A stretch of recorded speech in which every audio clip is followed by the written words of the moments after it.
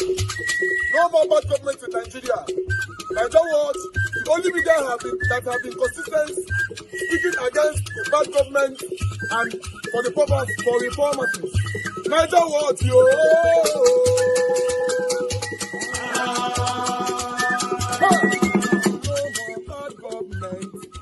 No more bad government. Niger what? No more bad government. Niger what? No more bad government. The only media that have been speaking. No more bad government. The voice of the voiceless. No more bad government. No more bad government.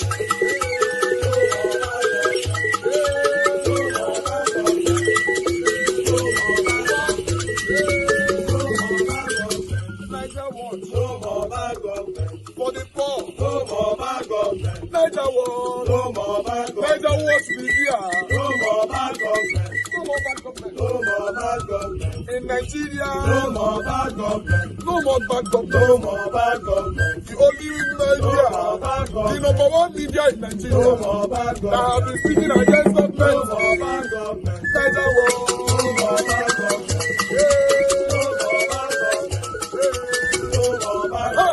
Niger what you? The voice of the voiceless. The voice of the voiceless.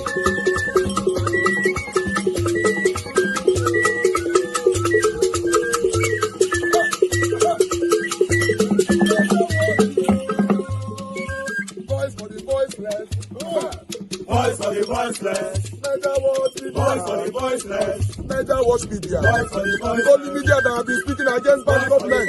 Being consistency since 1944. Voice for the voiceless. Voice for the voiceless. Umuwame. Voice for the voiceless. Umuwame. Voice for the voiceless. Voice for the voiceless. Voice for the voiceless. Voice for the voiceless. Voice for the voiceless. Voice for the voiceless. Niger watch you. We have been seeing all you guys have been doing, and we recommending to everyone in Nigeria, saying that you guys are the number one. Niger watch you. In my book, Nigeria and its criminal justice system. And what he has done is exactly what he has always done in hiding. But he has done it this time again.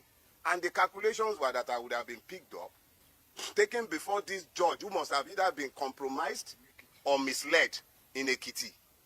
And I would have been remanded in prison custody for being somebody who was meant to face trial and who had refused to bring himself to court. I am reliably informed that social media influencers had been paid to spin these narratives after my arrest. Human rights activists have been positioned to start speaking after my arrest, including one Agbaya. High offices in this country have been compromised in pursuit of my persons. High offices, from the Inspector General's office, because the police have been subverted. The Attorney General of the Federation needs to examine himself because his office has been somehow linked to this as well. I do not know if the presidency is directly involved in this, and I will not make frivolous charges. But high offices have been subverted in pursuit of a criminal purpose. I have committed no crime, done nothing wrong. If I have committed any wrong for which the state requires my attendance in a court or at a police station, they know exactly where I live.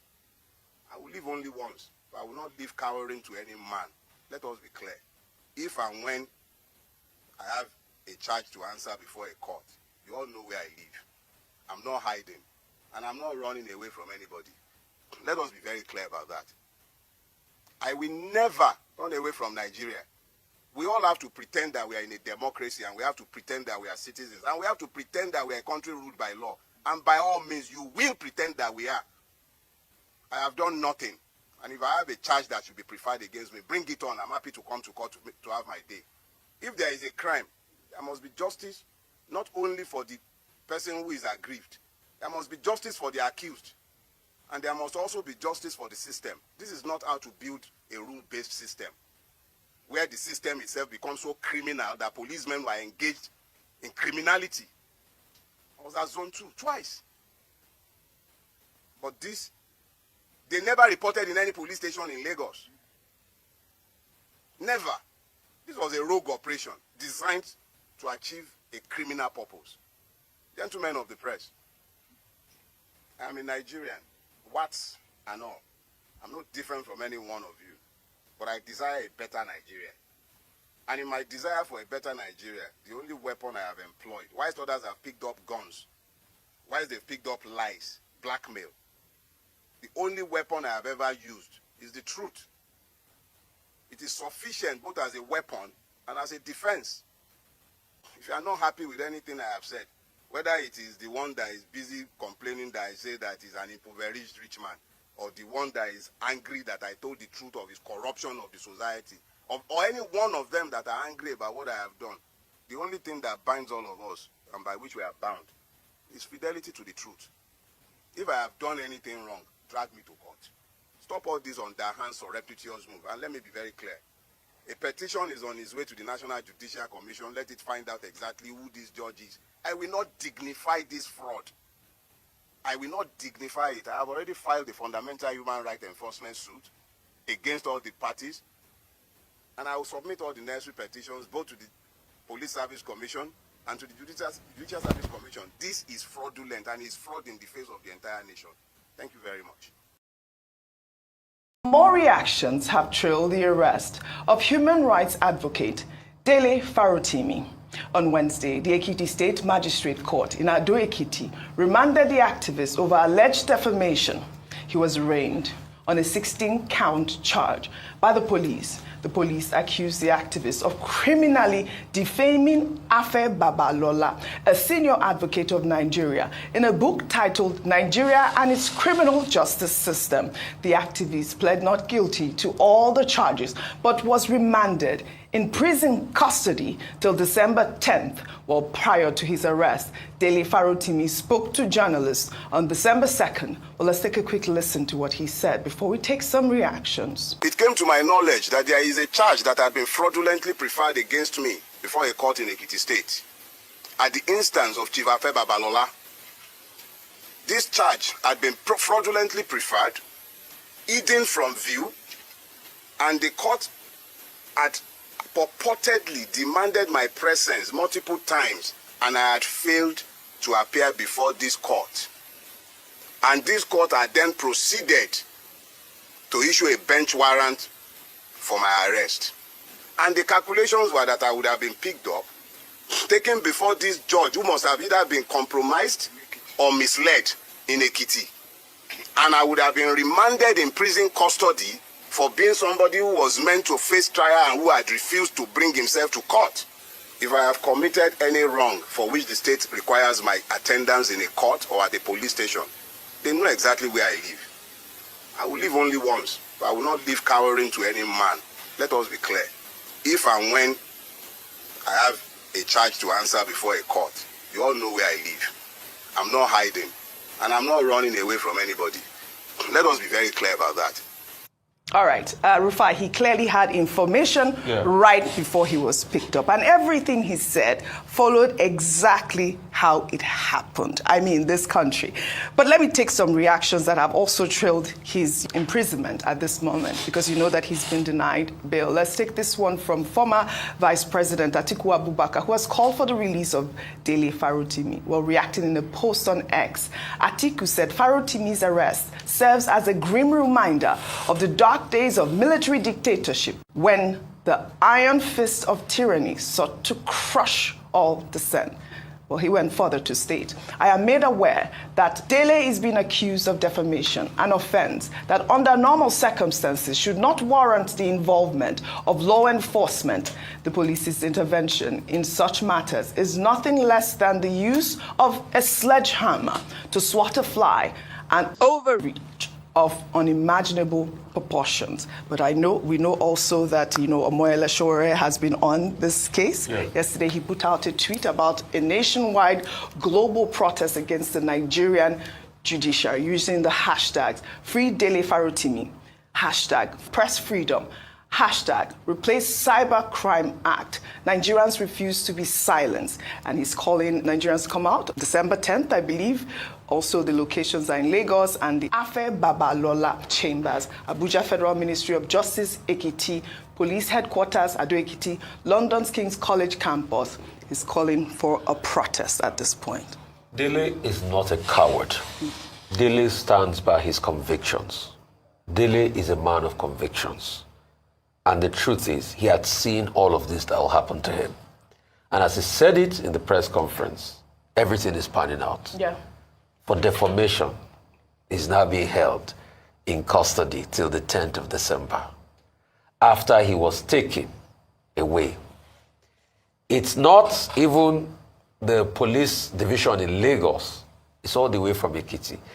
The police division from Ekiti that came to take him, they're supposed to be under the zone of that in Lagos. He had gone to write his own statement side of an earlier petition. They didn't inform him. All of a sudden they came and they took him away.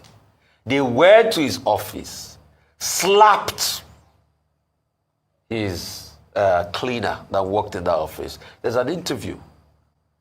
And they took this man away. Took him all the way to Ekiti. All for what? Defamation. Defamation. If you feel defamed, you should be able to report to the court. Not taking the man away in this style. You can see guns assaulting him, assaulting people that work with him. And we say we have a country. Like Dele said, sometimes we should pretend that we have a country. Mm-hmm. Let's pretend for a bit that rule of law even works in this country. Let's pretend that the rights of people are respected. Because we all pretend. Also, I saw a paper released yesterday, the deposition of Mr. Babalola, where he wrote that part of his demand was that he wanted the book to be taken out of circulation. Yeah. So maybe us that we are showing the book now, Doctor, but you are the expert in defamation law. So maybe us that we are showing pictures of the book now, they will say we should not show it again. Until the court decides. Or the court decides. There's a bookshop that stocks the book, and they have been targeted. So the book, so it's important to mention. But as the court decided. No. The court hasn't decided. As the court decided. So these are part of the things we keep saying. Okay. But see, and for those, I want to talk about them. For those that Dele said we're going to collect all sorts of things to be able to twist narrative in the media, have a conscience. You remember what Nimola said? First they came for the Jews, they came for the Gentiles, they came for other people. But he kept on pushing it back. When they came for him, there was nobody to speak for him.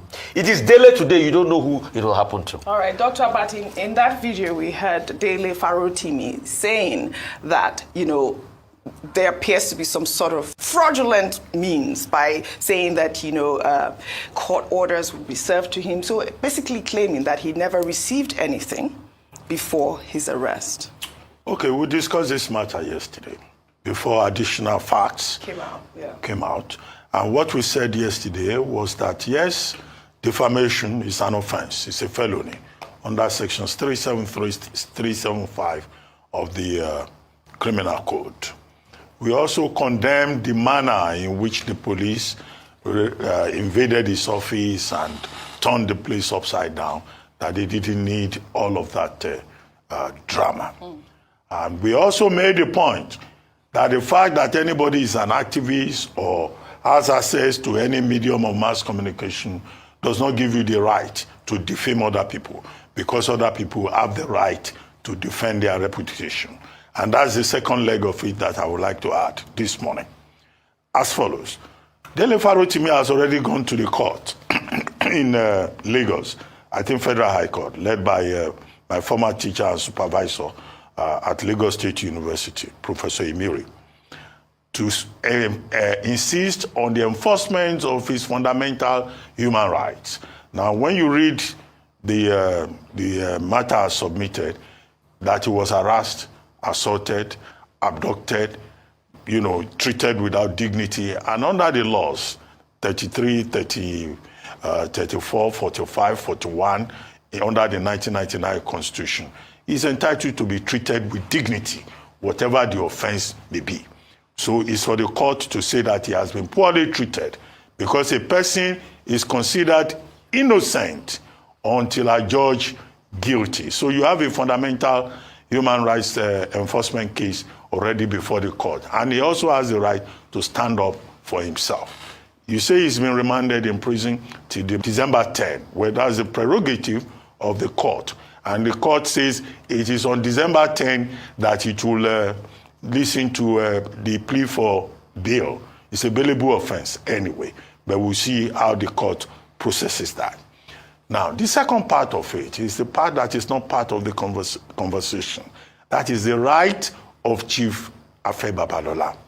Chief Afe Babalola is saying that in this book, Democracy and the criminal justice system in Nigeria, the violation of the criminal justice system, that from the prefatory pages, page 9, page 10 thereof, and in subsequent pages, all between pages 41 and 84, that he was defamed, that he was accused of corrupting the judicial system, of compromising the Supreme Court of Nigeria, of using under-the-table tactics to, procure judgment in a land matter between the Eletu family and another family, Ojomu and Ojomu family, and in which Dele Farotimi was counsel to one of the affected estates in this part of Lagos. Now, there was variation of judgment, there was involvement of the Lagos state government, and all of that matter. So, Dele Farotimi himself as counsel was an interested party. And Chief Afe Babalola is saying that he has been defamed. He has been called an indolent lawyer. He has been called an intellectually incapable person. All kinds of adjectives. You can read the submission. And he says that he has been defamed to the extent that he has been at the bar for 6 decades as head of Emmanuel Chambers, that has produced 14 SANs, 300 lawyers, and that in addition, he has been pro-chancellor and chairman of the Council of the University of Lagos. He's also founder of ABUAD, Afe Babalola University in Ekiti. And he's a man of strong standing in society who has been honored, OFR, CON, both at home and honored also abroad. Right. And that to this extent, he thinks that in that book, he has been defamed. What is his prayer? His prayer. Abati, please. I don't understand. All this kind of hypocrisy, submission. I'm not part of it. Abati, I understand that you are trying to stand on the fence. You don't want to offend the same satanic Babalala, or because you have the CON, MTN, PSN, DSTV, all those useless satanic titles that these satanic individualisms have used to oppress, suppress, and intimidate Nigerians since Nigeria was created to date. So you are saying with all these titles, normally is untouchable. That's what it means, because I mentioned it this morning on my broadcast. Normally, all our satanic leaders, when they acquired money satanically, through corruption, you can never talk to them anymore. If you talk about them, or if you caught them doing anything that is against the Constitution of the Federal Republic of Nigeria, you are defaming them. That's what it is. But if poor person is being called out, that is not a defamation. Calling the Babalala, Afe Babalala, the satanic Afe Babalala, and whatever. I'm in Nigeria. I don't listen. Dele Farotimi said something, that he have one life to live, and that is what I've portrayed so many times on this platform.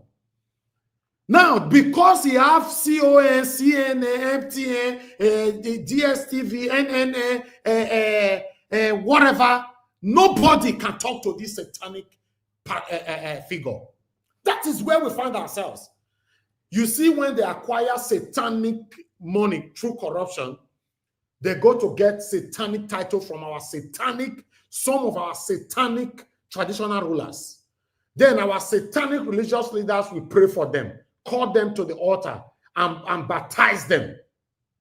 Then our satanic, both now and past, government will be protecting them. this same satanic Babalola, whatever his name is, has not only stepped on the toes of Dele Farotimi, he has stepped on the toes of concerned Nigerians across the world. Yes, who cares? Who cares about who you are? Listen, for those of you who pity for those of us that speak truth to power, some of you have been pitying for us for a long time, and many of you have died. Some of the people that have been pitying for us, they have already died. In case you are not aware, do you know what killed them? It doesn't mean that they are bad people. Some of them pity for us by saying that, this guy, how he go to talk like this? What is happening? And all that. You know, they fear these people, whereas you are hiding. You that is hiding, or that was hiding, many of you, your family, your present and your immediate and extended family, a lot of them have lost their lives through this corruption. The Afe Babalala, Balalala, or Lalala, whatever it's called, as we speak, the bookshops in Nigeria, no book anymore to buy. Nigerians are rushing the book, and then they take it extensively. As we speak, Amazon have taken Dele Farotimi's book as #1 worldwide. They say as we talk for UK, everywhere, everybody is rushing it. The price have been drastically increased, and people are still demanding for it. This is the same book they arrested this man for, so that they can shut him up permanently. You know, as I talk, so you now you say, no, I don't fit talk. Yes, the situation of our country is going to affect everybody, in case you're not aware. Yes, it's Dele Farotimi today. Tomorrow, we are not even sure who will be the next. It might be your papa. Your papa with the same money with the pampered for Nigeria. It might even be your papa that go bundle for back of boot. They don't even put Dele Farotimi. They don't tie him like goat now. Put him for back of boot. But if you carry your own father, they'll tie him like goat. They'll throw him for back of boot. They go drive. How many hours they drive Dele Farotimi? They say that 3 hours. They go drive your father for 788 years journey. Go keep him for corner where you don't go know. We have to continue to speak. Amaleso have called for one nationwide protest on the 10th. Nigerians, because I know many of you are cowards, you will not come out. You are cowards. Cowards everywhere. Una no will come out because all of una dey Instagram, different places, using your satanic platforms, discussing inconsequentials. Now, a man that you and I know that is a voice for the people have been arrested. Tell me how many platforms I'm talking about right now. It's few. In case you doubt my word, this evening, just go through all social media platforms. Every Nigerian, both home and in abroad, that is live this evening, go through their life and see what they are discussing. You will be disgusted. Now, Abati is beating around the bush, giving him title, CON, CAM, TN, GSM, whatever. Who cares about these satanic titles that can be acquired by money? Who cares? Look where we are today. Now, according to Dele Farotimi, that is not sure if the presidency is directly involved in this. Normally. The same Peter Obi that you guys denied, you don't want him as a president. Let's assume it was Peter Obi that is the president right now. So are you telling me the president doesn't have the power to say to the Inspector General of Police that with immediate velocity, Dele Farotimi must be released, regardless of whatever that is happening? Oh, now, it's already more than 48 hours now, if I'm not mistaken. The man is still there, remanded till on the 10th. Just imagine a prominent figure like that, a voice of the voiceless, is going to be in prison for the next 8 days. Just imagine. Now, let me tell you, in case you're not aware what these guys are doing. After they don't make them suffer, they don't torture them, do everything, you can't see another on the 10th, they'll come by and say, okay, no wahala, you can go home, but you'll be coming from home, reporting to the court and all that. Whereas they don't have case. They don't have case. If you know you have not done anything wrong, Babalola, lololala, why are you forcing him to remove the book from the shelf? Why? No, because you are free. Yeah, you've been a senior advocate for 6 decades, 60 years, they ever born me. Yes. So the title of senior advocate now, SAN, it has been proven to so many of us that so many of you that have these titles are satanics. Yes, many of you that have this title, you are proving yourself through satanism. We know the 2023 general election revealed everything. In fact, the 2023 general election was deliberately created to happen by God. So that a lot of force, a lot of satanic individualisms in the country, their faces will be unmasked. Today, you listening to me today, are you not aware of many satanic elites where you did not know before, where you did respect? Today, are you not aware of so many traditional rulers where you did Dobale before, say you don't know, say they are satanic? Today, are you not aware of so many religious leaders where you not know before? Today, you know. That means 2023 general election was ordained to happen. Yes. They might be targeting someone else now. Who cares? Like I said before, we don't fear talk calm. Nobody they fear anybody. If you find our history, they will tell you say right from time. Right? I cannot say right from birth because I don't know what they happened when I was young. But since I know what I did do, everybody know. So I know they look your face. I don't speak against my father. I don't speak against anybody that is doing anything wrong. I don't care who you are. Because me come this life to live my life. I don't come this life to live my papa's life. I don't come this life to live my mama's life. I don't come this life to live my children's life. I'm living my life. Then judge me by my steps.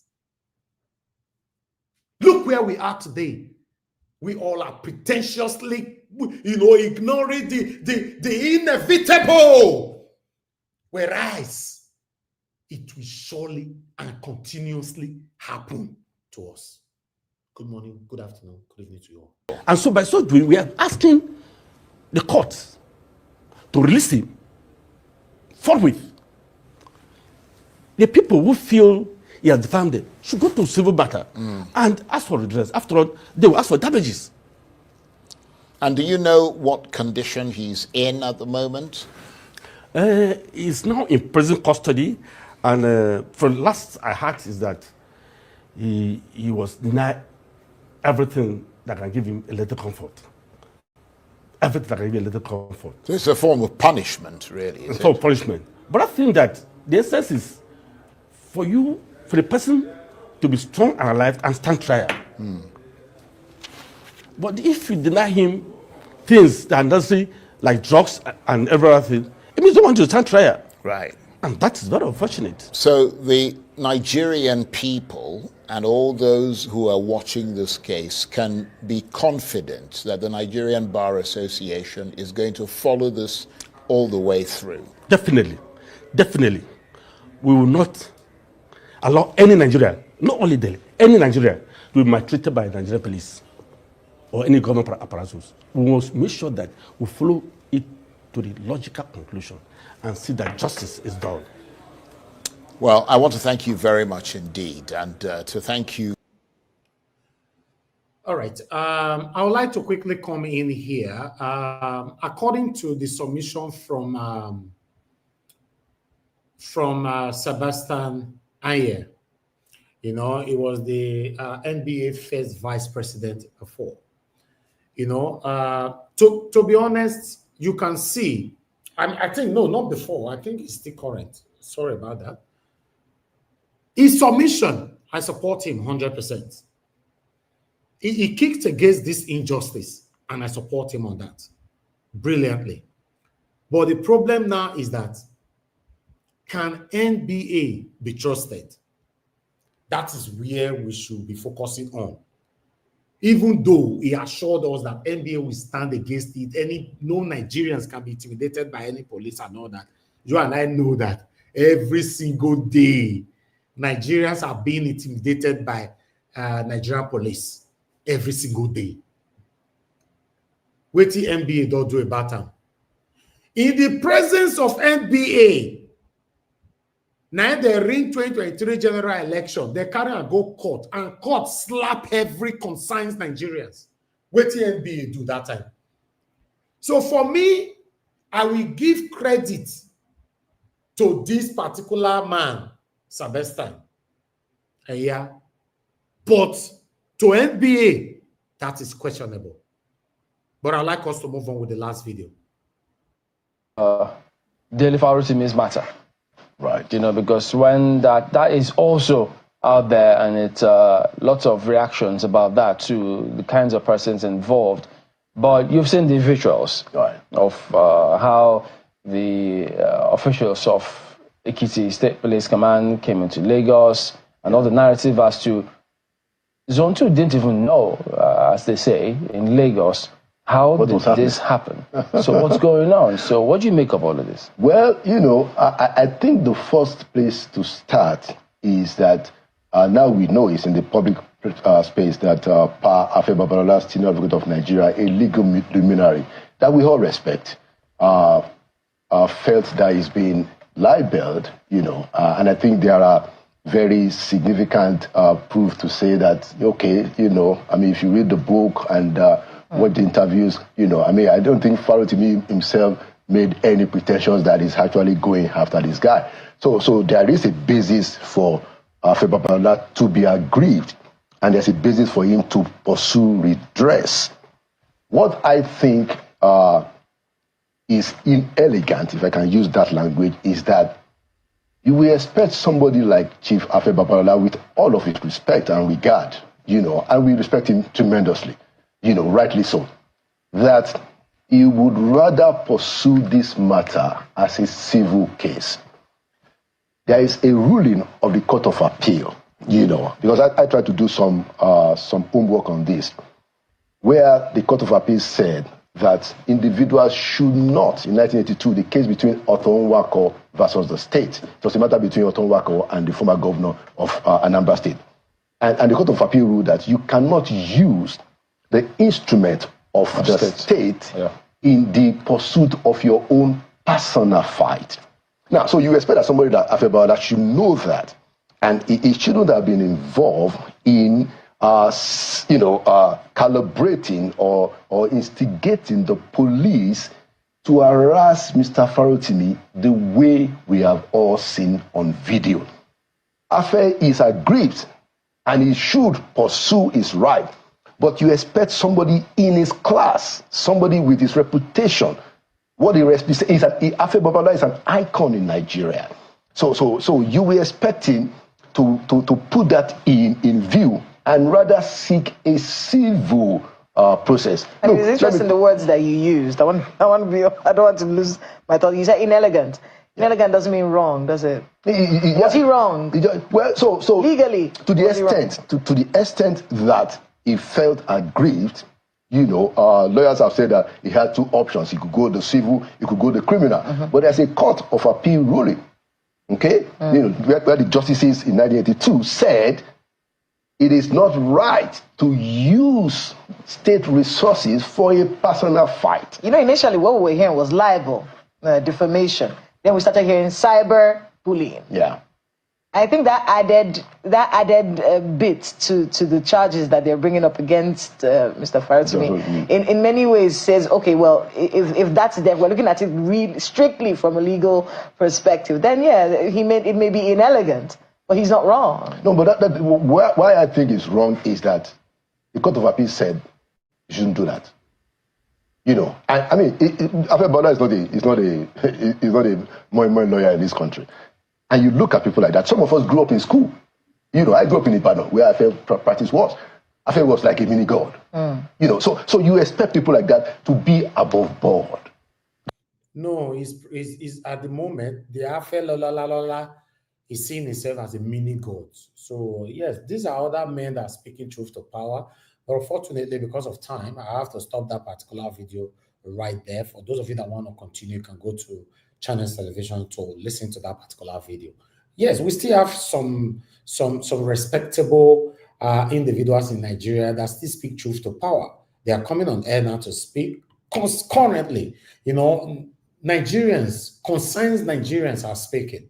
You know, I applaud everyone that is using the platform or one way or the other to speak right now against this injustice by these satanic elites, you know, that have been oppressing us since Nigeria was created. You know, in case you're not aware, this one will continue to affect everybody. Today never concern you, no worry, one day will concern you. Prayer not the stopper.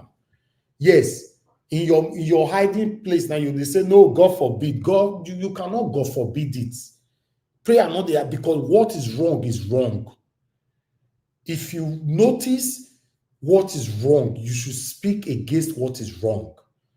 Thank you. I would like to take these articles, you know, to take more reactions from here. I posted out a link earlier on my chat. I can see already on the backstage. Thank you very much, man.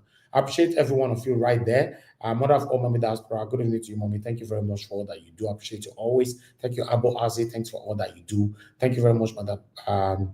Rita, I can see you right there. Peggy Modi, Black Panther, God bless you all. Olumide Akiwumi, my brother, I can see you right there as well. Stephanie Ojek, many people already there. Fortunately, I'm not going to be able to mention names today because many of you now comment today have overshadowed everywhere, and I can also showcase all. But still, I just want everybody to know that I appreciate every one of you right there. Thank you so much. Good evening, good morning, or rather, good morning, good afternoon, good evening to you. Every one of you depend on your own region. Yes, the current situation that we'll be talking about now for the past 3 days is what is going on, the injustice that have repeatedly surfaced in our own country. It doesn't need to happen to you directly before you speak. You need to speak. Forget the consequences that might happen later on. Yes, none of us is going to live forever. You won't live forever. I won't live forever. Death is inevitable. Then stand for what is right and speak truth to power. Simple. The only reason why they are punishing Dele Farotimi today, because he's speaking the truth, nothing else. According to his press conference, he said the only weapon he has to fight this satanic set of people is truth. Why they are using gun and their power, their intimidation, their physical energy and all that. That's what they are using against us. Speak truth. Just speak the truth. In my 12 years of career in the media, I've never come on air to assume. Even my panelists sometimes here, I normally tell them, you know, please don't assume, please. If you don't have the facts, don't come here with allegedly. Just forget about it. Yes, don't talk about it. But it's the truth they are punishing us for. They are trying to punish us for. That's it. Some of you might be saying, and I ain't good for him. Now only him want to repair Nigeria. Nigeria don't spoil tele. Now only him want to put down for him, make it suffer. No worry, it will affect you. Yes, it will affect you directly, or it's already affecting you. But the only reason why you are not noticing it that is already affecting you because it's not affecting you directly. Maybe you are hiding now in the UK, America, or every other developed countries. Yes, you're not saying, after all, I'm not there. But if you check it properly, holistically, you will know that it's already affecting you. Yes, that's how it is. But meanwhile, I like to take headlines from these articles that I have here because I have a couple of articles that I like to quickly take from here. The first one is what you have right there. Davido, once again, Nigeria doesn't have true democracy. Even upon all the talkative trying to bring down this man, because say he could, you know, talk against the current situation of a dilapidated economy in abroad. They wanted to eat him raw. He went by saying that Nigeria doesn't have true democracy. Afrobeat singer Davido Adeleke, aka Davido, has insinuated that unlike the United States of America, Nigeria lacks true democracy. And that is the fact. That is the fact. So what else are we talking about? Hey? From tomorrow now, they'll start having to beat this man for this statement. The only thing you see that this satanic elite and satanic Nigerians are fighting you for is just by saying the truth. Nothing else. Nothing else. So in case you are not know, they are only beating you just for saying the truth. We're coming on air every day now to talk about what is affecting us in Nigeria. Many of them don't like it. But we will move on. Vanguard. Igbo youth condemn arrest of Farotimi, call it victimization of Nigerian masses, which is the fact. The Igbo Youth Council has condemned the arrest of Comrade Dele Farotimi, a prominent human rights lawyer activist, describing it as a deliberate attempt to silence the voice of the Nigerian masses. Not be with the talk for years old. That's it. I be not there where I showcased an article sometime last week here, where one of the governor of the state in the north are saying that, oh, he blamed Tinubu for releasing those children from prison, those children that carried other countries' flag, those children that were in prison for more than three months, 90-something days. He said he blamed Tinubu because he should have allowed them to rot in jail so that others can learn. That's the only reason why they are doing what they're doing. Arrested Dele Farotimi right now, in case you're not aware, they have succeeded in putting fear on many. You now see most parents now be telling their children to say, oh, not go there, oh, my pikin, I beg. May they not go arrest you, or may they not go buy you, know, not go there. In most cases, people are still buying now. Am I lying? Because this guy's mission, their satanic mission is to put fear in you, make you not talk the truth anymore. Although I'm against anybody that comes on air to use their platform to lie against anybody. It no matter if the government or come on air, you just insult them directly. I'm against these things. But you speaking truth. You say, make I not talk. That is impossible. That's impossible. But meanwhile, I'll leave that one right there. Let's take more articles. Thank you, guys. I noticed that we have over 800 people watching us across.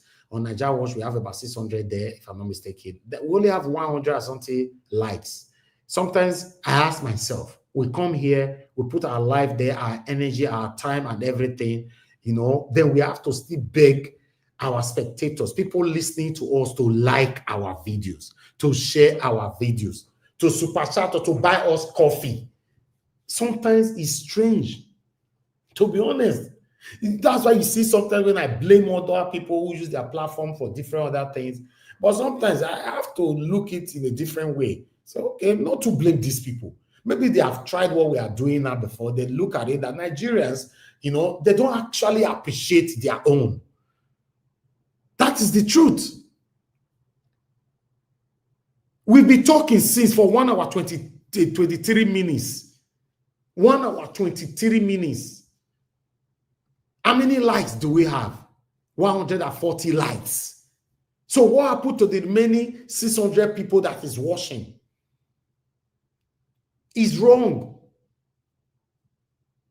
Let's encourage our own. You don't say why they talk on. Because now same una fair come out tomorrow say, oh, that person was just fake. I not say the person does change. Because anybody can change if the person is not being encouraged. In case you're not aware, yes. Your wife go change. If you be husband, you are not encouraging your wife. He go change one day. In fact, he go tell you, say, honey, we need to fight for a divorce. Your husband will change.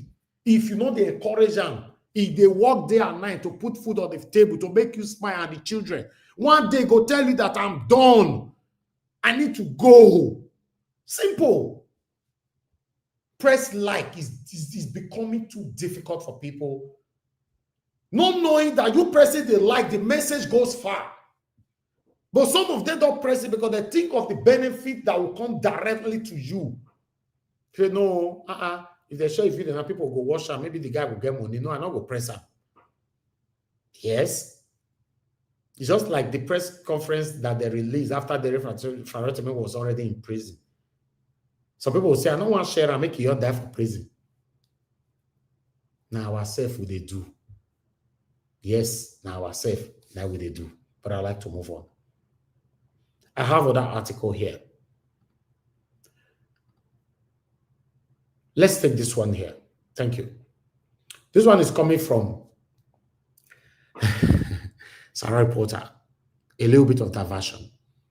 Breaking: Okwama community leader Pa Ogoroko tortured to death in Nigeria military detention. I saw this headline this afternoon. It pains my heart, although the sanctity of this information, I don't know, but this one was reported by Sarah Reporter. Yes, still one of the things that we're talking about. Some of you will say, don't concern me, after all, not be my papa, neither torture. I never know where we did for this country. Anyway, I have another article here. We are back to Dele Farotimi. Bookstores run out of Dele Farotimi's bombshells as Nigerians race to read how Alfred Babalola corrupted judicial system for decades. Only one man exposed this lola, this Babalola, lola. One man exposed him, and it's very, very painful. Now we can't the vessel. Nothing else. You're the verse. So we be. He owe me with the name I've built for myself, with all the corruption I've engaged on. Then this man can't tell people, say, he must drop that book. He owe me, a billionaire in dollars. No, he must drop that book. Now I push this Babalola, 95 years old man, for where he did today. Yes. Don't be all bone your fish shoe, no. Don't be all bone. You don't do your hand now. Everything's on your hand. I'm not buying for prison. Everybody don't know where he did not say, yes, even though he was kidnapped, we know who kidnapped him.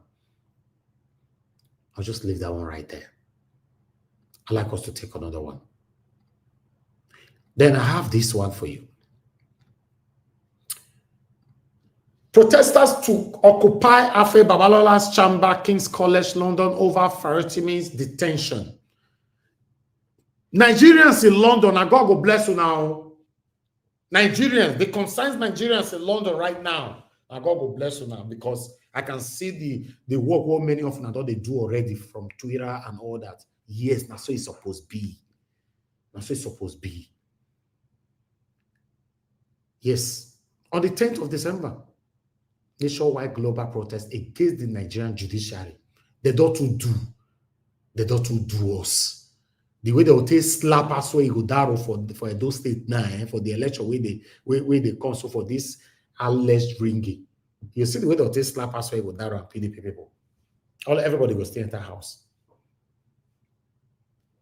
You know they wash, except they do otherwise. Let them deliver true judgment. True judgment. If now say Godaro win, give him his position. If na Okpebolo na him win, let him continue to rule. Simple. At least true judgment. Why the last one was sweet my belly where? Now this one now I take carry my title. Now I take do my thumbnail. This one sweet me why I see her today. I happy. I was waiting for the time to come on air. Maybe this. Amazon lists Dele Farotimi's book on Alfred Babalola's corrupt influence on Nigerian judiciary as #1 bestseller worldwide. Worldwide. You see, when God wants to bless you sometimes, I don't know, say, your enemy. I've told you now before, say, for when me day to day for my life, if maybe I get the opportunity or time to really talk about my life, some of them are going to cry and they listen. Yes. Even though, yes, by God's grace, you know, the way we think, they take born us, we were born with silver spoon and all that, blah, blah, blah. But I've never depended on that. I'm a very, very hardworking person. Go find out. If you don't know me personally, go find out. I'm a very, very hardworking person. I've worked. In fact, I'll leave that one. It's not about me. But, this one sweet me. This one sweet me. Wait till I say I take pepper this man now. The price of the book have been increased and people are still demanding the book not even there. More printing and going on as we are speaking. And why Dele Farotimi they prison? Why the reason why they put her for prison? Now to silence him, make it remove her for table. How you want to remove her now? How you want to do this one now? Babalola. How you say to do this one now? People we don't buy and we don't do their living room now. How they want to go return her back now? Babalola. How do you want them to remove this book from people's homes? See, this is blessing. Blessing. Now don't push her more into more wealth. More people will hear his voice now. More people. I like us to move on. Thank you very much, my people. I've done my part. Good morning, good afternoon, good evening to every one of you. And God bless you. Now, for those of you that were trying to call in earlier on, this is the best time for you to call in. Please just call in now and let us move on. Please. I need it in 10 seconds because I already have a couple of people on the panel. Just call. I cannot be waiting for callers. I know say I just announced an about you can call in 10 seconds. If call is not coming, I know say once we don't miss this first stage of calling, there's every possibility. I noticed that some of you still call later on, but because there's no time to pick the calls anymore. Yes, I appreciate every one of you guys. Do your part. Press on the like, please. Help us to share. Nobody don't buy me coffee today. We get $sign for there. Can somebody just press on the $sign and support what we are doing? I really, really do appreciate that. God bless you all. We have Madam Origin with us. Madam Origin, thank you very much, for joining us this evening. Good evening to you. Please talk to us. Can you increase the volume, please? We can hear you. It's increased. Talk to us, man. Good evening to you. Okay. Mr. Niger Watch, how are you? This is Madam Origin. How are you? I'm fine, man. Thank you very much. Good evening to you once again. I greet you. I beg, I hope I have time. I greet all the ninjas, all the commenters, everyone. Today is I just need to go straight to the point. This is, you have not had me sing before. I'm going to sing today. I use one adage, Mirimarugo Sarugaho. What the enemy meant for evil, God has turned it around. God has turned it around. What the enemy meant for evil, God has turned it around for our good. Yes. Mr. Dele Farotimi, you retired from being a lawyer out of frustration because you hated injustice like many of us. You were a voice for many of us. In fact, I'm one of those that bought your books. I'm going to buy more. I did not only buy this particular one, I also, because I've been trying to, read to your bookshelf, and I picked some. That is to support you for what is going on. We are with you, Mr. Dele Farotimi. God strengthen you. Don't be afraid. Don't be dismayed. Truth will always win. All the people that stood for truth will be vindicated.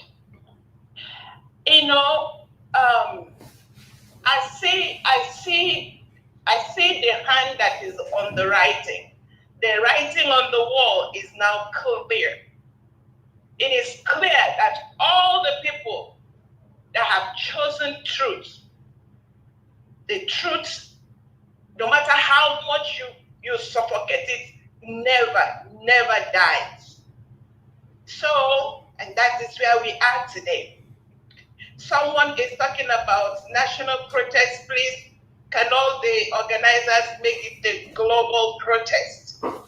Can you all go and buy the book and give it to anyone you see on the street? That is never a good time to reveal what Mr. Dele Farotimi has been fighting all his life. Buy the book, give it to everybody. Don't care who it is.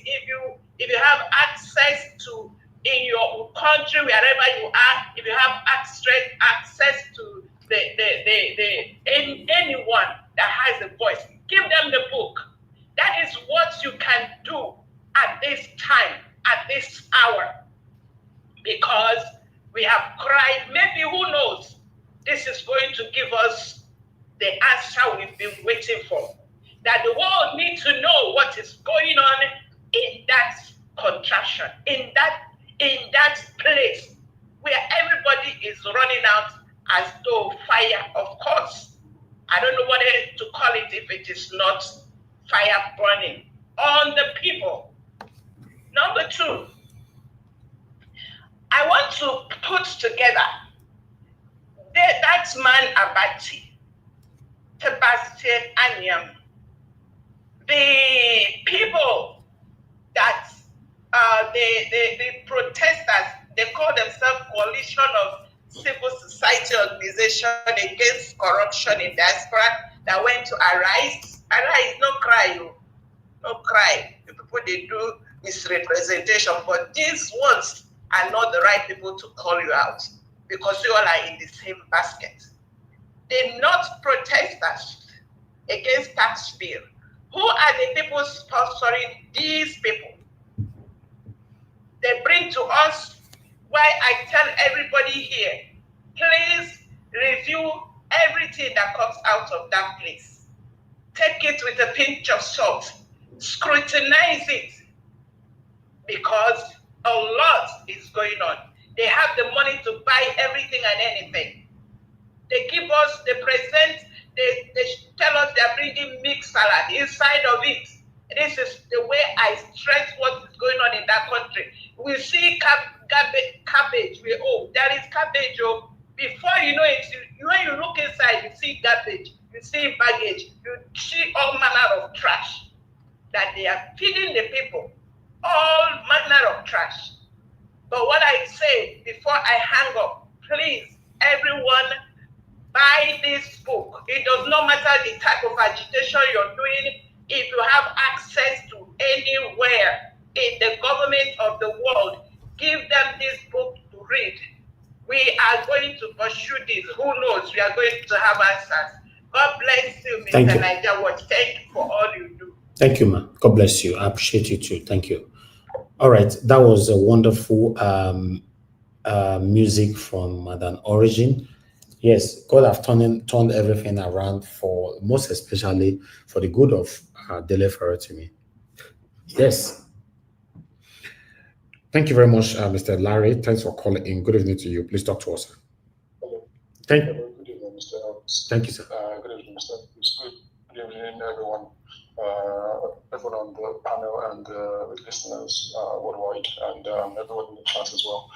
I would take 10, 15 seconds more.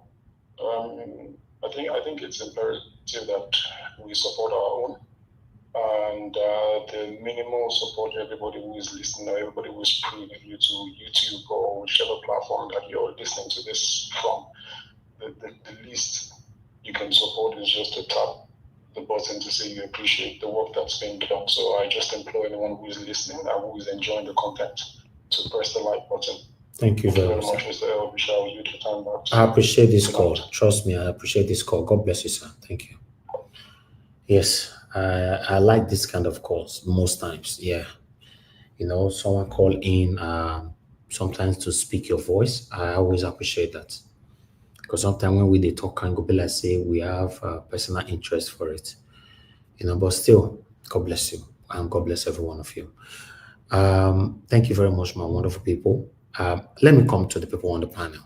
Thank you very much, Madam Patricia Mujumi. It's been a while. We don't hear your voice for this platform. It's good to have you on the panel today. Good evening to you, ma. I would like you to talk to us. Thank you. Good evening, Mr. Elvis. Good evening, Mommy Diaspora. Good morning, good afternoon, and good evening, everyone. Those on the comment section and Nigerians world over. Good evening to my co-panelists. Good evening to you. It's been a while. Yes, it's been a while, Mr. Elvis. So I have to take a break because Nigeria matter is just like the bicycle, you know, with all in different spoke that is going everywhere. So one need to kind of, for me, I just decided to stay away from it because it was getting me, was almost like changing me to become what I am not. So that's why I had to draw myself back and say, no, I can't continue like this. But anyway, I put it as well because seeing it's difficult to just not say something because every day is the same thing that's happening there. Nothing is changing. Nothing. The same thing we have been shouting for is the same thing we are still shouting for today. I would have expected that by now, you know, things would have been ameliorated, you know, taking a new turn in a positive direction. But that's not what I'm seeing, which makes me to like come out again. You know, okay, look at this man, this Baba, whatsoever he think he is, you know. Just imagine if really this is a man of character, man of dignity, you know, man like Abati was claiming to be, claiming to, occurring to him with all those titles, how would he have been able to stoop down this low if that's the case? I don't know if anybody is getting what I'm saying. Because if he had all this accolade that they are giving to him and saying he has raised 300 lawyers, how many sons for 6 decades, he have his experience, so he is a person that has this track record of 6 decades. 6 decades now today, now 60 years we dey talk about. 60 years now baby play. If really this man gets character, he gets dignity, you know, what you come make am come stoop this so low to dey say okay dem dey defame am, you know, and now you are bragging with these same corrupt people that you are put in different places to say yes, you that no wonder Nigeria is the way it is. If this is the character, this is the character, of course, not if I am saying such characters like this is why Nigeria is where they are, where Nigeria is. I'm not missing my words. This kind of character I put Nigeria where they be. Because imagine 60 years, na small work with that, na baby work, na baby step with that, more. 60 years not be baby step, na giant step, na leap, na great leap in somebody's life. 60, now you don't practice law and you don't raise people like Khan, corrupt element like Khan into the society. Because if he's not a corrupt person, why would he personally go, you know, go and go against, go and confront Dele Farotimi, an activist that is standing for the people, that is passionate about the country? I've not heard of this man since. I've never ever heard of Babalola. This is my first time of hearing about him, because he's among the corrupt satanic leaders that have kept Nigeria where Nigeria is. Now it's coming out. And look at the Ekiti police that they're using, like what they call it, the oppressors dogs, oppression dog, or whatever they call them, bulldogs, or you know, to come to look. Nigeria matter don't even, it's just so annoying. Davido, I give you thumbs up. Keep speaking. In fact, I even want to do a video before I wanted to go online myself to talk about to defend them against all those people that were making noise that he should not be he's not a good ambassador. You people that are thinking that you are a good ambassador, and you are lying to the people, deceiving yourselves and being deceived. Is that the right way? Look, a true patriotic person is somebody that says the truth at the same time. It doesn't mean that you don't have love for your country when you say things the way it is, when you speak truth to power. It doesn't mean that you don't have love for your country. In fact, that's the proof that you have love for your country, because you are able to see where your country is going wrong and speak about it, or speak truth to power so that people can change. Not you hypocrites. Not hypocrites like you people that are hiding every dirt in the country under carpet. You think you can hide it forever? It must always surface again. So people that are speaking truth to power, you cannot silence them. And I like the fact that I came out again and say, yes, there's no true democracy in Nigeria. Is this true democracy where one man, an individual, a civilian like Dele Rotimi, a civilian, is he Babalola? Is he also is he a military man? Is he a military man that he has the audacity, that has the power to now put him and make the judges to rule that they should not be granted bail? Excuse me. If Nigeria is truly a democracy, a democracy is working, where would this happen? The rule of law does not exist there, hence it's happening. And it's a shame and a disgrace for a 64 years old country not having a compass. Everyone are confused. Mr. Elvis, I leave it here. I don't want to talk again. Thank you.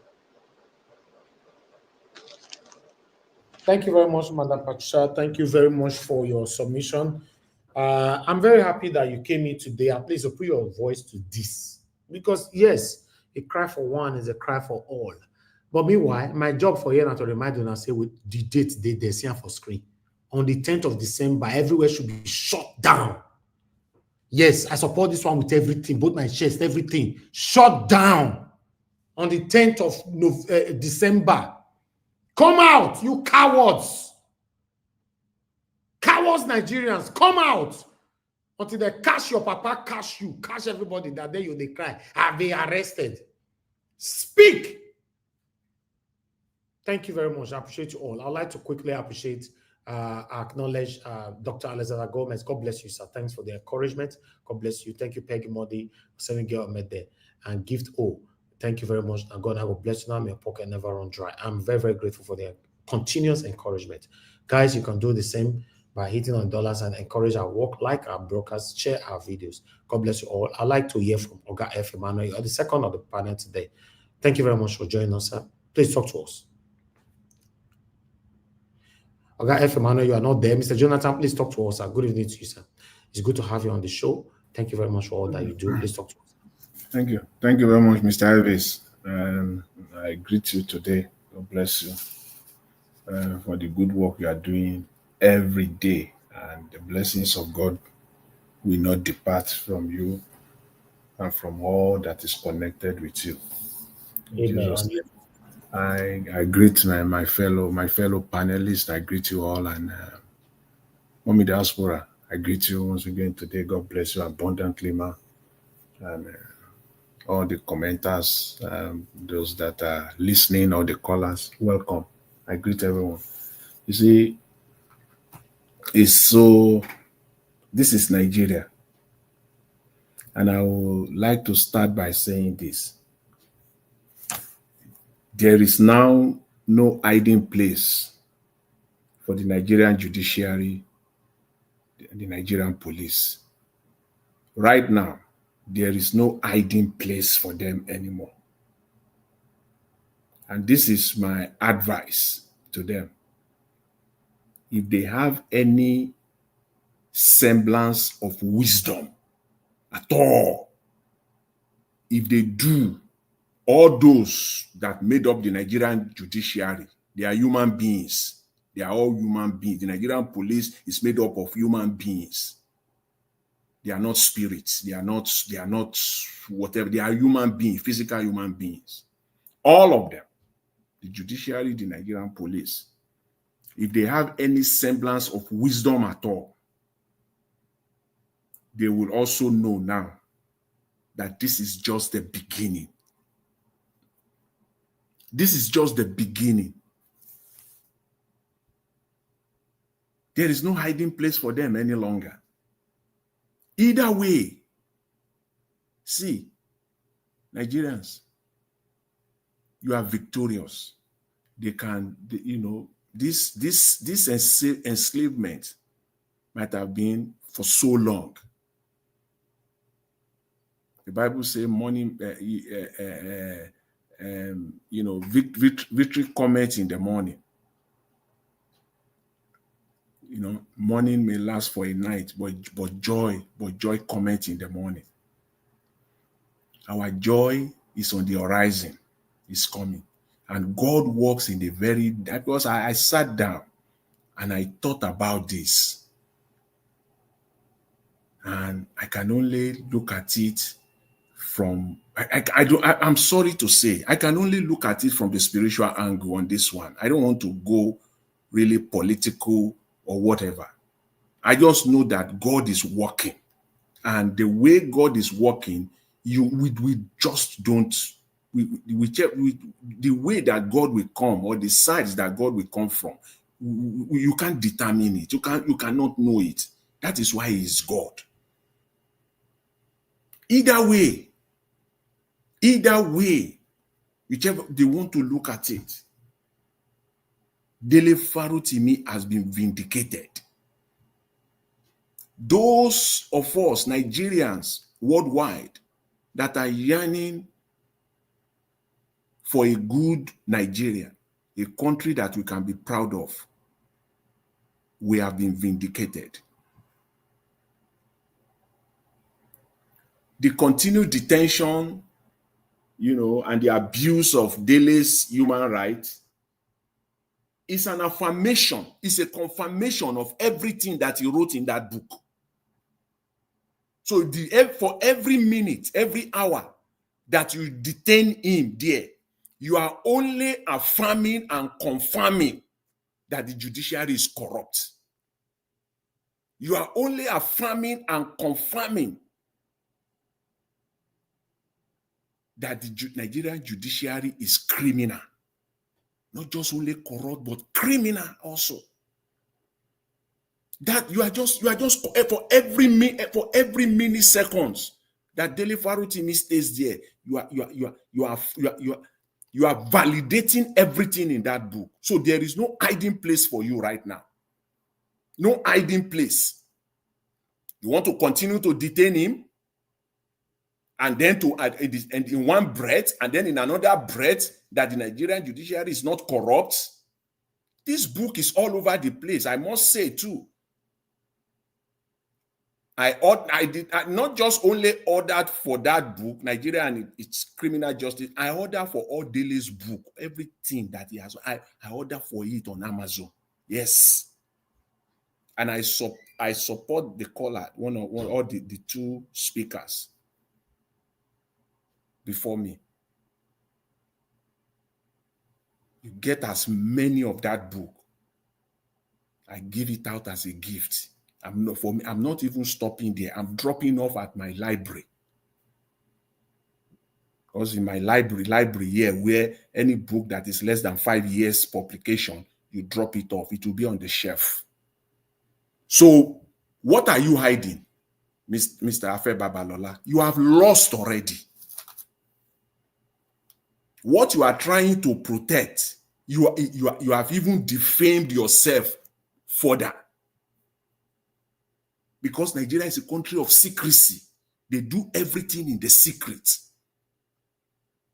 in the cover of the night.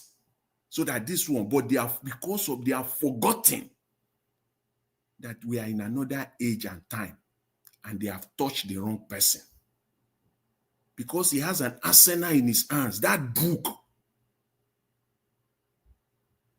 will outlast Afe Babalola. It will outlast all his generation. Whether the Nigerian judiciary will say, take the book off the shelf, because that is one of his prayer in the court. You only validate and confirm that the judiciary is corrupt. That's all. So there is no hiding place now. You can't hide anymore. In my Yoruba language, I'm a Yoruba man. they says, you know, when a mother wants to get his son or any of his, or even his daughter, or I mean, want to get a son or even a daughter, any one of them wants to get them to listen to her, especially when he's trying to persuade the son to do something for his siblings, maybe the junior ones. And it's a prayer. No Yoruba man joke with that prayer. Anywhere you hear that prayer, even if you are not the one they are praying it for, you will say amen to that prayer. And that prayer is, God will not make you a good for nothing person, a good for nothing elderly person. You are the brother, you are the senior brother, you are the senior or the most senior. God will not make you a good for nothing elder brother. You always say amen because your mother has been praying that for you, even when you are 10 years old. She's been praying that for you. Now, when you now face it in real life, you are now old. Are you going to cancel all the amen? You will respond.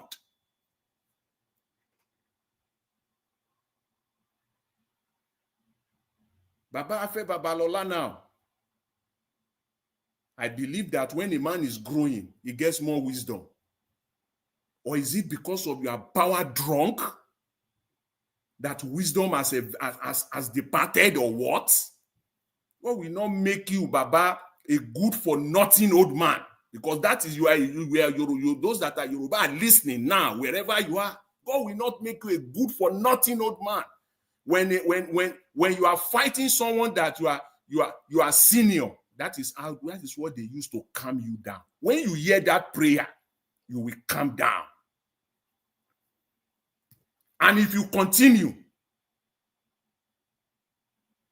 you become a good for nothing old man. Wisdom has departed. There is still time to save the day. There is still time to save the day.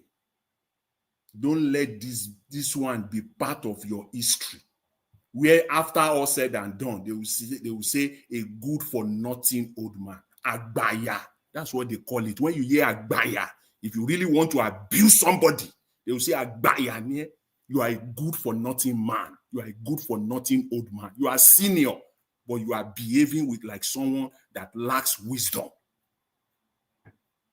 You are fighting someone that is even old enough to be your grandson.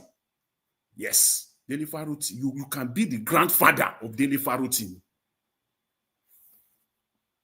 95-year-old man. At this age. What you are trying to protect, what you are trying to defend or to protect, you have now completely messed it up. You have exposed it. People who doesn't even know anything about Dele Farotimi before, now they know him. You have made him even more popular globally. The book is now selling, is now a bestseller.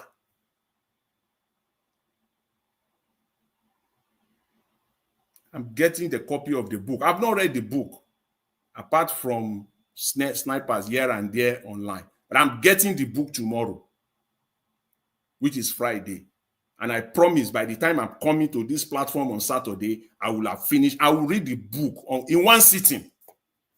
So just to let you know, I will read in one sitting.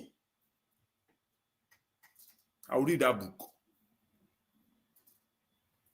I'm not alone. There are millions of Nigerians like me like that in Nigeria and across all over the world. So what you are trying to hide has been exposed already. It has been exposed already. Because the country is filled with power drunk people to the point where they will look. One of the greatest prayer is that a man can seek from God is wisdom. To God to give you wisdom, especially as you are growing older. Wisdom. Wisdom is the principal thing. In all you're getting, get understanding. Wisdom. What are we talking here? What are you defending here at this age? Because you are a lawyer?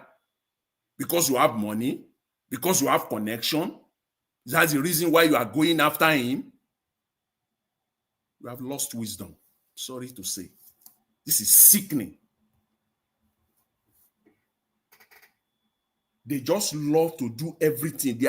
When you can see that this is lack, there's total lack of wisdom, because in their calculation is that they will just do this, the Nigerian style, the Nigerian way. They will just do it, get away with it, and the whole world, everybody will be quiet, the whole world. But that means that wisdom has departed. Because if you have wisdom, you will have sat down and calculated that if we do this, these are the potential outcome. This thing will boomerang. It will backfire. In fact, what we are trying to prevent is exactly what will happen. So let us just calm down. But because there was no wisdom, whether people that cancel you, whether the people you are canceling, everybody lost wisdom. It was all power. Power-drunk people. Show of power. Lack of wisdom. This one will go in history. What I just want to point out today on this one, what is so important to me that I want to point out, the Nigerian judiciary, the Nigerian police now have no place to hide. You can't hide anymore. And that is why we should thank God. God works in a mysterious, miraculous way that you and I can never comprehend. It can't hide anymore. This book will be read. This Christmas, it will be the book that people will sit down this Christmas and read. It will be the make it your Christmas gift. It's a Christmas gift. Yes. In fact, see, when I ordered, that was the last one remaining. This morning, when I asked my daughter to check, it was out of. No, the book is no longer there. Make it your Christmas gift. Put it on your streets, on chairs for people to read for free and go. That is exactly what is going to happen. And I promise, I, as a Nigerian, I'm going to do that. And I'm going to do it with all passion. With every breath that God has given me. I'll make sure that is not the book that I'll keep on my shelf. No. This one, I'm giving it. I will go and read. No. This is not a bookshelf.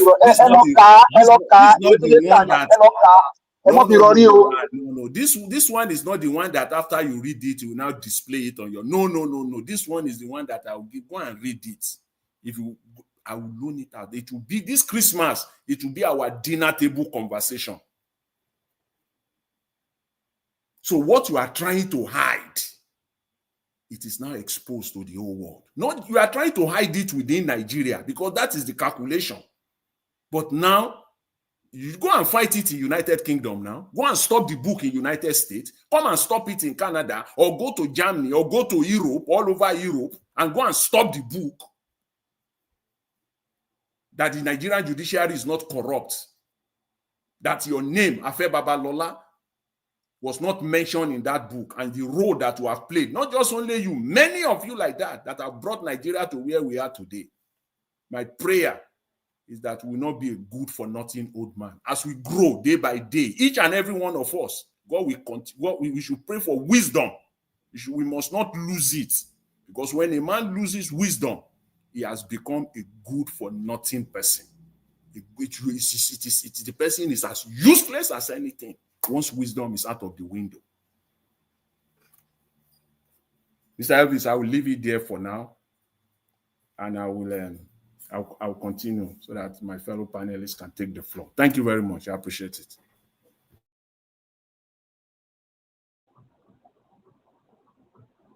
Mr. Elvis, are you there? Oh boy, don't take my position. Oh, stay your corner. Oh, it's my turn. Yeah, yeah. You see my comment, like, it's a question. You do not allow me. It's a question. Can I go after him? No, do not allow. There's no trouble. You can Mr. F. go. Emmanuel, Mr. Elvis don't call you since 78 years ago, as he always say. My brother, I quickly went to the restroom. We don't call her. Oga F. Emmanuel, you know answer us now. No verse, I rushed to the restroom. Oga Jonathan. Please, can I go? Can I go after Mr. Jonathan? Oga Jonathan. Yeah.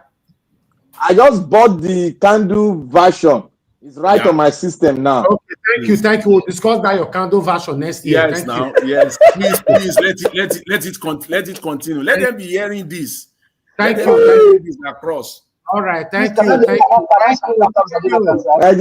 and buy your own. Thank you. I don't know if F. Emmanuel will allow you to speak. Beg him. Today, I know he doesn't allow me. Let him go. Maybe after I have made up my mind. I'm not going to allow. Give us a mandate. It doesn't matter. He can go. It doesn't matter. He can go. Go. Don't allow him. Don't allow him. That is how rigging starts. When you start that, it's always ringing. There's no rigging here. Why not you have my brother now? You're not having me. And this is where Nigeria becomes so difficult. Somebody has put there for you in a comment. You do it. Can I go after Mr. Jonathan? It's a question. Now. And you saw the answer. Now, didn't you see the answer? Okay, I didn't see it. So carry on. So go. Don't worry, go. No, give us a man that you need help and you still the force us, the rude, the shout on top of us. Oh God, there's no rude here. He has been that. Oh God, there's no rude. Don't lie me. Don't lie me and behave like that. Do not lie me like justice system now. Don't lie me, don't lie me, please. Don't lie me. The same man you are talking about, he has done it here. So don't lie me. It's a question. Can you allow me? What I'm saying is that what is different from this your corruption, this your oppression and Babalola oppression. I'm not oppressing you. I'm begging you. I have said, please. This is my comment. I said, please. Can I go? You don't see the shout on top of us, the oppressors. Like no, I put please here. So after I hit my head, it's ground. I don't put please. Please, can I go after him? So I have pleaded. So now. No. Let him go. Let him just go. Don't worry. Let him go. We are there here. We're there here. Go ahead. Speak. Okay, may you hold on. If you get to your time, we'll come to your guy. F. Emmanuel, talk to us, sir. Nigerian criminal justice system. Mr. Evix. Yes, sir. see what you are fighting for. See how many minutes this guy has taken from me. Imagine. Yes, so the guy had to oppress everybody for years. You guys are the one that did it. Now this is very simple. Very simple. He don't want to have a Babalola now, Abi. I don't mind that. You cannot compare me to Babalola. I behave as a civil man. In the comments, please. Can I go after Mr. Jonathan?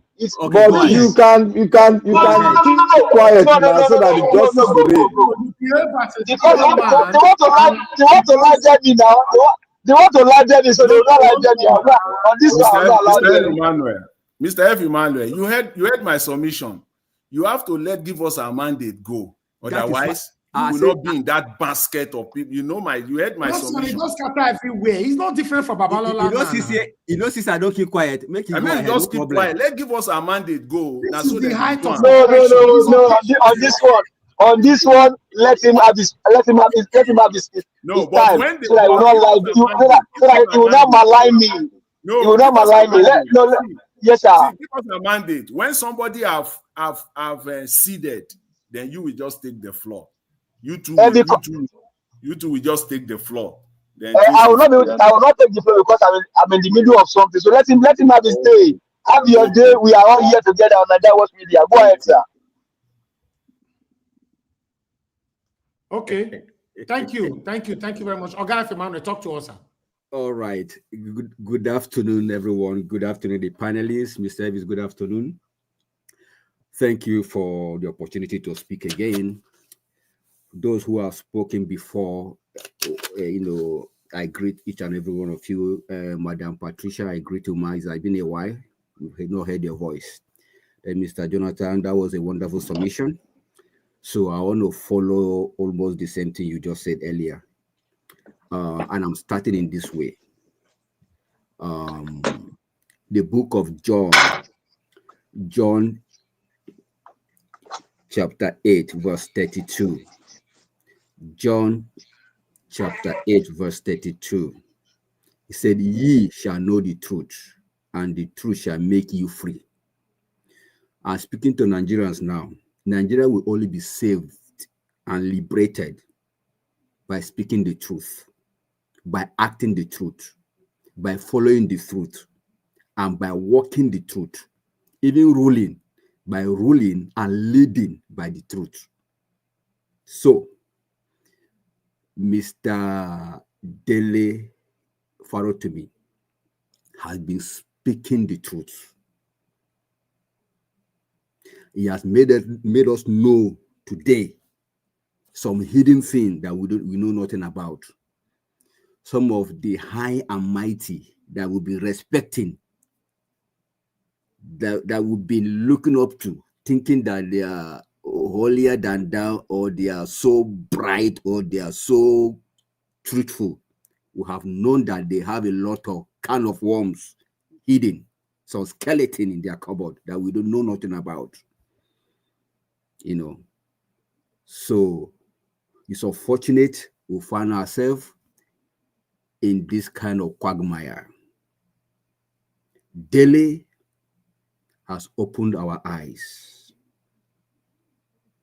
The truth is, like they say, a clear conscience fear no accusation. Let me talk to our Baba, Afe Babalola. If you really know deep down your heart, your spirit, your inner man, that little thing that Dele captured in his book is not true, why are you running up and down? The Bible says, the wicked runneth when no man pursueth. What is pursuing you? What is making you not to sleep well at night? Those things that Dele revealed to the public, or he added in a book. If he didn't have that encounter or that experience with you or dealings with you in the past, do you think we'd have brought it up?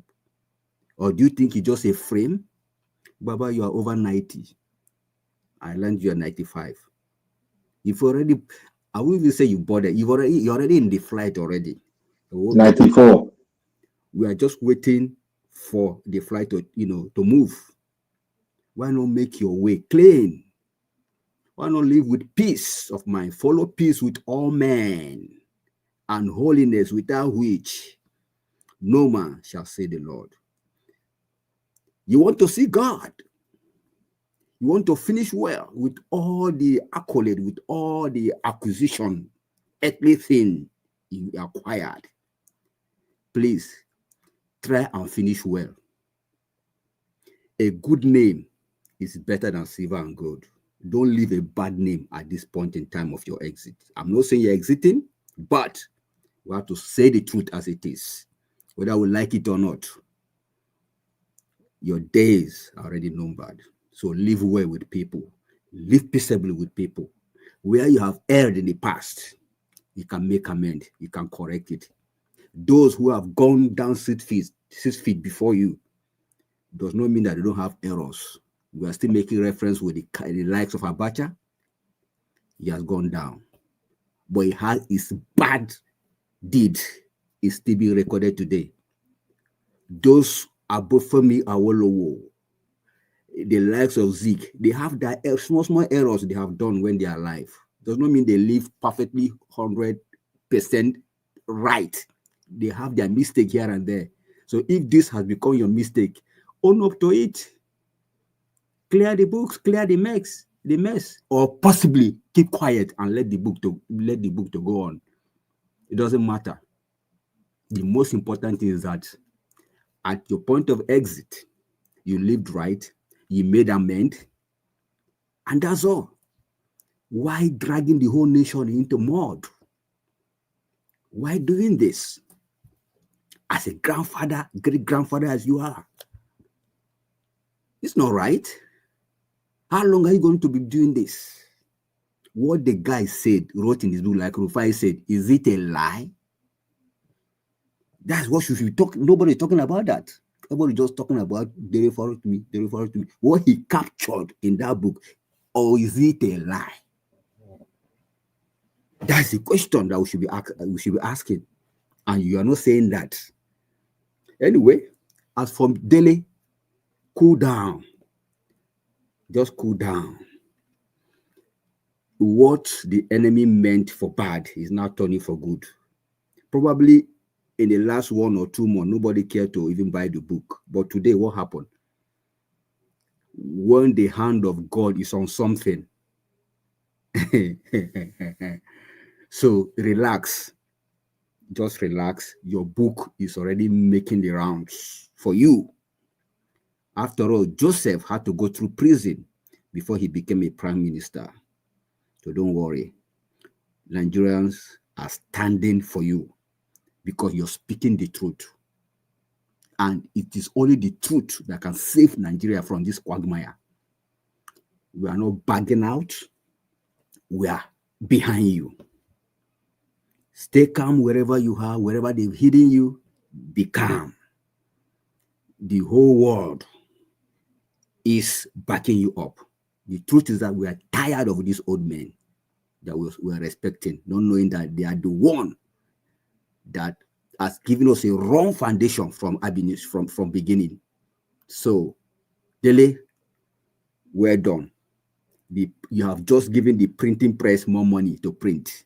Amazon will make commission. Everybody that is involved in this book production will make more money. So you have eventually created more job in the system in the disguised way. Thank you, thank you, thank you, and thank you again. Mr. Evans, I raise my case.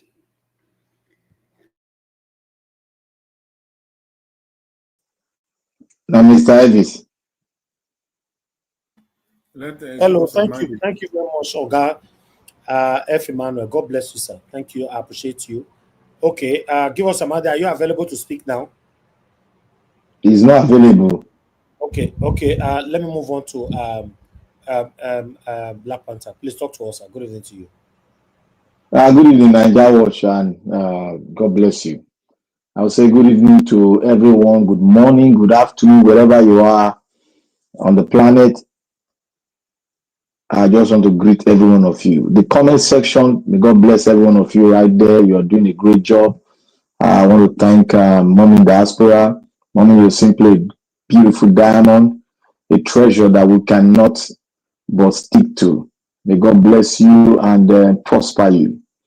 I want to speak to everyone here. May God bless everyone here. You guys are simply an angel, and God will prosper everything you are dealing on. God will give us good health and order our step to the right direction. I want to say God bless everyone. Today is another good day, a day where the word that was spoken here by me is becoming a reality in the hearts of men. And it will keep on be spoken from my mouth. Nigeria is not a country. If you want to shout and say, oh, what do I mean? What is going on here? You have seen just a piecemeal of what is going on in Nigeria now. It might look like a distraction, but we must deal with it.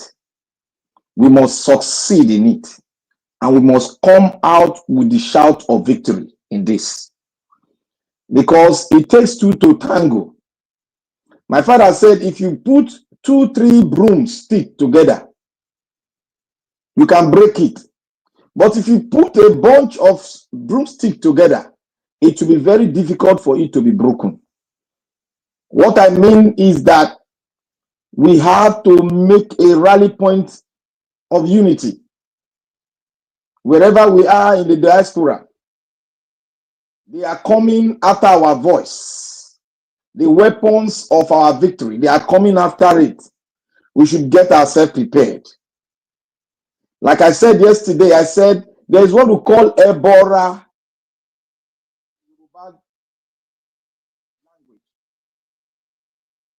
Mr. Jonathan answered it and gave a depth definition of it.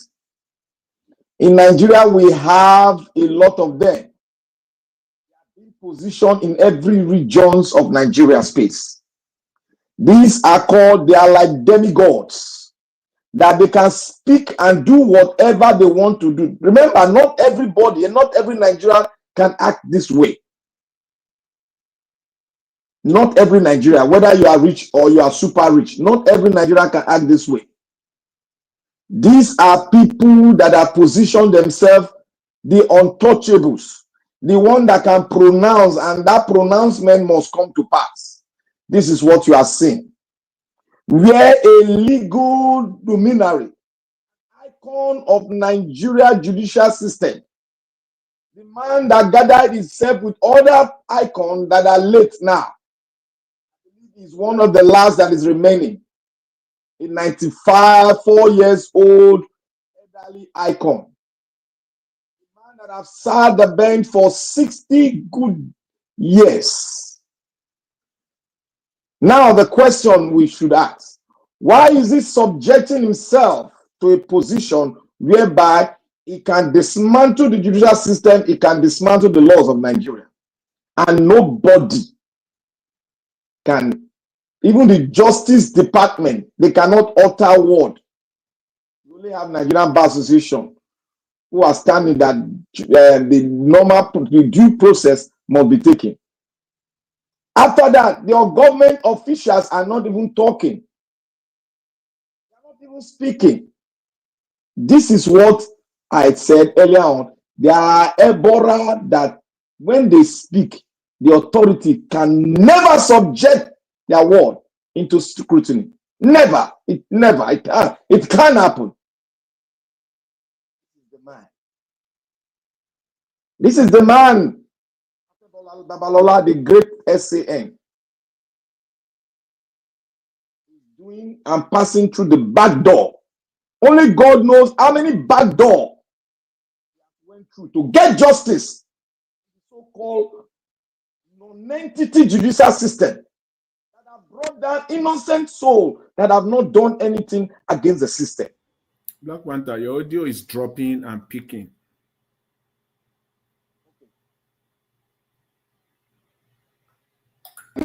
Now it's clearer now, I guess. Yeah, it's clearer now. I guess it's clearer now. Okay, Jonathan. Yes. Yeah. I want to say, these are people that you cannot do any. The Nigerian system cannot do him no harm. But what can do him harm is the people. The people that own the sovereignty of the state called Nigeria. We have to rise up as we have risen up. In every space of the universe, wherever we are, as they spoken, Mount Garrison, in every prominent position, on the 10th of this month, the clarion call has come from a man that has been fighting the cause. And you know who that man is. Shure. He has spoken. He is on the right course on this. And everybody should align with what he has said. Mount Garrison in whatever position, location he has spoken. And let's move. Let's move towards our victory. You will see at the end of it, the rich will also cry.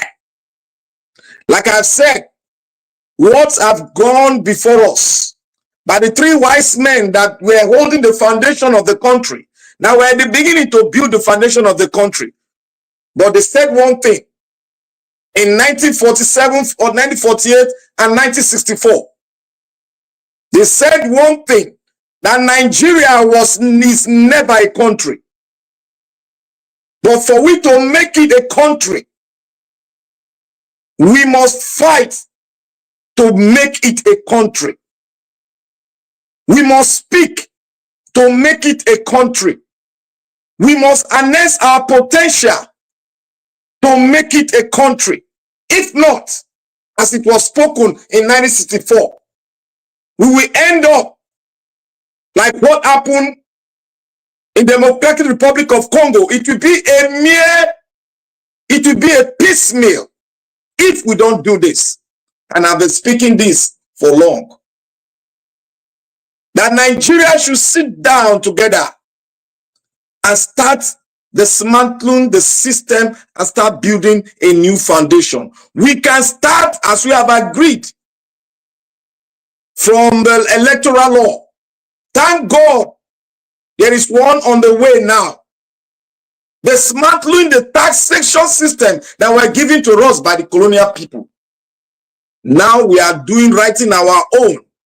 Let's know that it is our own, written by one of us. Let's start from there. No matter how it is, let's amend it. No matter how they maneuver it or say they want to use it for their own self-aggrandizement, let's start from this and start doing it and start amending as we go along to the promised land. The next one is our electoral law. It's on ground. Then we get to the final one, because if we have to take it from the final one, people will react and people will turn it to their own way of making their financial enrichment through it. But we are not going to do that. We are smart enough. We are going to start from the lower one and gradually we'll get used to it. As we get used to it, the clarion call will come from those that refuse the lower one that we have started. That is what is going to happen. Let us critically analyze our issues in Nigeria. If we don't go along with this, a word of wisdom from the founding fathers have spoken, and it is not a mere word. It is what they have seen. They were there, they saw it, and we are seeing the reaction of what they have written to us, and that is what is happening now. But they said one thing. There's a clause in their words of wisdom. They said we should fight and make it a country. That is what you and I are doing today. And I beseech every brethren in Nigerian space, let us go ahead to buy the books.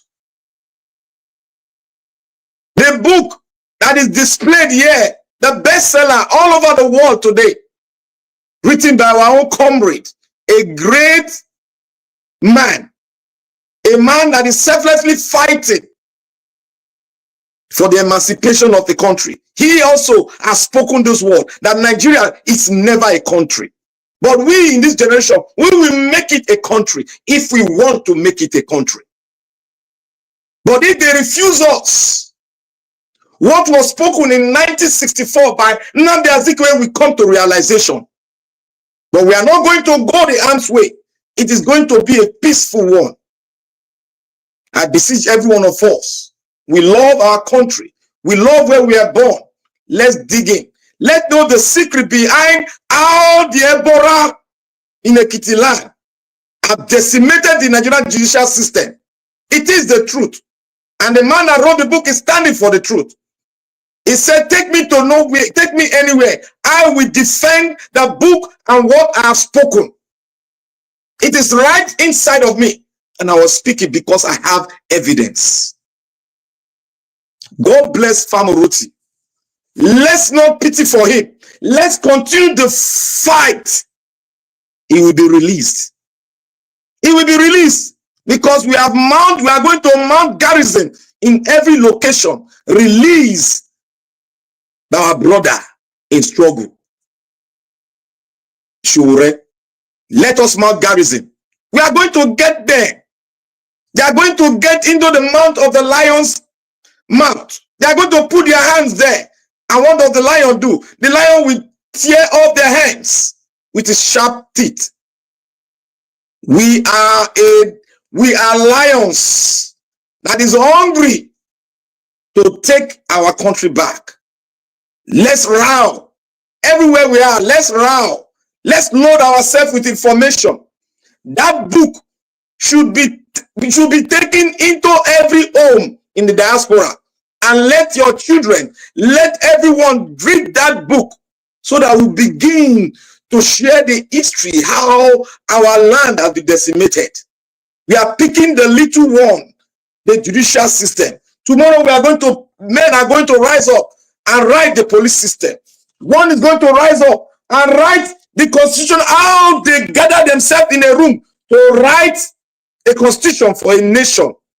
Over 240 million people, the highest, the black race, the one that every black man looks at.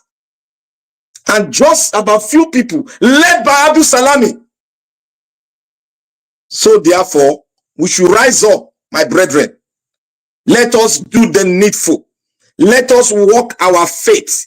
Let us walk it. When we walk it, where our faith gets up to, God will take it from there.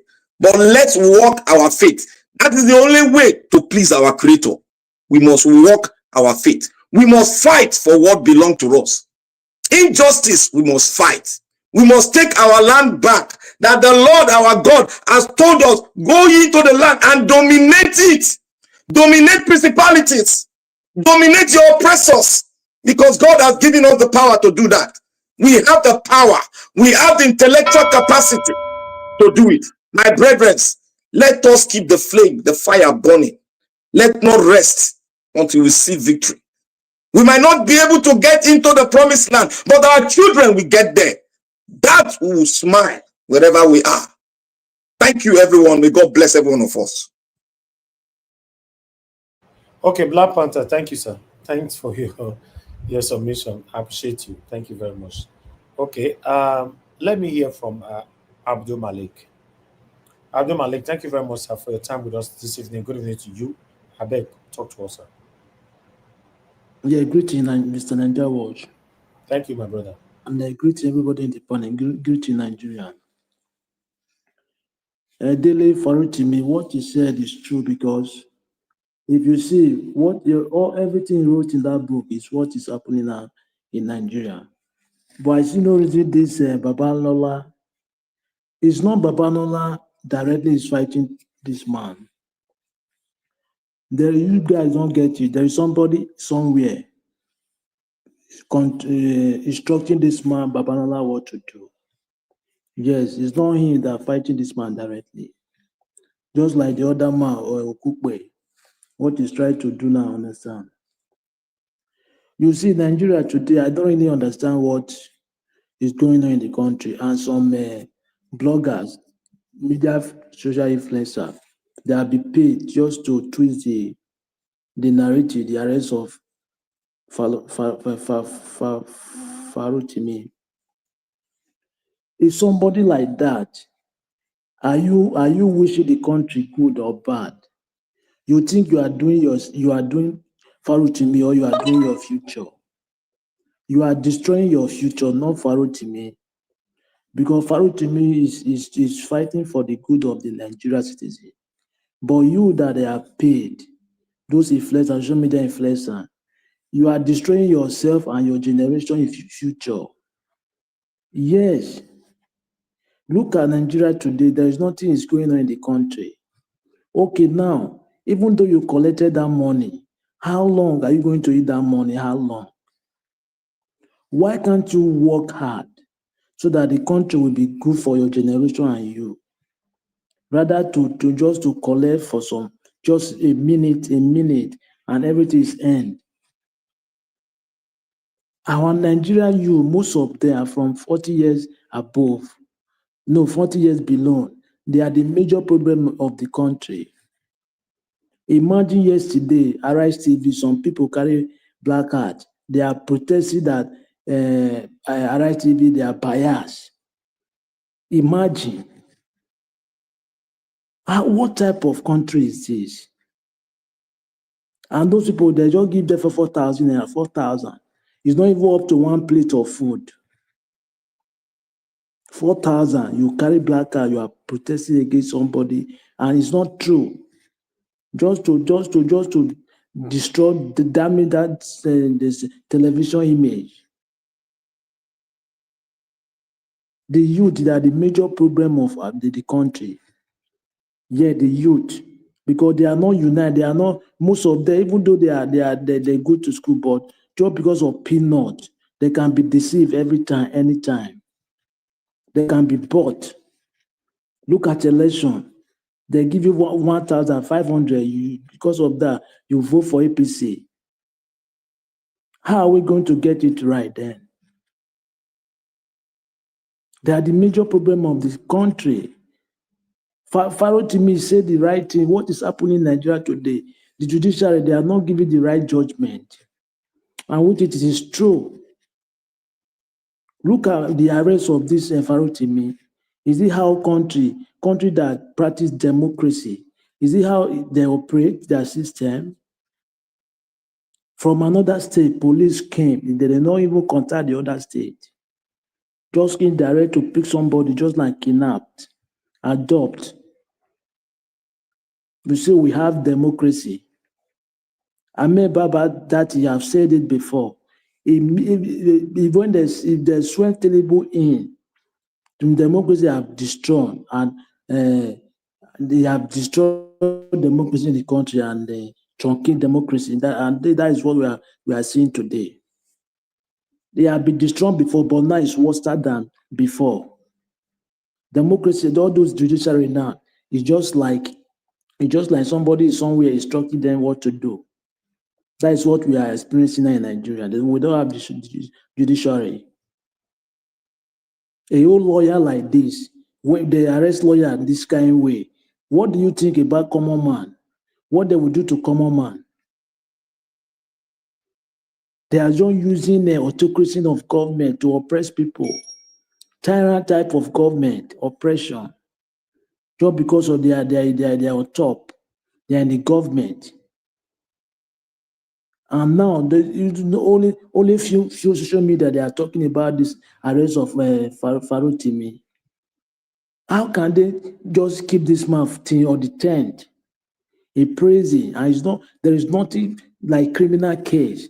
This is civil case. What are the lawyers doing? The NBA, what are they doing? It's not criminal. This is a civil case.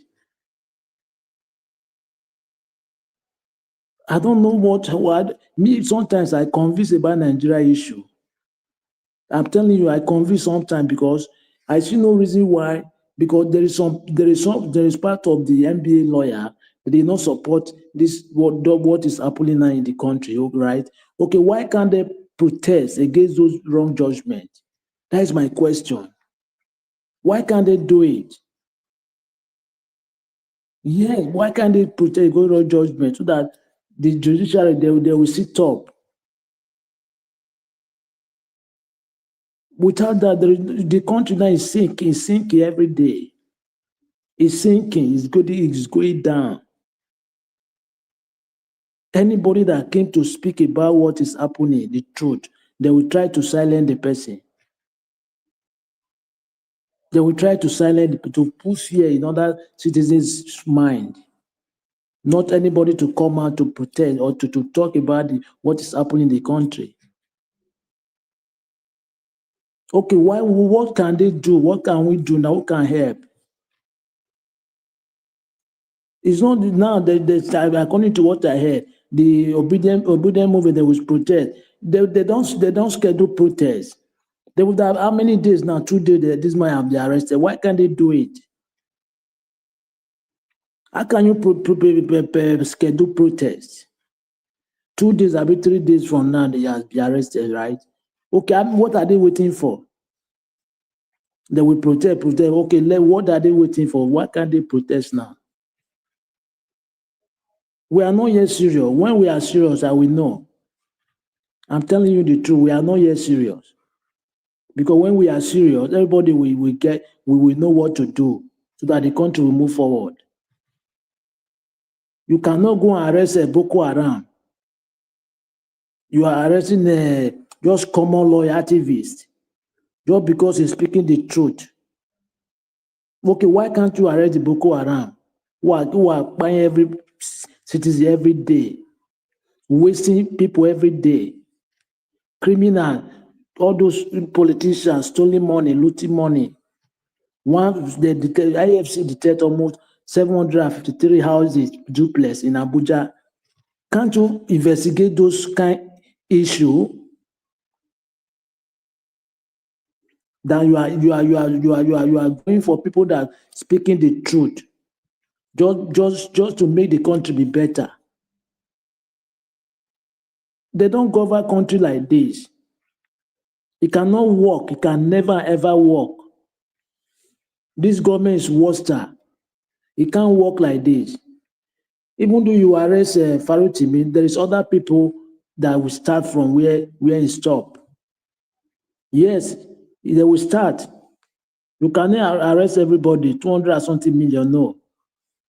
Keep arresting, you will tire. Yes, you will tire. You cannot arrest 200 or something million people at once. You will tire. Thank God Amazon have carried the best-selling seller book one worldwide. Yeah, that one is good. It's good news because the world we know. I don't think it's working in Nigeria now. It's true. Farotimi is saying the truth. The Babalola, they are using it.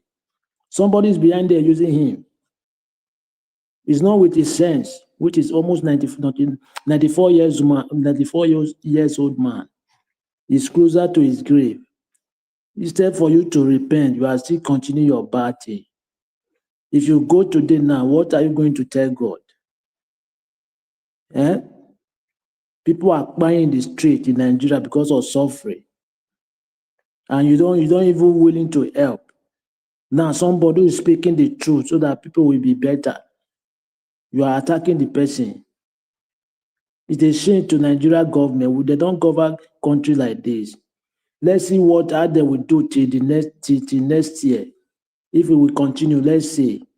I know there is many issue. There is many issue in the ground on ground. They will remove him or unexpectedly. You guys will see.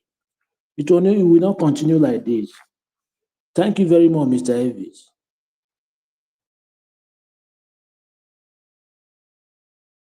All right. Thank you very much, my brother. I appreciate you. Thank you, Abdul Malik. Thank you so much. Everyone on the panel have spoken. Give us a minute. Are you available to speak now? I don't know if you are there. If you're not there, we are just going straight to our final submission. Thank you very much, everyone that have supported us. God bless you all. Those of you that have shared, that have liked our videos, thank you very much. Those of you that are just coming into the broadcast right now, thank you so much. Madam Amen Bright, I can see you. Felix, thank you. Amy, thank you. Olarawaju, and many others. Madam Rita, once again, and many others right there. Gift AO, thank you, my wonderful people. Madam Tusabi is right there with us as well. Thank you, my people. Thank you. Mr. Johnson Emmanuel, thank you very much. Madam Origin, I can see you in the comment section as well. Okay, let me come back to Madam Patricia again on the final submission. Madam Patricia, please, your final submission if you are still there with us, man. 4 minutes.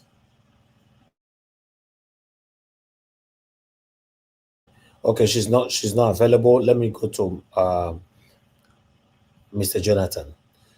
Oga F. Emmanuel, sorry. Oga F. Emmanuel, if you are there, your final submission, 4 minutes, sir. Yeah, I did. Okay, thank you so much, my brother.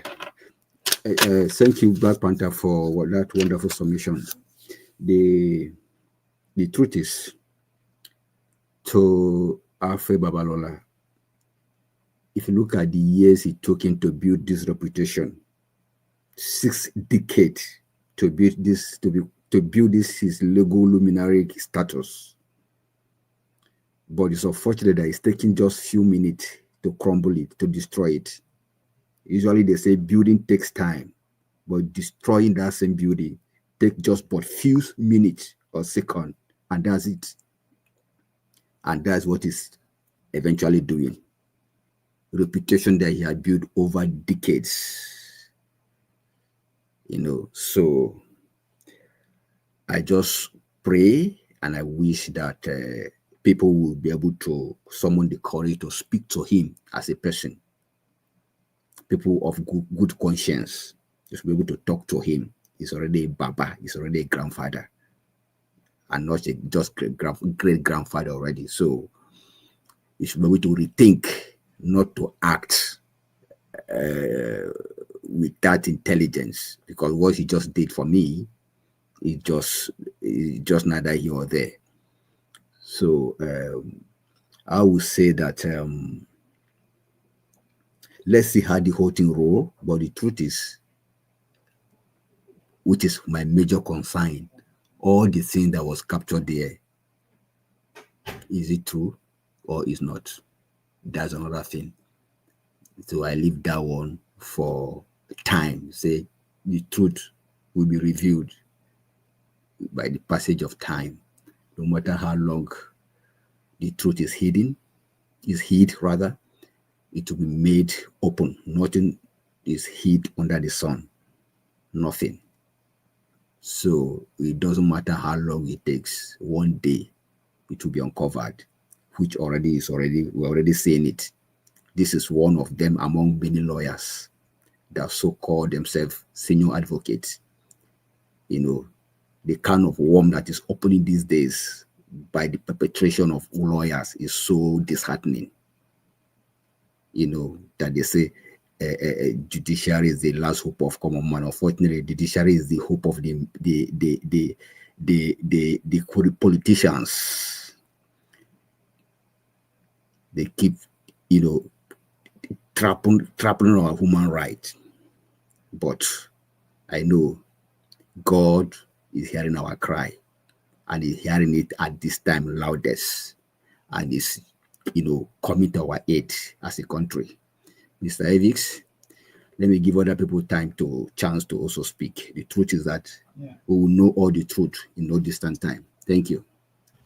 Oga F. Emmanuel, now God will bless you, sir. Thank you so much. I appreciate you for your time with us today. Oga CM is just joining us now, but we'll come back to you, Oga CM, shortly. But let me sorry. Do you mind if I go now?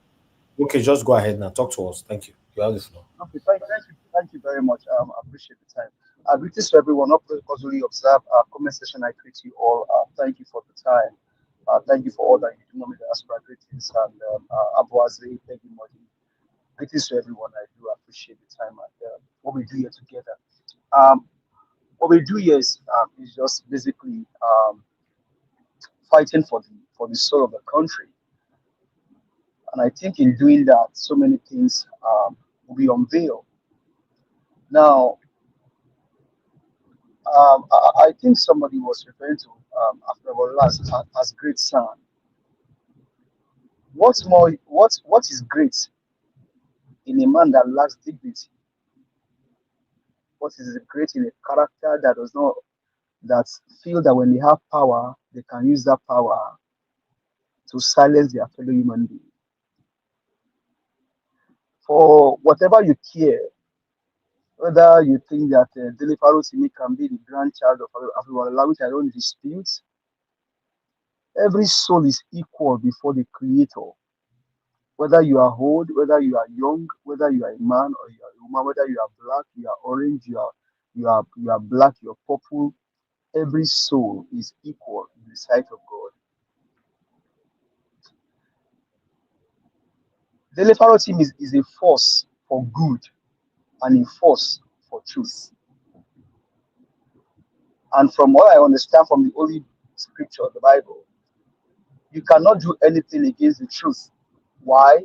Because God Himself is the truth. And so, when we talk about Babalola and the likes of them, these are people that actually have desecrated what we call the Nigerian system, either by doing it intentionally or they do it otherwise. Now, when it comes to the legal foundation of Nigeria, like I started yesterday using accountancy as also a kind of yardstick, there are some names that when you mention them, they say, oh, we know them. Affair is one of them. Pa Richard, I think it's Akiade, it's from my state of blessed memory. Pa Richard is one of them. Now, the question I will ask, if I'm fortunate to sit before Babalola, is if Richard Akiade, if I get the last name correctly, sits down and hear what Affair is doing to Dele Farotimi today, will Pa Richard clap for Babalola and say, oh, you have done well? This was how we were taught when we were in school. This was what they taught us. In fact, you have done well. We should give you an award for holding Dele Farotimi. Just for what? for speaking truth to power. Akensema William can be called when you talk about accountancy. So when you talk about legal, in fact, this as it sees today, you know what countries of the world they do, what other countries of the world will do if these men are not, if they are not really corrupt. Other countries of the world, they will people like Babalola and the like of them that are still left behind, they will put them together and make them like they are the one that will be going to for consultancy, like to reach out to them. Oh, when we have issues with law, because that's their profession. When it comes to accountancy, you go to Akensema Williams. When it comes to medicine, you go to other people that actually fund that thing. But as it stands today, can this happen in Nigeria? No. In fact, when I think of Dele Farotimi should be somebody that, in fact, as a Yoruba heritage, Yoruba people should have him. You just sit down somewhere in the cool of the day, and this man will be sharing his experience. But what are they doing? They are trying to silence him because they think that is a voice that supersedes them. But you don't silence a man like this. You silence the man, the works of his hand will speak. And that is what's happening today. Dele Farotimi has been put in prison, right? The book, or all of his books that he has written now begin to speak. People are now ordering his book, whether the one he wrote 10 years ago, the one he wrote 20 years ago, they now want to order them and put them on the shelf, and then remove our first book from their shelf and trash it. Because that's what's going to happen in the long run. If I have a first book in my library, I will rather go and replace a first book with Dele Farotimi's book, because Dele stands for the truth, and whatever he has written before, they are just junks of lies. That's how it will happen. That is just how it will happen. I replace lies with truth. I will just go on Amazon, order all of our first book, all of our Dele Farotimi's book. I will order all of his book. If I have a first book in my library, I will just go and look for that book, trash it and dump it, because it doesn't appeal anymore to my conscience. When we fight against the truth, this is what we get as a repercussion for it. You can never do anything against the truth. You can never. You cannot subject the truth. You cannot kill the truth. You cannot harm the truth. You can never beat the truth. The truth stands and it shines everywhere. Babalola, if Richard Akinade hear that this is what you are doing to your younger lawyers, will Richard clap for you in his grave? Will Richard clap for you? The man from Oyo State. Will he clap for you? What a shame. Richard, what a shame.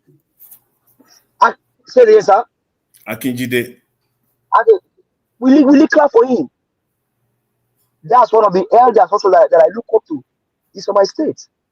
Mm-hmm. Very sound and profound lawyer too. I think he's late now. Yeah. He's late. These are men that came together and come on. Baba Afe, èyí tẹ́ ẹ ṣe yìí kò jẹ́ kẹ́ ẹ ṣe. Àgbàlagbà ni ẹ má dàgbà òṣì, ẹ má dàgbà yà. Àgbà kì í wà lọ́jà kórí ọmọdé wọ́, orí Nàìjíríà ti wọ́. You are in the marketplace and the head of Nigeria is bending sideways and you are there dealing with the evil corrupt leaders.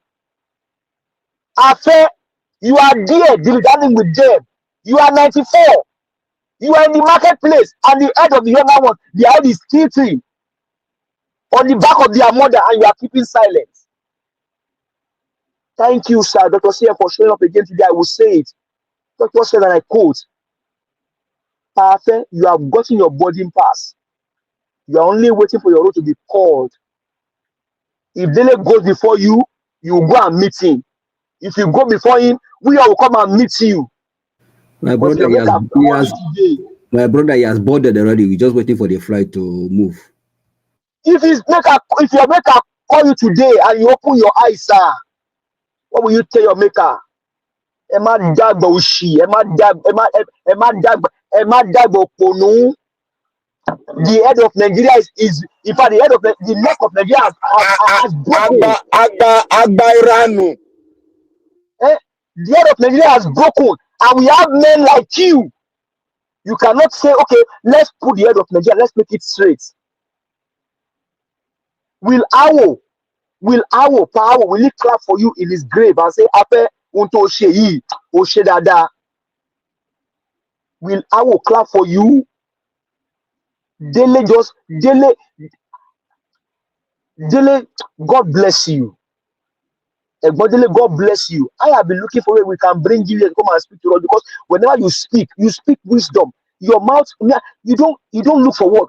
Anything you doesn't look for word. The word just comes. It comes like he himself is like it's like a word. And why? Because he has soaked himself in God.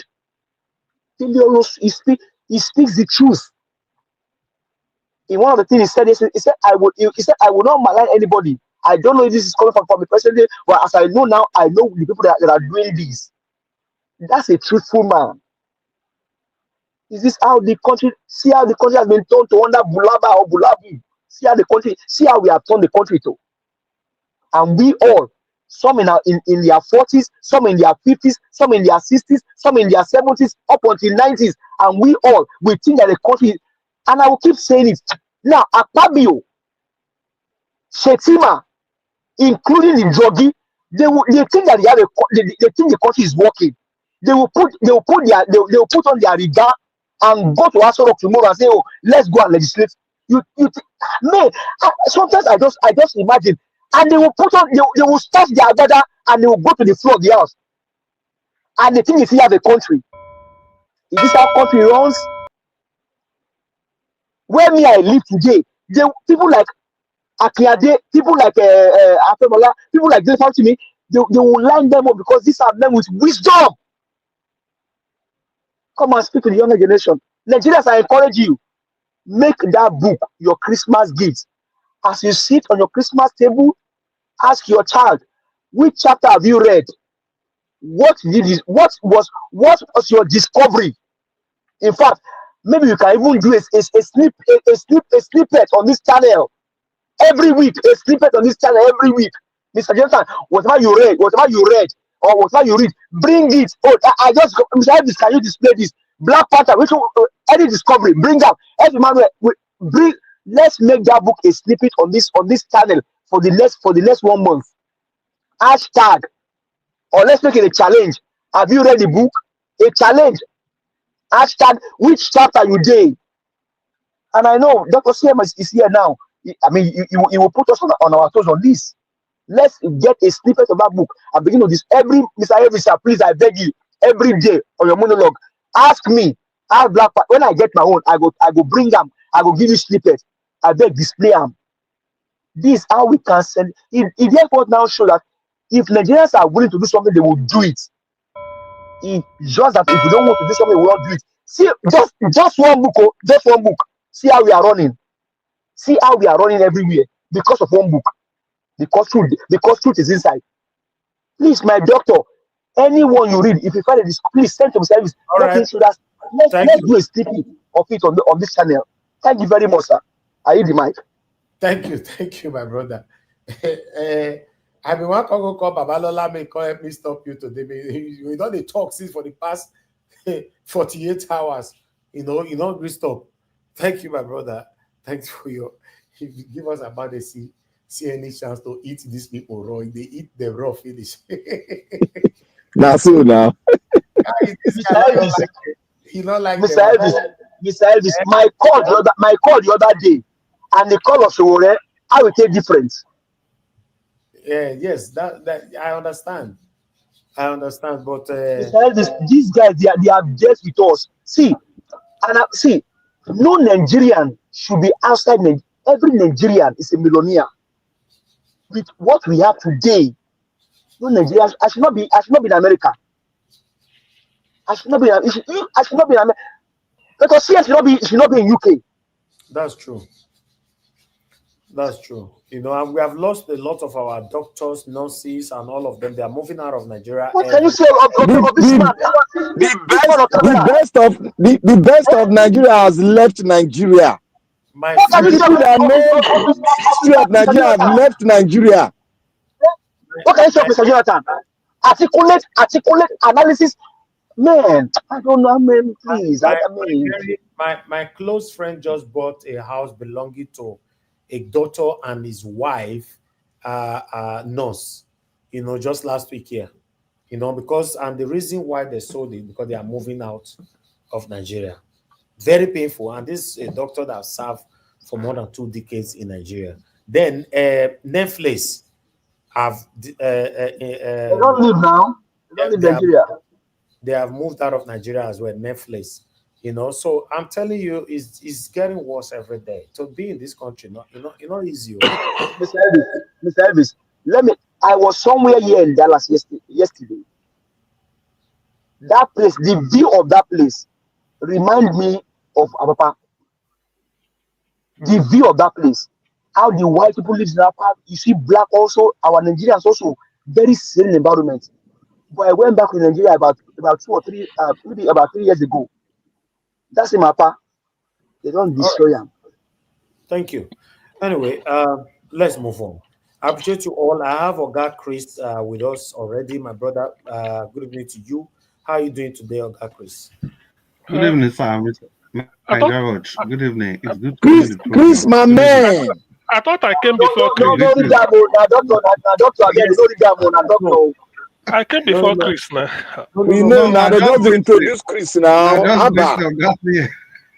got the verse. Even see and they follow the verse. Yeah. Good evening, sir. It's good to be with you. Hope you and your family are okay. No, sir, the way Nigeria is now. I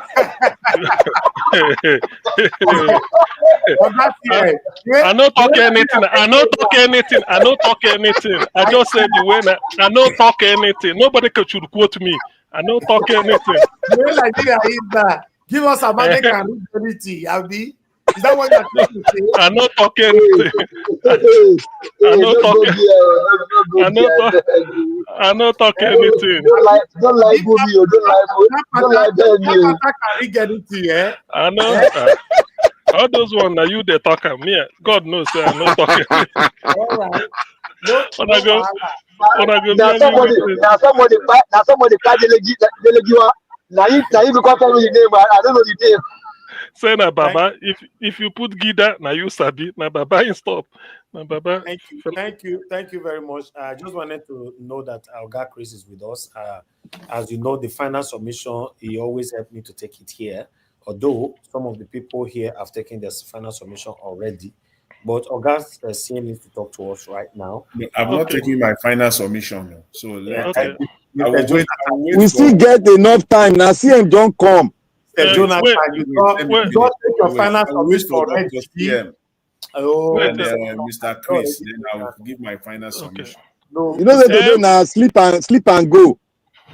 Who can be sleep and go and sleep? You see this black man. Nigeria don't want to sleep and go.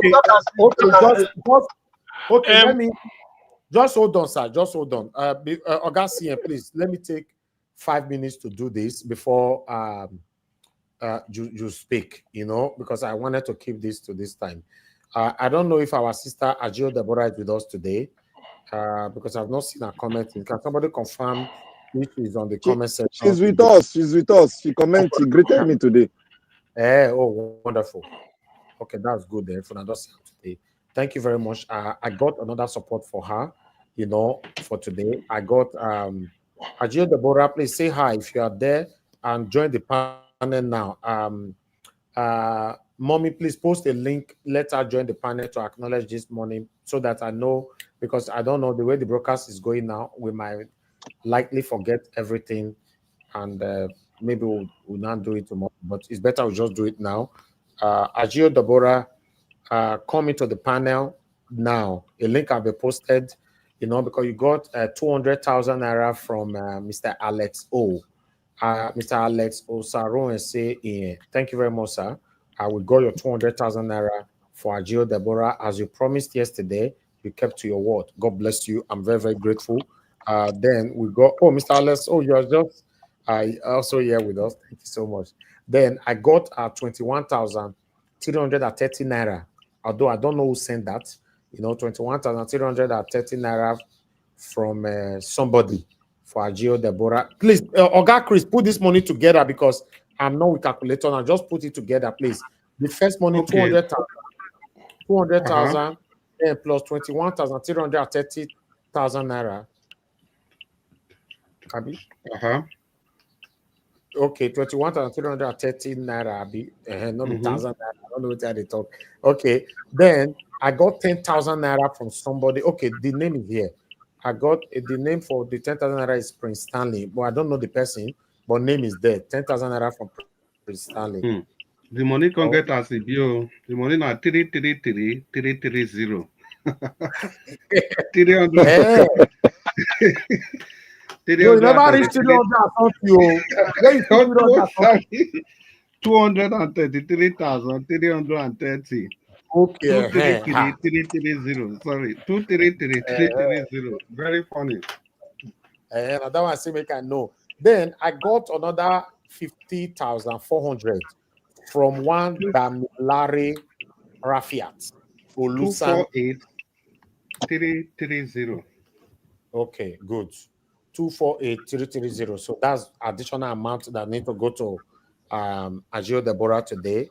Ajio Deborah, please, where are you? We don't know where you are. Please, we want you to come into the panel now so that we can transfer the money. Whenever you are ready, we will do that. But meanwhile, August CM, you have the floor, sir. Thank you very much. Good evening to you, sir. Okay, thank you, Niger Watch. Good evening, everybody. Fellow panelists, those listening wherever you may be, all protocols duly observed. I greet you all. I think Mama, how did you forget your jacket? I think I will take off from where I had give us a mandate, his delivery. Thank you for mentioning certain things. Now I know that the book we are talking about, I don't need to beat about the bush. The book we are talking about, the bestseller, so to speak, now right now, anywhere in the world, is that Dele Farotimi's book. And like I said, they say some people say it's out of print. Somebody promised to give me a copy, but he's trying to tell me he hasn't been able to get it, but it's okay. What I will do is, because everybody is waiting for it, let me give you people a teaser. You know what they call it is just an appetizer to whet your appetite while you wait for the book. I will read from the foreword written by Dele Farotimi on the book. I have an excerpt here. This is not a biography, for I have painstakingly... Mr. Augustine, is it the same book where they arrest him for so? I know Amazon now. Yes, sir. You don't already get that. I bet expose of Babalola more. No, besides. I don't say I don't get my own copy in my system already. Okay. So what I want to do is let me read out the foreword. I'm waiting for my own copy to somebody who promised me to give me, but I don't know why. I phoned him this evening. But that's okay. I've been to Amazon. Let me give a teaser. So for forward to tell you, because Farotimi, in what he wrote in the forward page, he's trying to make it a bit of an introduction to tease the people on what the book is all about. So he just summarized it in about 3 or 4 paragraphs. It's not big. So let me quickly give you that teaser. He said, this is not a biography, for I have painstakingly provided glimpses of my early life in an earlier sequel to my Facebook.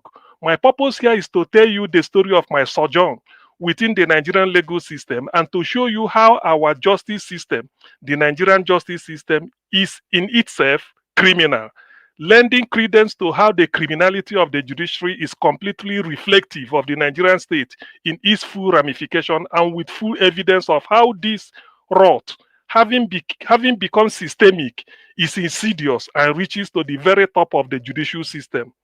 I will tell you the story of the complete and total loss of the capacity to deliver justice against the backdrop of a case that was decided by the Supreme Court and which records are in the public domain.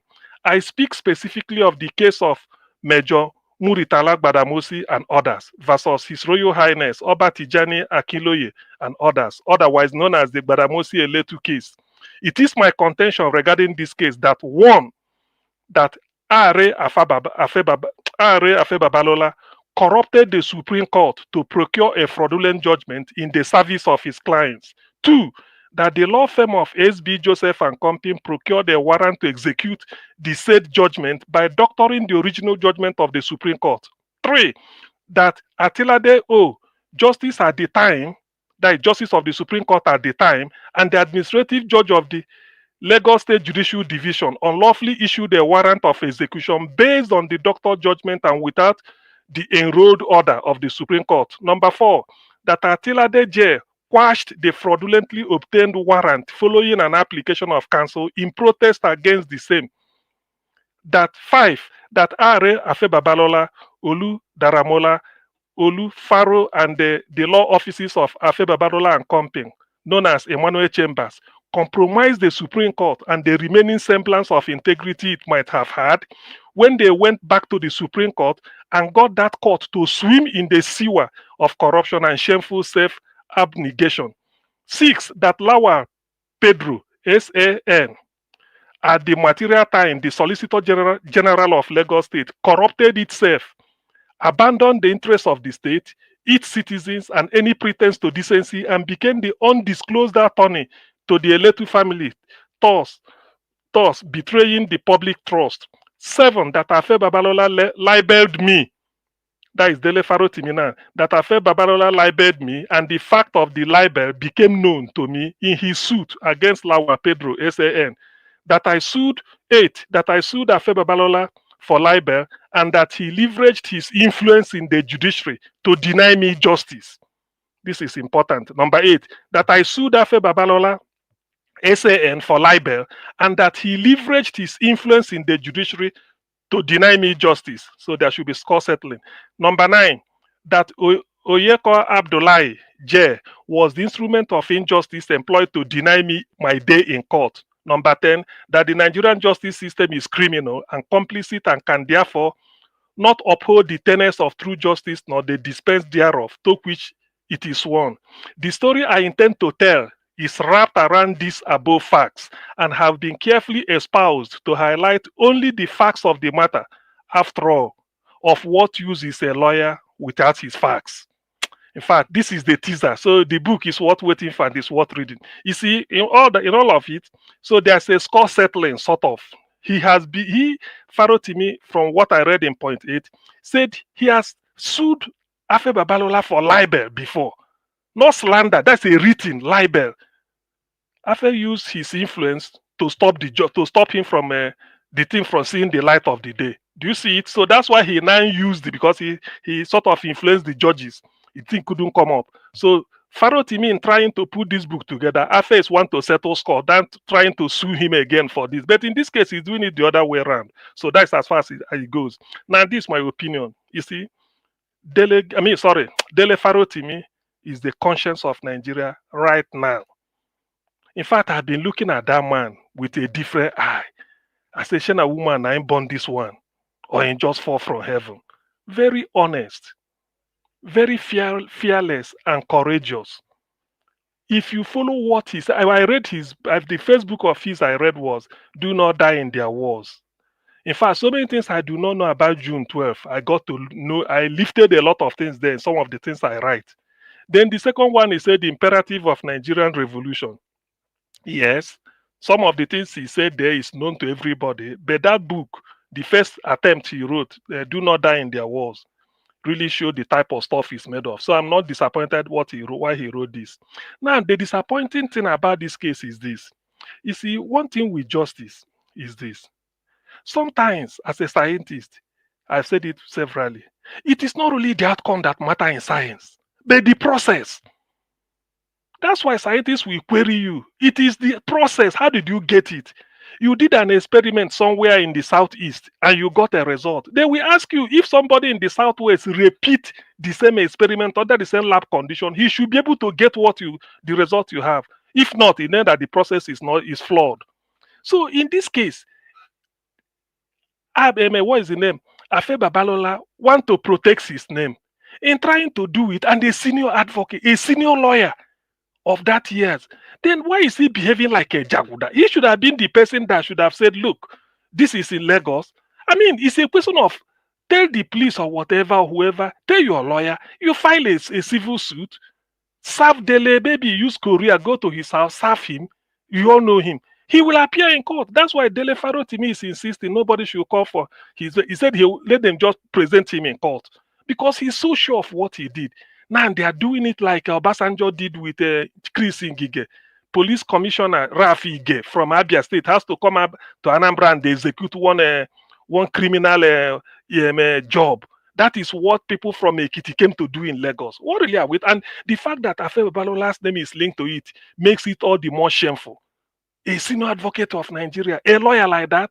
Now, Abati, listening to him, he wrote, oh, he has produced maybe 60 senior advocates and all those things. Yes, it's a credit. Then why did you look at where you've elevated yourself and now you crashed? Now, what you are trying to, people will now start to say, no wonder you become senior advocate if this is the way. So, which means your procedure, if you know how to bribe judges to get your way, you keep winning case. Because in Nigeria, if you want to be a popular lawyer, they show it's like a surgeon. For you to operate on a patient, they say, bring your record. You say, I've been doing this, what is it called? Maybe surgical, what is it? Just any operation I did. I've been doing this, what is it? Mastectomy. Or you can say, I'm doing this hip replacement. I've been doing it for the past 30 years. These are my record. You publish it. Maybe out of 4,500 you've done, it's only one. They say, you have a good record. So that is the way they become a son. The people will say, I don't want to lose this case. It's a land case.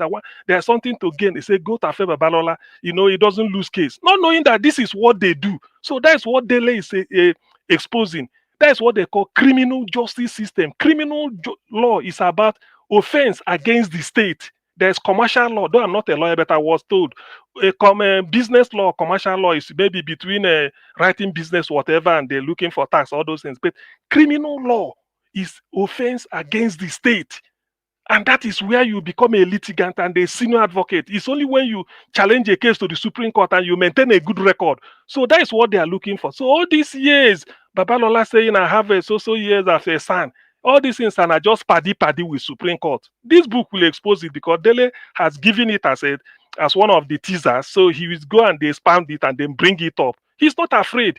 That's why when you put something in black and white, and being a lawyer, that's why look at what he said, of what use is a lawyer without facts. So he knows the implication of what he's doing if he turns the other way around. So I stand with him. And even before looking at his book or his works, the way he comments on national affairs will tell you that this man is not buyable. He's just like the equivalent of P2B. P2B is not a lawyer, but this is not buyable. He says it the way it is. No wonder P2B make him the person as if the returning officer for Labour Party in Lagos. Remember, he said Labour Party mandated him to go and get from INEC, to go and get details, result of the printout for them to. He said till today they didn't issue it. So you see, people should not look at this case as it has exposed the book, Nigerian criminal justice system. It has exposed to the world the rot. That's why they say judges are corrupt. This is what we mean. That's why they say, he go end in Supreme Court. He go end in Supreme Court. Who are those in Supreme Court? When you bribe them, that is the end. They can decide to bring Hope Uzodinma from number 4 to number 1. They say, now be Supreme Court talk. Supreme Court done there. So what can you do? You petition God. That is the mess. In fact, Dele Farotimi, I pray no harm should visit him. The man is the conscience. I don't think we've seen Gani. Yes, I believe I knew Gani did his own, but not to this level.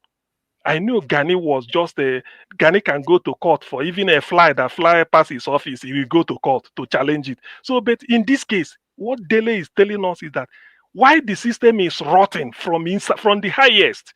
Now you are involved. If it were a small lawyer, but a son is the person that will be accused, and not hearsay, but in print. Now the whole world is reading that book. That's why because the way some people read book is that they go to Amazon or search which book for this today or this week is trending as number one. What is it called? Bestseller. Bestseller. When they say this is the best, it will bring it out. Maybe it may be something on evolution. You may not like it, you leave. These are somebody told me, say that is the way he reads. So now that Nigeria, with the mess we are in, they said the bestseller book now is Nigeria criminal justice system. People will say, wow, this goes to the heart of the country. That's what they are trying to say. And when people, yes, please. Bring it to an end. Okay, yeah. And when people now read it, they will say, so no wonder. Remember, in companies are leaving Nigeria. You don't know why they left. You don't know which company must have gone to court, up to Supreme Court, and lost. And they will be saying, I remember when this Bukachua, the Senator Bukachua, who said in the Senate House of Senate that most of these senators here is courtesy of his wife. It's his wife that helped them, because the wife, Amina Bukachua, was the president of the Court of Appeal. Immediately he said it, Olisa Bakoba SAN. Olisa said, no wonder I lost 3 cases under that woman. No wonder. Olisa Bakoba said so. He said, now I understand. Any case, 3 times I've been with her, 3 times I lost. So that is the rot that is Nigeria. In fact, this is the best news of the century.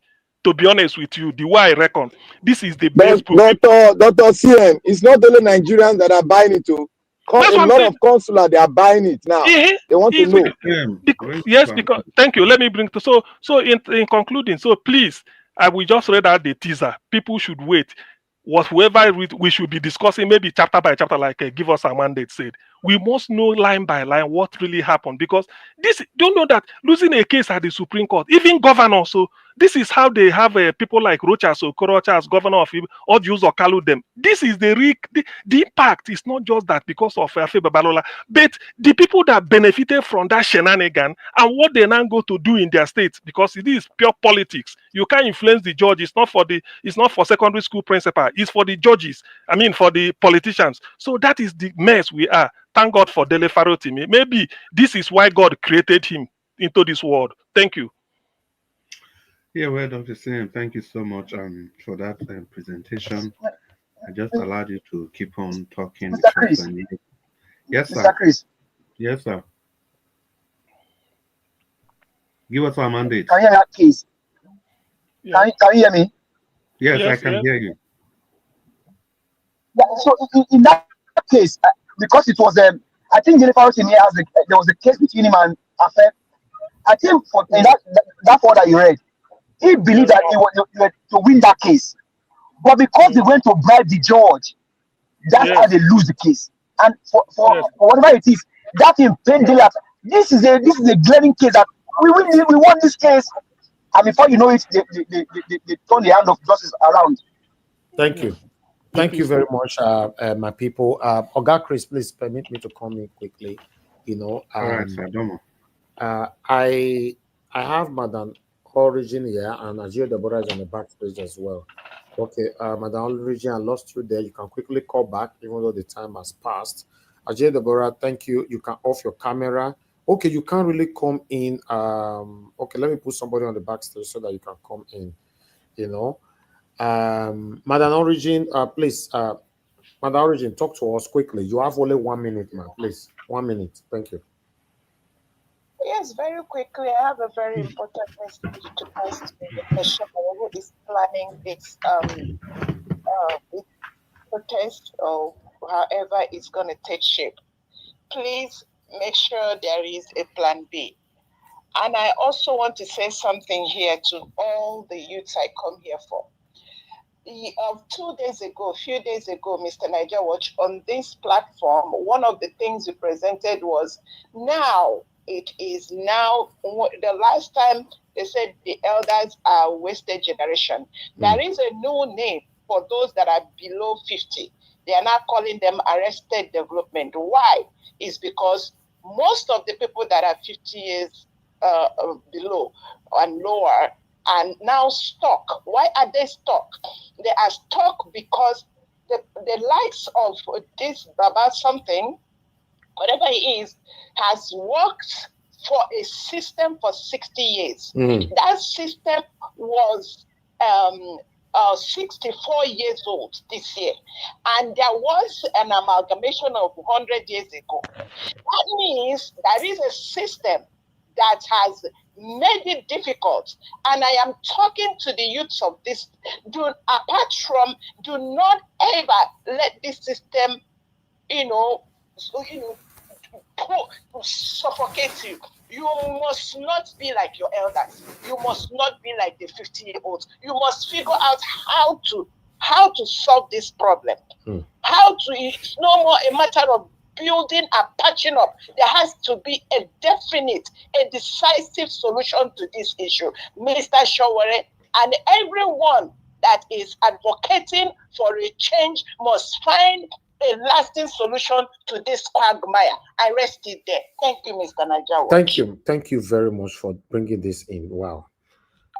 Somebody that have been in the system for the past 60 years, and Nigeria is only 64 years old.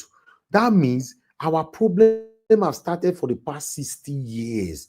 Now look how long it took for somebody, a brave Nigerian, to come out now to expose this personality. That is why he say he pay now.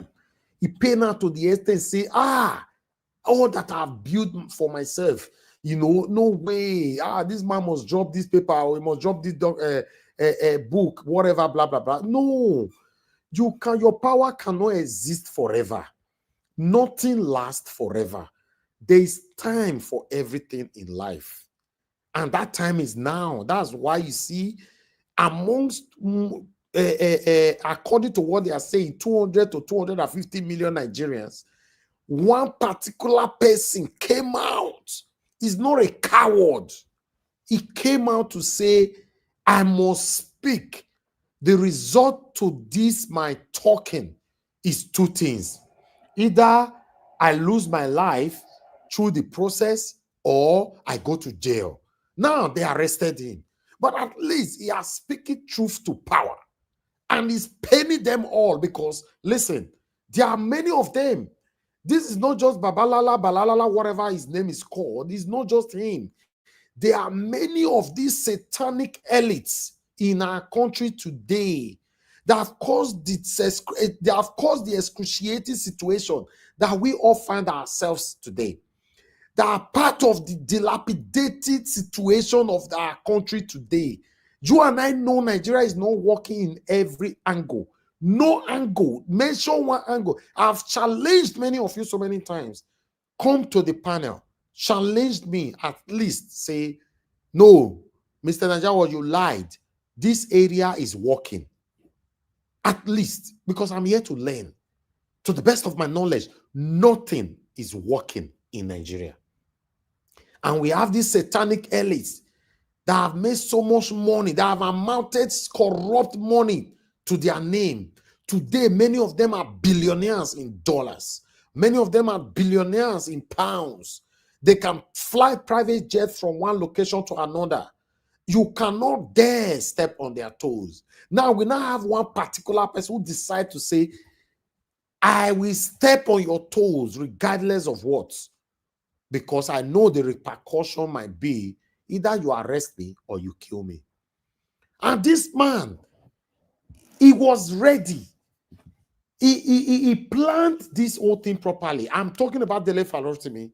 He talked to his family members, his friends, his associates. He talked to all of them that the step I'm about to take, this is what is going to happen. But whatever that happens, let it be. Then he went on a press conference and continued to state it, that he's not scared of a man and he cannot be a coward like so many millions of Nigerians. So many millions of Nigerians today are cowards. He decided not to be a coward and he speaks truth to power. Even as we speak, so many gullible Nigerians are hating him. Like he said, like he stated, that many medias have been paid to challenge him after his arrest. And they're already doing that. Many Nigerians have been paid to challenge him after his arrest. And they are already doing that. Many mainstream medias have been paid. Look where we are today. Like the other mainstream article that stated that the obedient are set to go for a nationwide protest. Just imagine. I think that was Vanguard. Right? Just imagine that. This is what it should be. It concerns the Nigerians, not obedience.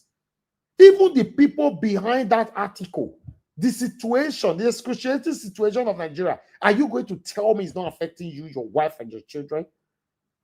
If the police they are using to intimidate fellow Nigerians, are you going to tell me the situation of our country is not affecting you? Tell me anybody that is exempted from this pain. Tell me one person, one particular person in Nigeria, apart from the satanic elites. It's sad. Look at the money that we've raised for the past couple of days now for Agio Deborah. Does this supposed to be my responsibility raising you just took that word out of my mouth. Should it be our duty? Should it be the duty of this channel to be raising money for the health of the citizen of a country? Yes. For less than 48 hours, my platform have raised over 9 million naira now for just a single individual who could not get help from anywhere, not from the government, not satanic pastors or satanic religious leaders, leaders. Not from anywhere. But Nigeria Wash family have done it single-handedly. I'd like us to move on. Thank you very much, my people. I appreciate you all. Before we move on, before I hand over to Oga Chris. Oga Chris, thank you very much, sir. But let me quickly do, because we have Agio Deborah here. Agio Deborah, how are you doing today? Good evening to you.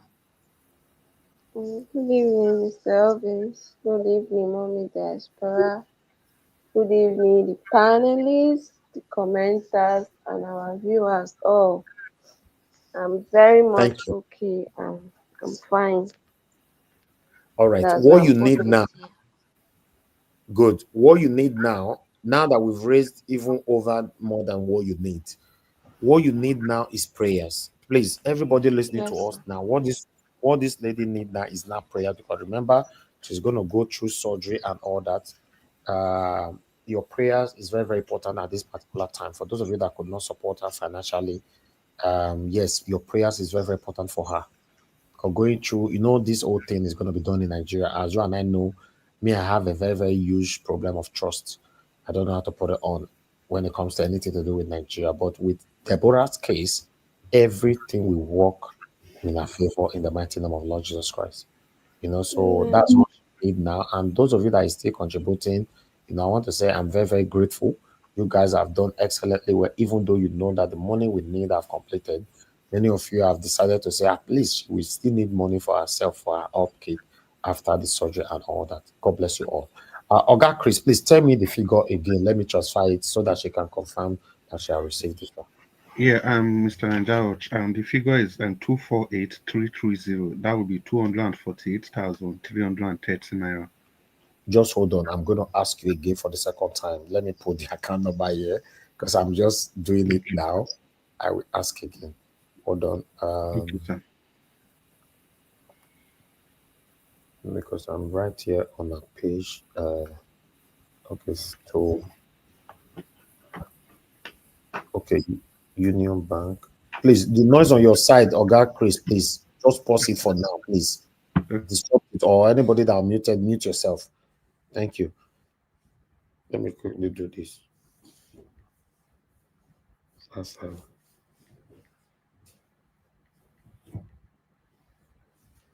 Okay. Okay, Oga Chris, yes, I need the figure again, once again.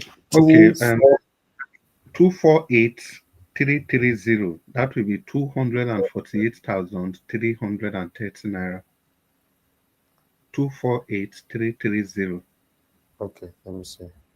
Okay, yes, it's correct. That's what we have. Okay,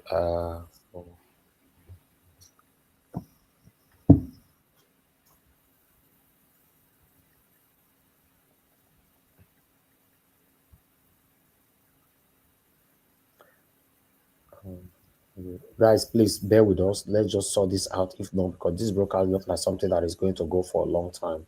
Okay, Agio Deborah, these have been sent to you. I don't know how many years it normally takes to get to you.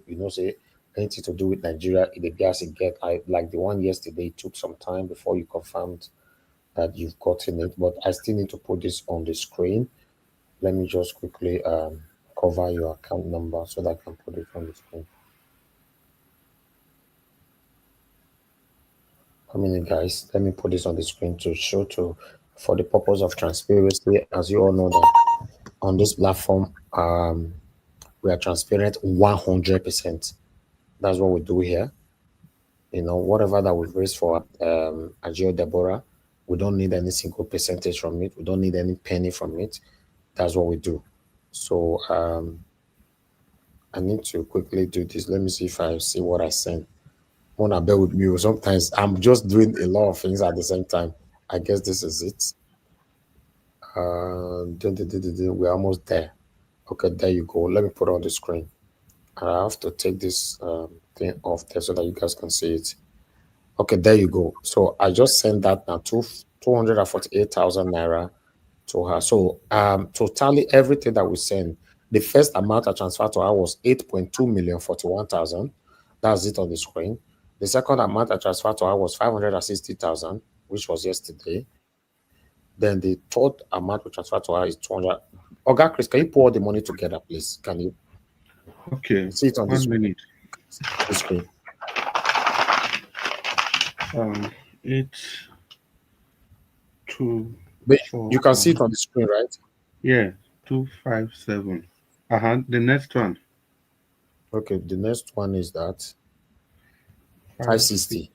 0. The next one. The final one. 248 0. Okay. Okay. 10, 14, carry 1, 10. So 9 million. 9,049,590 naira only. At least we've crossed 9 million.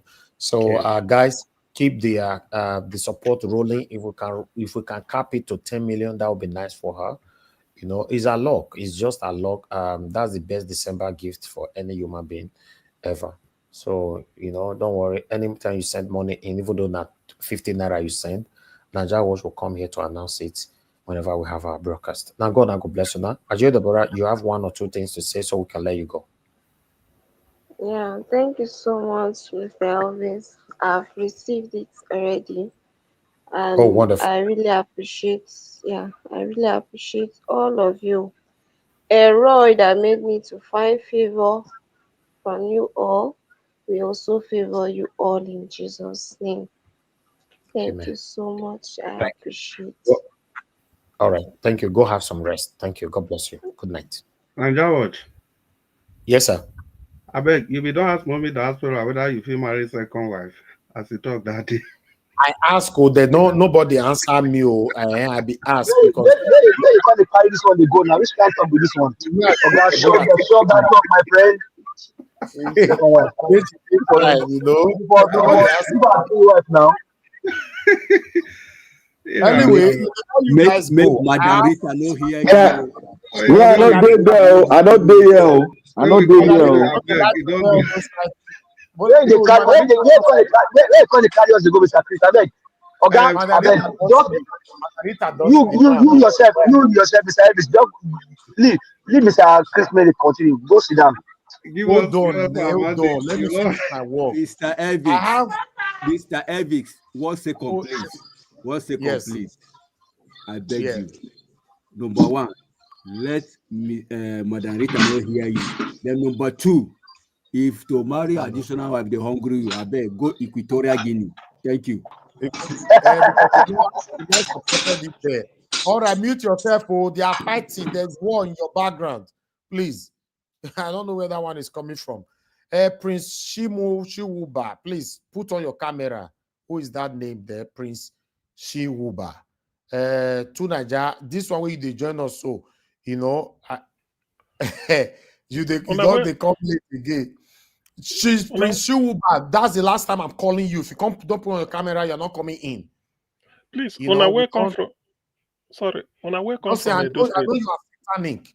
I know you wanted, because 10 of them have came to the platform today to attack us. 10, and I did not. I mentioned it. Then somebody now came in now with Prince Chiwuba, thinking that okay, because there's a Nigerian name attached to it, I'll just quickly accept you. You are satanic. You say we are stupid here. Even though you come with my papa name, you must still open your camera. I want to see you. If we cannot see you, your left side of your face, your right side of your face, and everything, then May they wave their hand, though. May they wave their hand too. Don't mind them. Oh, yeah, Tuna, just speak. Now you did that. Speak. What is that to speak? No. I know my brother voice. Now I say my queen. When I don't hide. Greetings, Niger Watch. Sorry, please. I want to ask one question. It just come to my mind because of this wife issue. When I wake up from Edo State, Oshomole wife don't born because you don't take when we know they're here. You go ask Babalola and Oshomole people. They carry us to go down here. We can't go down. No, I got a question now. I want be up to. I want to make I get update now. You know, say some news go come like this. You know, go know. So. Okay, Chris, you have the floor, sir. God bless you. God bless you. Yeah, no, sir. Thank you, Mr. Nanjawat, for the dedication, the work you are doing, and our sister Agio Deborah. And it was nice hearing your voice today. For those of you now, where they throw out for the second wife issue, I don't know where the thing come from. Make you go Equatorial Guinea, plenty wife there. I go report it to mommy now. Mommy will be with you, Mr. Chris. Now, half of the story now are here. People wait there here 3 days ago from the beginning. They know where the joke come from. No, but you know where they come from there. You know they bring a come again. Don't bring a come again. Wait. Let me say this thing. Wait. According to our African tradition, are we not entitled to marry more than one wife?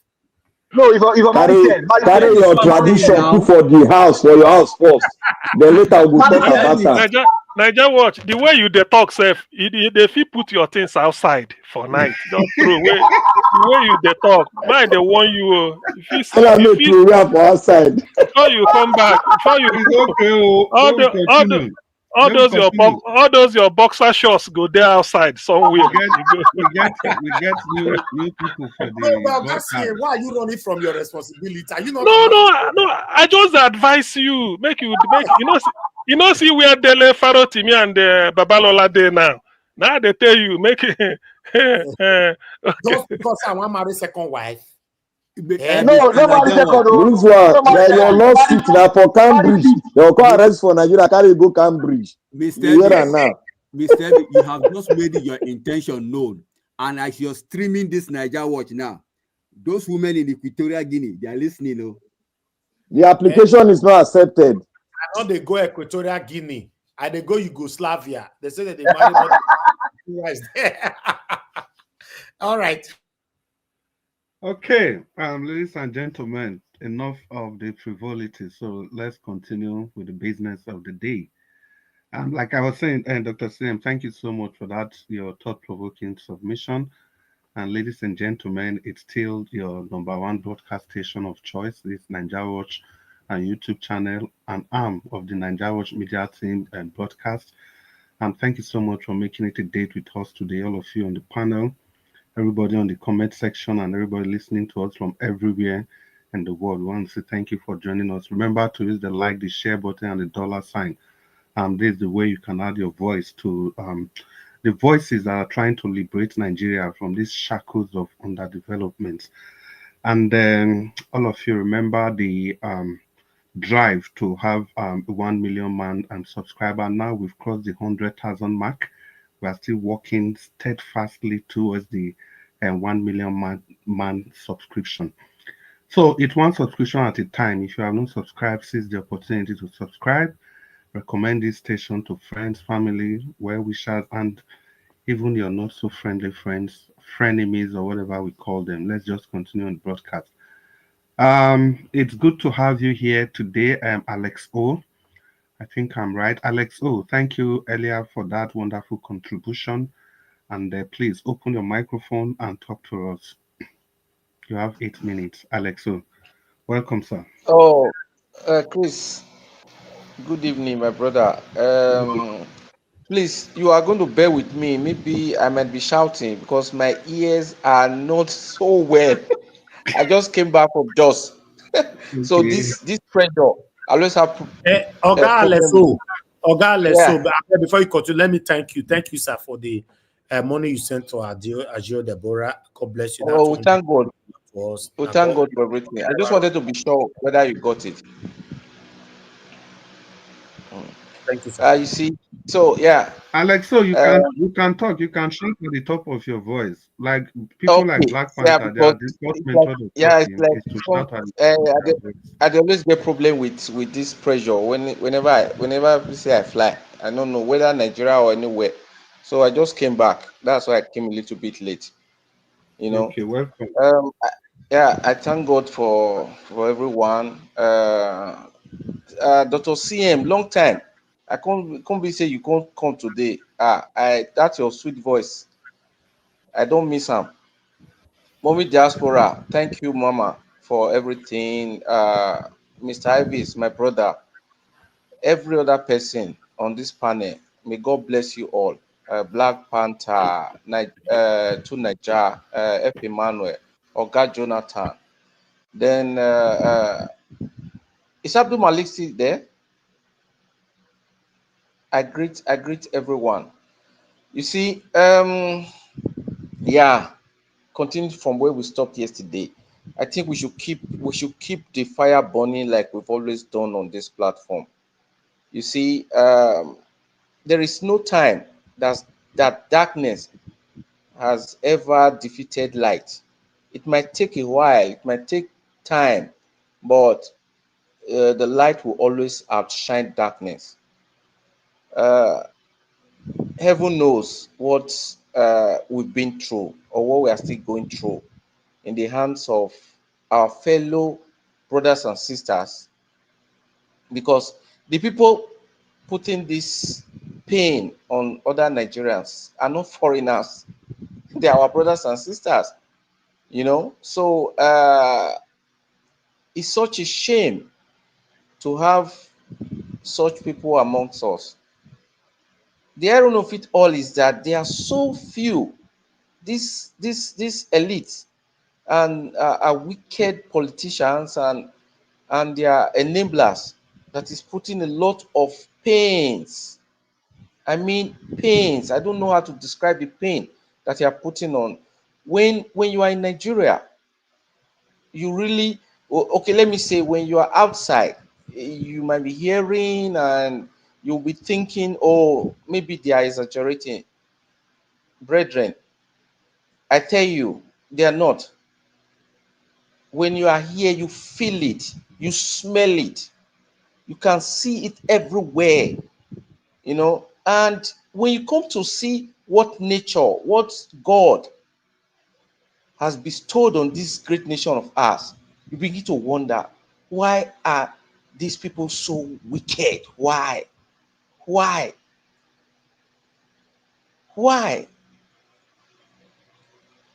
going around and seeing the wonderful things that God has given to us, begin to wonder where we will be if we have the right people on the driving seat of this great nation of ours. It's just so unfortunate. But it's a war that we are in, and we're going to continue it. It's not just a battle fought once. We're going to continue. We must not give up. Dele Farotimi is a man that is so outstanding in the midst of millions.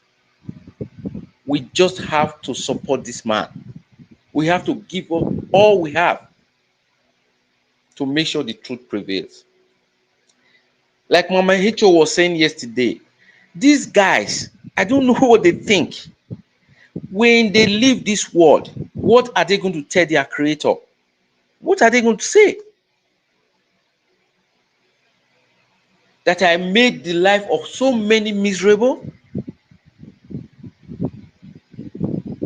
That in my time when I was on this earth, I was living so large. I was oppressing people. I was the only one I was living so large that I could not even see any other person.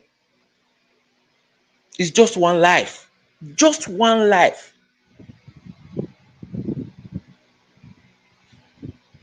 I don't know where this wicked heart, where they got it from.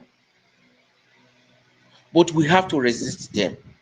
We must resist them. And the only way to do this is to continue this great job we are doing here.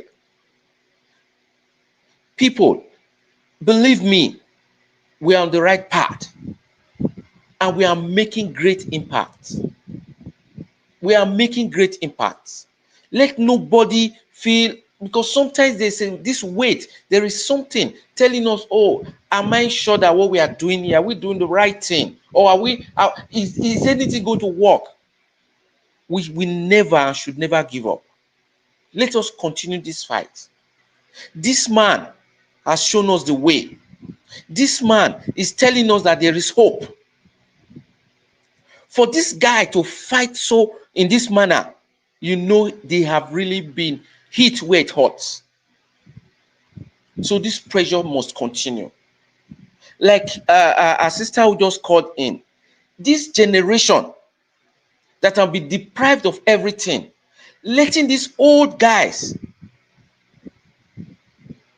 determine their lives. Imagine somebody who is 60 still saying he is the youth leader. You are the leader of, we are the leaders of tomorrow at 60. So the ball is in our court. I mean, the younger generation. We have to lead the way, push them to be able to take what belongs to them. So Dele Farotimi has stood out.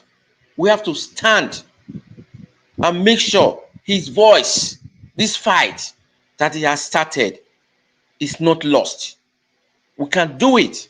We just proved it with the way the solidarity we gave to our sister. We can do it.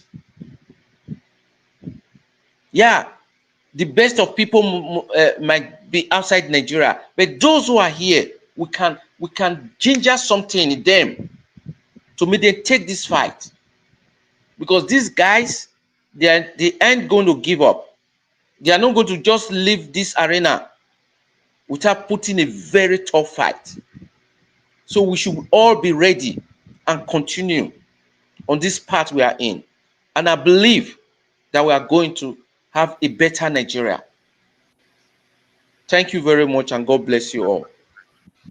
Yeah, thank you so much, Alex. So it was a fine place to leave it, because I'm just going to tell you to. Okay, Chris, I beg, make I quickly add to what Oga Aleso have said. Oga Aleso, you see, this, what is happening to Dele Farotimi, so you know, normally, when you write a book like this, you need publicity, right? And when you make a movie, as a movie maker like me, you need publicity, especially when it's going to cinema. Then when you have anything at all you want to do, you need publicity. Do you know that this is the best ever publicity for Dele Farotimi's book? As I'm talking right now, everywhere is shut down. This man will make millions, if not billions of naira before he comes out of the prison. As we talk right now, people are even buying more, sharing it as we speak. There's no more book they are printing. As we are talking now, they are printing. The satanic elite are allegedly looking for where they printer now. Say to go stop them from where they are printing. Now people have resorted that they want to start printing it from abroad. This is blessings in disguise. If God want blessings, sometimes, not the way we want. Not the blessings they come. You get the way the blessings they come. Yes. When they begin, they arrest everybody. They go now. They arrest everybody. You know how many people you have arrested that you gave fame? You know how many? Showore today is popular today because of his numerous arrests. I don't know. Yes. I beg, Oga Chris, you have the floor, sir. Thank you. Thank you very much, Olombi. God bless you for this super chat. I'm very, very grateful. Thank you so much. Yeah, Mr. Anjawas, thank you for that interjection. Yeah, sometimes, not sometimes, most times, you know, what the enemy plan to bring you down will be that which will eventually elevate you. Now, you've written a book. It's the best publicity so far that any person can ever get.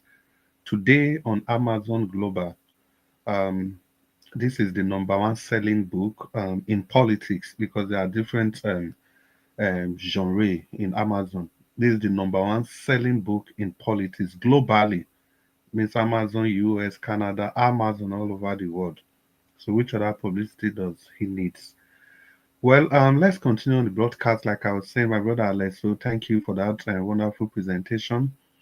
And Olabinpe, thank you so much for that super sticker. Good Lord continue to bless you. We have somebody new just coming in, but he's not new to this broadcast station, and that's the person of 2Naija. 2Naija, you want to open your microphone and talk to us? Excuse me, if you are there. How dare you call me new? How dare you? I Huh? said you didn't listen. I I hear you. I hear you. Okay. So normally, Oga Chris, how many minutes do they give to Naija? I also say not past 8 minutes. No, why now you give to Naija? All these people. Yeah, right. I said you are not new to the broadcast. 2 but you are minutes. just coming. We are landlord now. Come on, what are you Yes, talking but about? I introduced it properly. I said you are not new to this station, but Anyway, you are Madam new Rita is today. on the backstage. Thank you, Madam Rita. Mm-hmm. Okay, thank you. I'll remove myself from Madam Rita to come in. Thank you. 2Naija, it's good to have you on today's broadcast. Please, air your view on all these late, Mr. Chris, all these late comers are taking this thing. They won't allow us to give our submission here. Mr. Jonathan. You are just running from, just coming from nowhere. There are things beyond our control. That's why we come around this time. So please bear with me. But you know to say it's Mr. Jonathan. But I showed up anyway, regardless. I still showed up. I tried. Mr. Jonathan is perfectly right. That's why I used to sometimes I just give them the accolade. People that usually start from the beginning, because if not for them, maybe none of us would meet the broadcast. Well, 2Naija, I know you have so much to say. Please talk to us. The microphone is already open. Welcome to the broadcast. Thank you. I appreciate it. And greetings to everyone on the panel. I have to give special greetings to Naija Watch today for, I heard that he's collecting some funds for a lady. I don't know what the cause is, but it's just a reminder that he tends to be action oriented. He's been doing stuff even on the ground before now. So I think he deserves kudos for the work he's doing. And it's something that others can learn from. It's part of the reason why I joined in today, because it's a good thing. I like to see our people working together. And if we can build on that kind of momentum, who knows? We're elite. So and greetings to the ones in the chat. And 2Naija, well, if I just update you, you say you don't know what it is for. It's one of our dedicated family member here who is struggling with some surgical finance for some surgical operations, specifically avascular necrosis of the femoral head, and it was supposed to be 8 million naira for the surgical procedure itself. Of course, there will be post-surgical expenses. So graciously, the house have been able to raise 9 million and about 48,000 for the young lady, and the donation is still going on. So that's just what we have been doing. Well done. I really appreciate that, and I thank you for explaining it. And I hope she makes a full recovery, and and more to your elbow for supporting her. I really appreciate that you guys are doing this about work. Let's go back to the knuckle draggers in Nigeria that simply refuse to stop abusing their power. And the power they have is not even a lot. Most of these people are cowards already. They can't, if they step out of Nigeria, they are nobodies. Really, most of our leaders, they are busy. The only thing that gives them any authority is the people of Nigeria. That land itself is what gives them any form of authority. In terms of they themselves, they are babies. They can they any of these leaders come and compete with any foreign leader? How many of them can they compete with? So they come inside Nigeria. The slightest thing you say about them, then they lash out. They lash out. It's like, why? And of everybody, Dele Farotimi, that is part of Afeni Feria, and this is a very known individual. He's not running anywhere. You put him in prison. You won't let him out. What kind of useless judge passed that judgment even? The entire thing is a charade. I don't even understand how this is possible in Nigeria of today, given we've been in so-called democracy for 5 years now. And they are able to pick somebody all the way from Lagos and take the person outside Lagos, go and throw the person in jail. What kind of court is this? What kind of behavior is it? If ordinary people would start doing this sort of stuff, that they say people are not following the rule of law. Look at these elderly people that are supposed to be captains of this is statesmen in Nigeria, and they are the ones abusing it like this.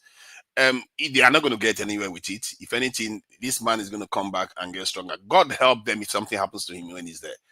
God help them. That man, that is billion that he has, he's going to lose them. If by the time if anything happens, some what people they don't think. Oh, you want to use your power because somebody said something about you inside a book. No, but I didn't know what he said. Oh, now that they have arrested him, now everybody wants to know what the man said inside the book. Now they are buying the book everywhere. The kind of mumu our leaders are, and these are the people governing Nigeria. You saw the other day when they went to NNPC, they were asking questions. Some of the questions the lawmakers were asking, it was not landing where it's. It's like you don't know what you are coming to ask questions about. Many of these people that are leading us, they are not exactly all there. Some of them, they are used to oppressing people. You know, everybody calling them oga. So the moment you say something wrong to them, they just will their power. And I can see how in Nigeria that can happen to you. Because when I go to Nigeria, everybody's calling me oga, sir here. It gets to your head. It gets to your head. And I don't know how you have to learn to ground yourself at all times. It's very, very hard in the context of Nigeria, the way Nigerians behave towards leadership. Is it not Nigerian politicians that are kneeling down before another politician? This is a democratic system. They will kneel down before another politician. They will be singing the national anthem of another politician inside the House of Assembly. Some of the things that they do, we still behave as if we are being ruled by some kind of Uni or Oba or Obi or Emir. That's how we behave. And this is why you have this godfatherism, toxic godfatherism that you have in Nigeria. You have this impunity where people that have power, they just feel like they can just slap people anyhow, jail people anyhow, and they expect you to go and apologize after they've done all that to you. But something tells me that Dele Farotimi is not going to be the apologizing type. If anything, they made him stronger now. That man is one of the few men that I hear when he talks in Nigeria. I hardly disagree with anything he says. And you go and touch it for what? For what? Because he said something in his book. Something you can go to Lagos and discuss with him over a drink or whatever, a coffee. You discuss it with him and say, okay, if this is wrong, if you are sure he didn't lie about you, he will remove it. I don't think Dele Farotimi will go and write something about somebody that he believes is not true. That is why people are defending him, because they know he's not a liar. He calls things as he sees it. So if that man is telling the truth that he was defamed, then why did he not just go and confront Dele Farotimi directly and say, what you are writing is wrong, you don't have any evidence for it, I can show you evidence that what you are saying is wrong. Then the case dies. But that's not what you get. You arrest him, you take him to another state, you jail him, and the judge, all of you collaborate and make sure that he's not even bailed. But this is Nigeria. Where is the president in all this? Where is the head of the lawmakers? Where are the senators? Saying that this is not the law we passed. This is not the law we are custodians of. Because these laws are being made by Nigerian lawmakers. So no matter what the judges are doing, the lawmakers can step in and say, you know what? This is not the law. You can't be behaving like this. The police, they will carry somebody from one state to another. Where is the Special General of Police in this? Why are they all silent? This is what I see this in Nigeria all the time. It's really strange the way Nigerian elites behave. It's like they're all in one secret court.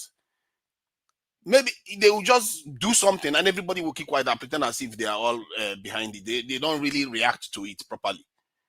And then 2 weeks later, you see them start bouncing out. You see Atiku. I think Atiku has said something now. I don't know. PWB2 has said something about this. So This type of stuff shouldn't be happening in Nigeria, and the way people should respond to it should indicate very quickly that to those people that are doing those things, that they should not do it, and they will just stop it immediately. But no, they are not stopping it. The Inspector General of Police step in. If he had stepped in, they would have released him. He didn't step in. So there is law breaking going on right now.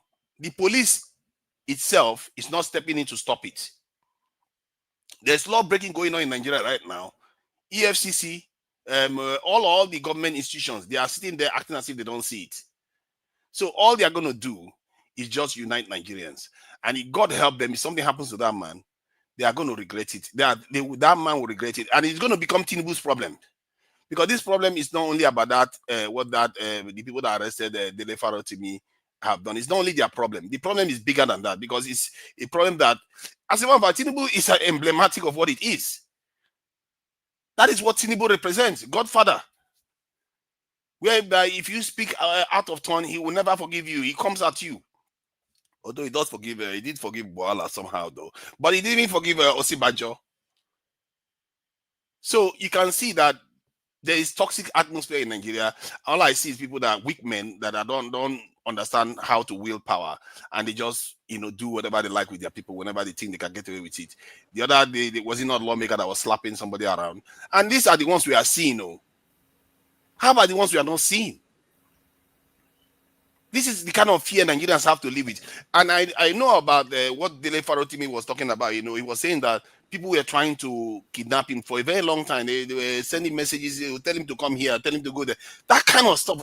How can you live your life like that in Nigeria? This is why if you want to change stuff in Nigeria, you have to be on the ground. Just like they have men, you have to have men too. This is a war. You have to fight them man for man on the ground, because they won't let you breathe. If it wasn't that Dele Farotimi is highly known now, if it was an ordinary person, you can disappear. You disappear, and nobody will tell your story. They will shut your family up. They will shut everybody else that wants to speak up, because they have so much money. They have so much authority within the country. So we have to, if you want to fight these people, you have to be on the ground. Like some of the stuff Nigeria Watch is doing now. If you are doing it, if we start forming links with law enforcement agencies, unions, and all those sort of things, then you have presence on the ground. But before anything happens, you will know first. They will be the ones reporting on their bosses. Their bosses trying to come and catch you. You move there, you go there. If they try, they will be sabotaging whatever those bosses are trying to do to them, to anybody that wants to change something on the ground for Nigeria. But this is what we have for now. So that's one what we have to put up with. But I don't think anything is going to happen to him. I think he's going to come free. He's going to be stronger for it. What this man thought they were going to do to him, it's not going to work. He's just going to be stronger for it. That man is one of the few men that has said so many things that I cannot disagree with in Nigeria, in the Nigerian context. But on the bigger issue of Nigeria itself, to Nigeria, bring it to a conclusion. Yeah. I think I stayed too long with Dele Farotimi, because you know me, I focus on what these people are doing to the country. There are a few things that have happened recently that I would say, okay, one can say it's a positive development, like the Port Harcourt refinery coming on stream. South Africa saying that Nigerians can travel there without their passport. That is it, really. That is it. Those are the Dangote refinery is functional today. Then it begs the question: why is fair price not coming down yet? Okay, fine. It takes time, isn't it? Like I said, if by next year petrol price hasn't halved or the naira hasn't increased, this is appreciated, our leaders, they deserve to burn. I'm telling you, those people, they deserve to burn, because it will be clear they don't want that country to move forward, because there's no reason then now. Dangote refinery is supplying us petrol, Port refinery is working, the demand for the dollar has reduced. So why is the currency not appreciating? Where is the money going to? The currency should appreciate. If the currency appreciates, the price of petrol will come down and people will feel richer, because remember, they raised salaries sometime this year. So if they raise the salary to 70,000 and the value of the naira increases, automatically people will feel richer. the pain that people are feeling right now will reduce. The money that Nigerians have in their hand now to buy things from, let's say they wanted to buy equipment for hospitals from overseas, they will be able to buy it. If they want to buy equipment to invent technologies in Nigeria, they can be able to do it more easily. But right now, it's like they have changed Nigeria. They've changed Nigerians' hands. 30 seconds. Yes, they've changed our hands not to be able to buy stuff from overseas. They increase interest rates so that we cannot be able to spend as much as we want. They discourage people from this thing. Actually, they encourage us to travel overseas. So the way they are running the country, they are not running it so that we can actually start producing stuff. The only thing we've produced so far is petrol. Thank goodness we got that, because it's a massive change that has happened. And it turns out that it's only one man that was able to pull that one off. But until we see the results from it, because that's the whole point, isn't it? If you don't see the results from the naira appreciating and the petrol price coming down, if you don't see it, like I said, these leaders, they deserve to burn in hell, because that is what should happen by right. Thank you.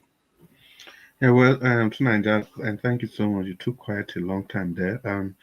We'll just continue on the broadcast. You've raised so many salient points, but because you already stayed too long, I'll just let it slide now. Maybe on the second segment, I'll be having some questions to ask you, obviously, as regards the Dangote refinery and the dollar coming down, the naira coming down, not factoring the fact that the crude oil we have today does not even belong to us, and the importation of crude oil from overseas by Dangote, and so many other factors, the corruption within the CBN, the subsidization of the dollar itself, all these are factors that we need to factor in trying to estimate when the dollar will come down or the price of fuel itself will come down. We are not defending the naira anymore.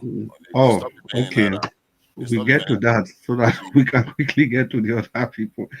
Yeah, and again, you raised a very silent point about the cult-like group that our leaders belong to. I think it was Madam Rita that also said that yesterday, and was echoed again by Black Panther, same yesterday. Well, talking about Madam Rita, please, you want to open your microphone? And before you talk to Nigeria, thank you for that in-depth analysis. Madam Rita, good evening. It's good to have you on the broadcast. You have 8 minutes to talk to your audience.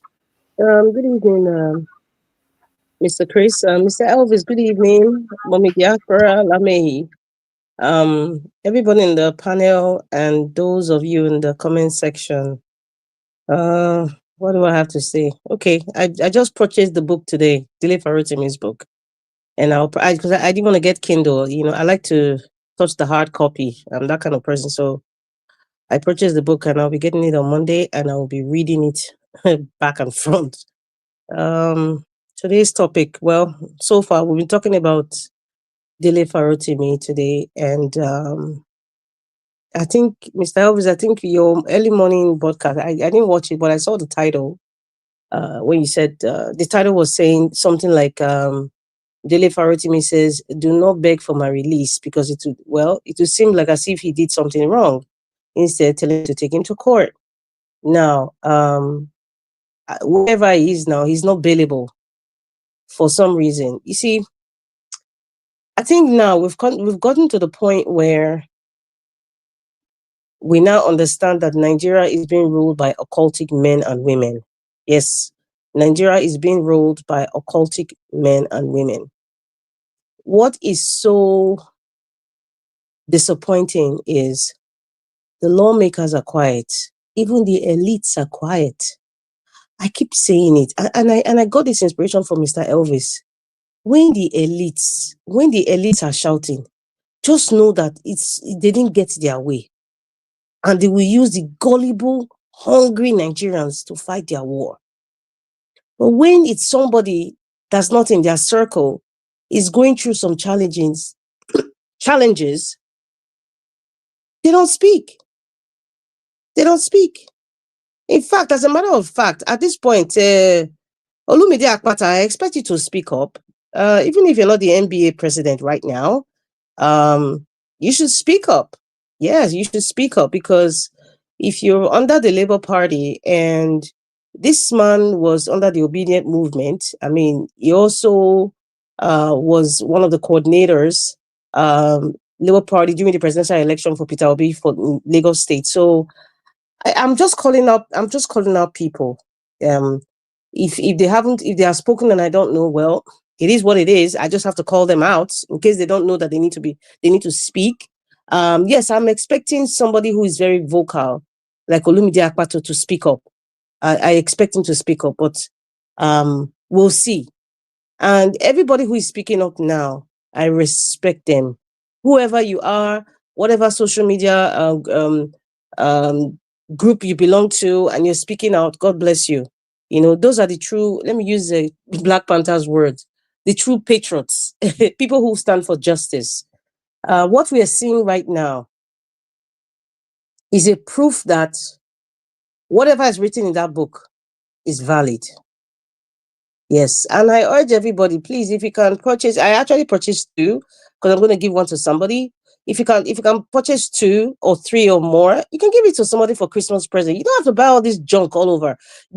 Buy something that that people can read and you stir their senses and to understand what is really going on. Even the person doesn't really have to be a Nigerian either. Just buy the book, buy it. That should be a Christmas present for your fathers, for your uncles, for the young ones. Let them read it.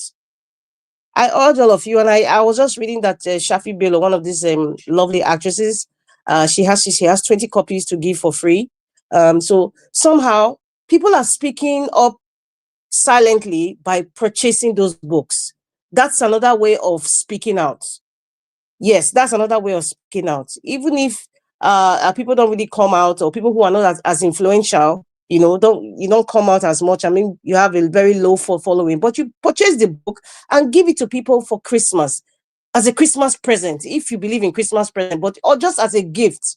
Please do that. I am encouraging everybody who's listening, who can afford it. If you can purchase more than 5 or 10 or 20, purchase it.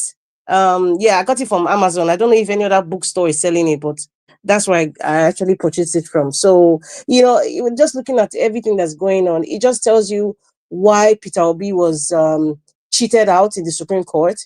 And even the upcoming Edo State elections, perhaps maybe this issue with Dele Farotimi, perhaps it might stir some little thing in the judiciary. I'm sorry, in the court case between Aso Ighodalo and Mondo Pebolo. I don't know, but but knowing that the kind of demons that we have that are sitting in Aso Rock, well, let us see how it goes. Let me not say anything. But concerning Afe Babalola, I wanted to ask, what is Tony Elumelu's issue in all this? Because I'm just saying Afe Babalola. Nobody's talking about Tony Elumelu. I thought Tony Elumelu was one of the people that also was trying to prosecute Dele Farotimi. Can somebody just correct me there?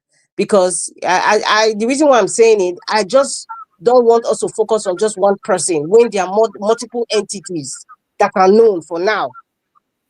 Tony is the pimp man that brought him out so that after Babalola case can fall into line. No, I think Black Panther. The main thing is that Tony Elumelu's problem was that he sued him in Lagos, and in Lagos and Edo, it is not a crime. This kind of thing only in Lagos and Edo states. Yeah, this kind of libel thing is not a crime in Edo and Lagos states. So in Ekiti state is a crime. So that's the difference. But he mentioned those things in Lagos. So anyway, just a correct system. Anyway, so that would not tell me now that the case with Aso Ighodalo trying to sue Adams Oshomole, calling him part of the plan has been struck out. I don't know if that case is still going on because Adams Oshomole made that statement in Edo State. So maybe perhaps we're not hearing anything about that case again, except if they have gone to exchange drinks that we don't know behind the scene. Because as far as I'm concerned, APC and PDP, they're all the same, as far as I'm concerned. So anyway, thank you for that information. But you see, it's not us. It is not just demand from Babalola. That's the issue. Somehow, I even think it's a blessing in disguise. You see, this Dele Farotimi issue is a blessing in disguise. Like I said yesterday, even the fact that the man from Babalola became president, the involvement of Yakubu, the Caliphate, and the non-state actors, the international ones that we don't know. It's kind of, I think God is just trying to show us that, okay, the people you thought were human beings are not really human beings per se. They are occultic animals. That's just what they are. They are coming out little by little. We see Professor of Rice and Beans come out to say what he said. You see, who is next again? Daniel Boala. Bayan Onuga. Who is this other one again? What's his name? Oshari. What's his name again? Oshari. That one came out. Who else again? They are all coming out like little ants, like they've come out from their hibernation.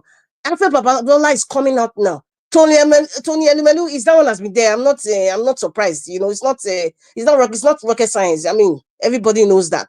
And so more and more are coming. Maybe the non-state actors that were silent, the Kraken, the mystical Greek Kraken that was silent, many of these monsters are coming out. So to give us awareness, so you don't look at them the same way. And there's one thing that kind of irritates me. Many people still call someone like Afe Babalola. I still respect him. I was listening to what, I was here off and on to what Mr. Elvis was playing. When I think there's a lawyer that was talking like, oh, he's talking, but he's still saying, I still respect him. Why are we so subservient? I'm trying to look. Why is it that, I don't know if it's a Nigerian thing, because of our culture, to respect people, respect elders, or respect people who have achieved whatever they've achieved. We tend to play, not sitting on the fence. We tend to be like a peacock. Like, see me, I'm here, but I'm not here. I don't understand. This man has committed something very terrible to another human being. You are saying on one side, oh, what he did was bad. Oh, the system is bad. Although I still respect him. What the hell is that? What is that? Listen, anybody who is not straight with me is like, I can't even have a conversation with you anymore. You choose one and be proud of what you choose. Be proud of it. I'm tired of all these people coming on TV because it's like people are watching you like, what's going on here? It's like they've lost touch with the modern times or the modern society. So when you see some people talk or how they react, it's like, do they think that there's stupid people watching them? I still respect him. How? Every elder right now in Nigeria, I cannot respect them, including OBJ.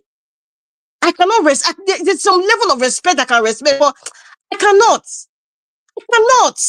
Because they're older than me. I wanted to ask you a question. Can I just, do you think maybe, go ahead.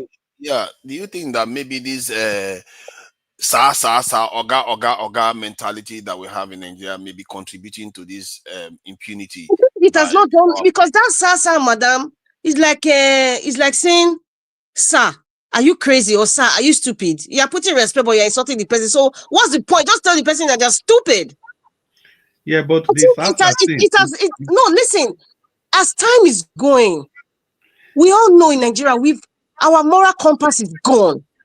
But we're still kind of holding on to what our forefathers have taught us. It's like something that is is deep rooted within us. So we kind of still carry it, but we are doing evil in the process to make it seem like, oh, we are still respectful. But in actual fact, that's hypocrisy in the highest level. And I think that our subservient nature of our culture has not done us any good, because these young people, they are watching these elders, they're watching the impunity, they're watching the intimidation. There's nothing to be inspired about. Really. There's nothing to be inspired about. What is this side about? Oh, I respect. In fact, Peter Obi should stop all this, my respected brother, because all those things are already irritating me. Afe Babalola, because he's 95. In fact, the only person I'm respecting right now, who is in his 90s right now, is Pa Adebanjo. That's the only person I respect right now. Anyone that has told us what he needed to say, and he has left it for us, because he has done his part. And he doesn't want anybody to keep thanking him. So what are you thanking me for? That is the right thing to do. That's the only person that I know now. Maybe there are other ones who cannot speak, or who are just like, even Fashoranti was not even straight, just because maybe about Afenifere, just because maybe overnight they've given you something. When the people murdered your daughter, it's only Pa Adebanjo that's somebody who is in his 90s now I can respect. Even Ike Clark, I don't respect any of them, because as far as I'm concerned, most of these people, generals and the older ones, they are the ones that put us in this mess that we are in today. We are still holding on to what happened in the Civil War. What's all that? It's all these old people that are causing it from generation to generation. Do we need to suffer it? Just look at our judicial. Just look at it. In fact, God bless Dele Farotimi. God bless that man, because the entire world right now has seen everything. Yes, sir. Mother Rita, please add this line. This is from Farotimi in his book.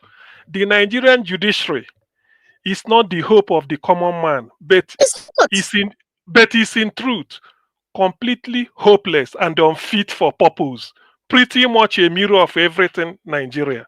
That's what he said. That's his book. That's what we are seeing. What Babalola does is a mirror of what, in fact, it's not even laterally inverted right now. It's exactly the framework of Nigeria. When you have money, when you have influence, the media will pet you and give you breast milk, just like what's his name in the Arise was trying to do, to say he has achieved this. He's GCON, FNRO. He has brought 60 SAN. What the serial advocate of nonsense right now? Because the Supreme Court judges, look at what they did with Peter Obi. Peter Obi bought video, audio, even people from Amazon, everything. Yet till today, these men that read law, men and women, till today, they cannot explain that 25% of Abuja. All of a sudden, English language is hard. English language is hard. The word "and" is hard. It's a complete mirror of, it's a complete framework of the Nigerian society. Let's not kid ourselves. Let's not stop pretending. That's why I always say, pick one side. Don't be telling me, but I still respect him, but what he's doing is bad. Man, that's BS. That is complete BS. I don't respect them, please. I mean, maybe some of you say, I can't. Any old man or old woman that is causing pain for people, that is using their power and money and influence over somebody that's not in their circle, is a wicked person and does not deserve any form of respect at all. Whether you are 90, 150, 80 years old, 70 years old, you don't deserve any respect, including the so-called religious leaders, the GOs, when they are part and parcel of the occultic system, the wicked satanic system. Why are we all living in diaspora? Why are we all living in diaspora? Where you are now, is it better than Nigeria? It is winter right now, it's cold. Nigeria has the best weather in the world as far as I'm concerned. Rita, if not for all these wicked entities. Yes, sir. Bring it home in 1 minute. Bring it home in 1 minute. Please don't be respecting all these people. Don't be calling them my senior. In fact, Peter Obi, if you are listening, all your handlers, stop calling all these people my senior brother, senior sister, because these people are the ones that has messed up Nigeria the way it is now. I'm sick and tired of people coming on social media, all these media houses, trying to play to the gallery and try to soft-pedal these wicked entities, these wicked occultic entities. I respect him. You got sand, you got what? You got a chamber, you're a billionaire. How did he make his money? Which court case did he make that he's donating money to the UK? Is that Ekiti there? They say Ekiti has the highest number of professors in Nigeria, or the highest PhD in Nigeria. However, you donated millions of pounds in another country. What does that tell you? As a matter of fact, I even see Babalola as maybe he's working with the CIA or maybe he's a spy. That's how I even see him. Really, because all these people, when you see them investing heavily in a certain country, you know there's something happening there within that government and that person. That's just how I see it. Let me just end it here, I beg. I'm just irritated. They should remove Dele Farotimi from that jail without any condition. Thank you. Let me. Madam Rita, wait, Black Panther. If any person will interject, I beg just 10 seconds. We need to move quickly to others. 10 seconds. Black Panther. Yeah. Madam Rita, the icon of Nigerian judicial system, the last man that is living now, that brought the British kind of judicial system into Nigeria, they wrote the book, and Afe Babalola is among them. He has stayed in the Nigerian judicial system for 6 decades. You see, No. what is What is so wrong? Leave that word, my brother. Leave that word here, Jare. wait You bring now, you brought it, you All brought these it. I'm traitors. sitting here, Jare. Forget Wait, about it. wait. My brother, calm down, please. There's a name that Black Panther. There's a name you called yesterday. You asked Mr. Jonathan to interpret. I don't know the Yoruba word. Ebora. Ebora. That's what. In fact, I should be calling them Ebora. All of them. Ebora, demigod. Ebora. That's what they are. Ebora. Fake Madam Ebora. Rita, I beg, everybody, give us our mandate. You would have waited for Black Panther to land. I think Black Panther was. Nothing was happening to the Farotimi. Give us our mandate. Wait, He brought one. Leave Give us our mandate. Not to cause chaos. Black Panther, quickly round up. Quickly, please. I said 10 seconds. Quickly. Yes, this man is the last man that came and brought the judicial system from the British colonial era down to Nigeria. The one that stood and wrote the book. And he's the last man still standing now. After him, there's no one. That is why we call him Ebora. These are people, when they speak, even the Asoro cannot speak as it is now. There are so many things we need to dive into, but not now. Let the fight, but at the middle of the fight, we are going to open a lot of things. Thank you. Thank you. And Dr. Sim, you wanted to say something? Yes, what I wanted to say, regarding this judiciary, because I'm reading Dele's excerpts from his book at the background. You see, this is a country where we are. Nigeria, we make a law. Nobody forced us to make the law, but we can't obey it. Electoral law, Nigeria, it was stated clearly there. If you submit any fake document to INEC as part of registration, if it's found out, you are disqualified. Atiku went to Chicago to go and prove that Tinubu submitted fake. Till today, what is happening? Because Supreme Court threw it out. So that is the judiciary that Dele Faro. In fact, you need to read it. He finished the legal profession. What is even saying? When you read it, you shed tears. He's an insider. He knows what he's talking. Nigeria is completely gone. Judiciary is better. Armed robbers are better than the judges you have in Nigeria. An armed robber, they are saints compared to the judges. That's correct. I agree with you. That's a very great point. I beg. No, wait. Give us our mandate. Finally, I beg your 10 seconds. Okay, Jonathan, you say you agree, say the judiciary, armed robber better pass judiciary, not simple armed robbers. I'm telling you. That's true now. Just to go back on what Dr. said now, on what he said now. Now, you said he brought British kind of law. Because see, you are in UK. If a man accuses another man of slander or libel in UK, will a UK judge send police maybe from somewhere in London or somewhere in your city to go and pick up the other man because he has power than him? These men, we are not disputing that fact. It's the last matter we're not. But is he practicing what he stands for? I'm not saying I'm a saint here, but when it comes to injustice to one is injustice to all, and so everybody must arise. Nothing must happen to this guy. That is the only voice that you and I have. That is our own voice. See, this affair and the rest of them, they know where they can run to. They can call themselves on the phone. Sherry, you see that case?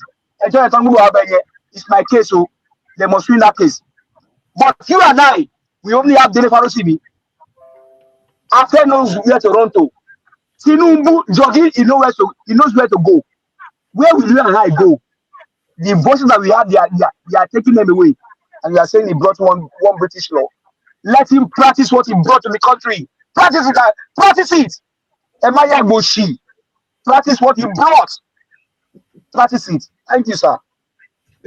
Yeah, Nigeria, we have laws. It's just that they don't enforce them at all. If you look at Vietnam, they just convicted a billionaire to death. Nigeria has laws on paper. Mr. Kunaja, they have laws written on paper, but the country is lawless. Yeah, So like that 10 seconds. They don't enforce anything. So how is it that the communist system in Vietnam is able to convict a billionaire to death?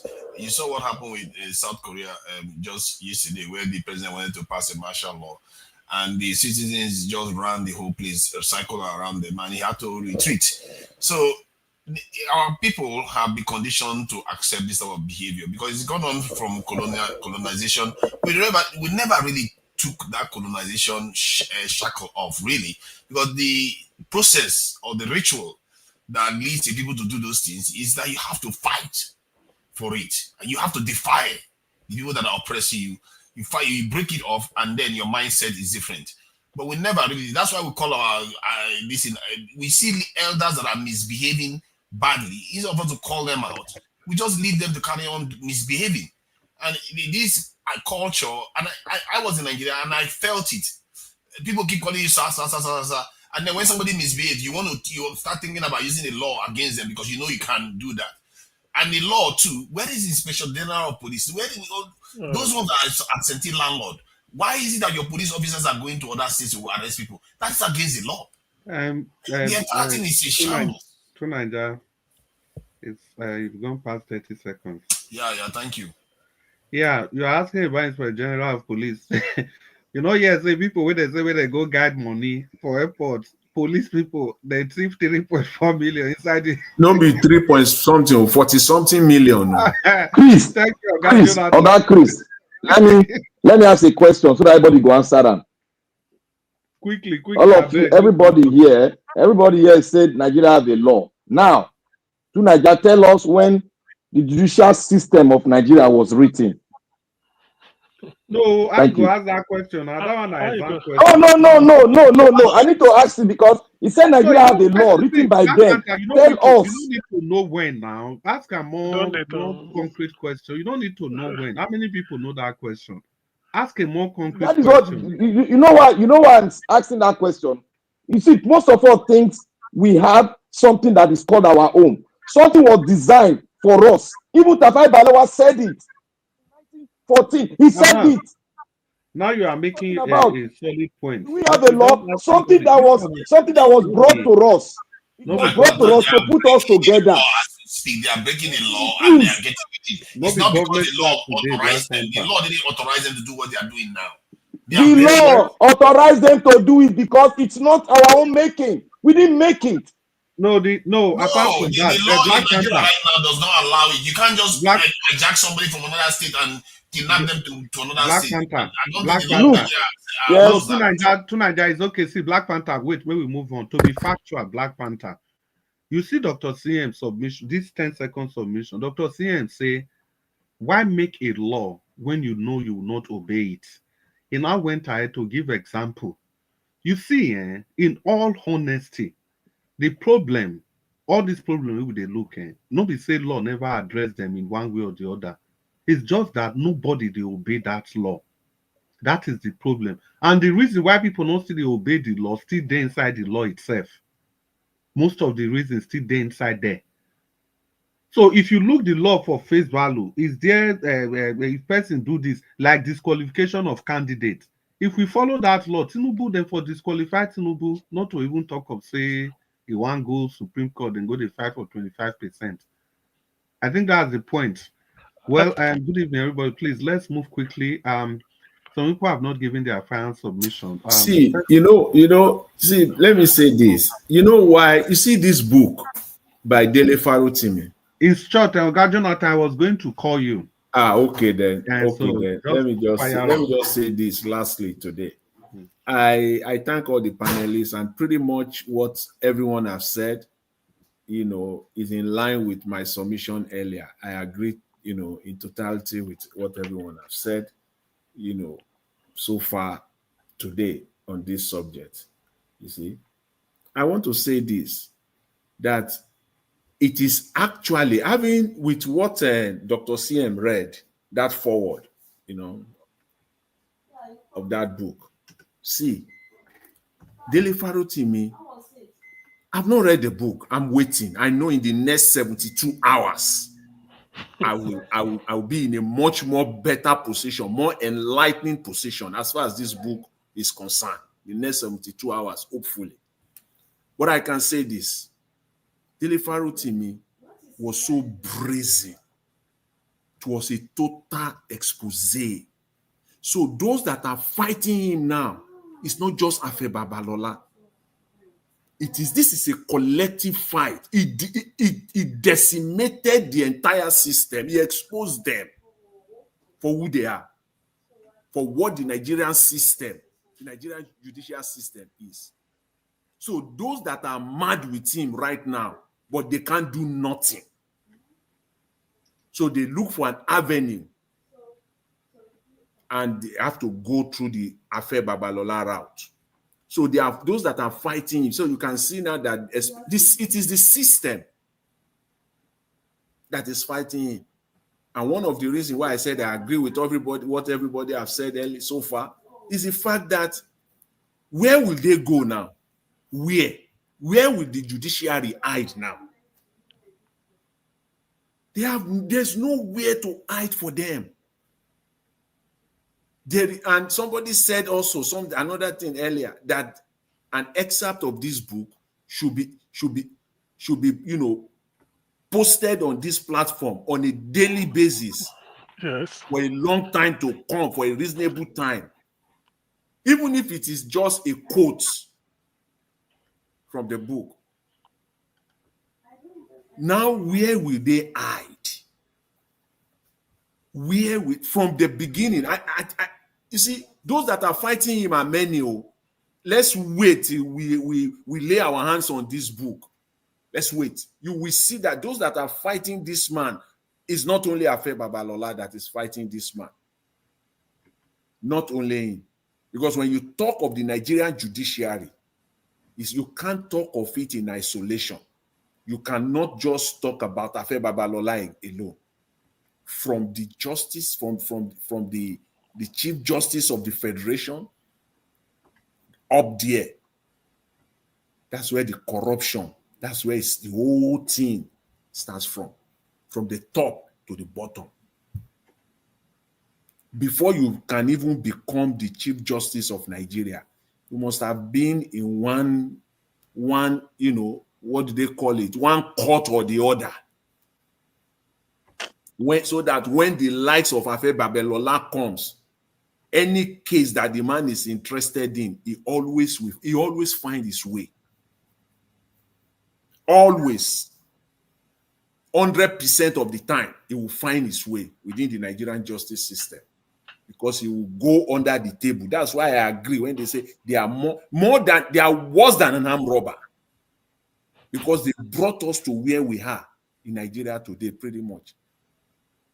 And that is one of the primary reasons, one of the primary reasons why politicians are so brazen today in Nigeria, that they believe that they can do and undo.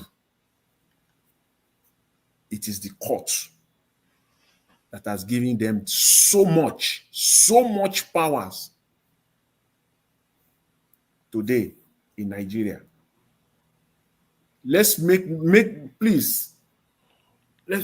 mistake about it. The Nigerian courts, you go there to procure judgment.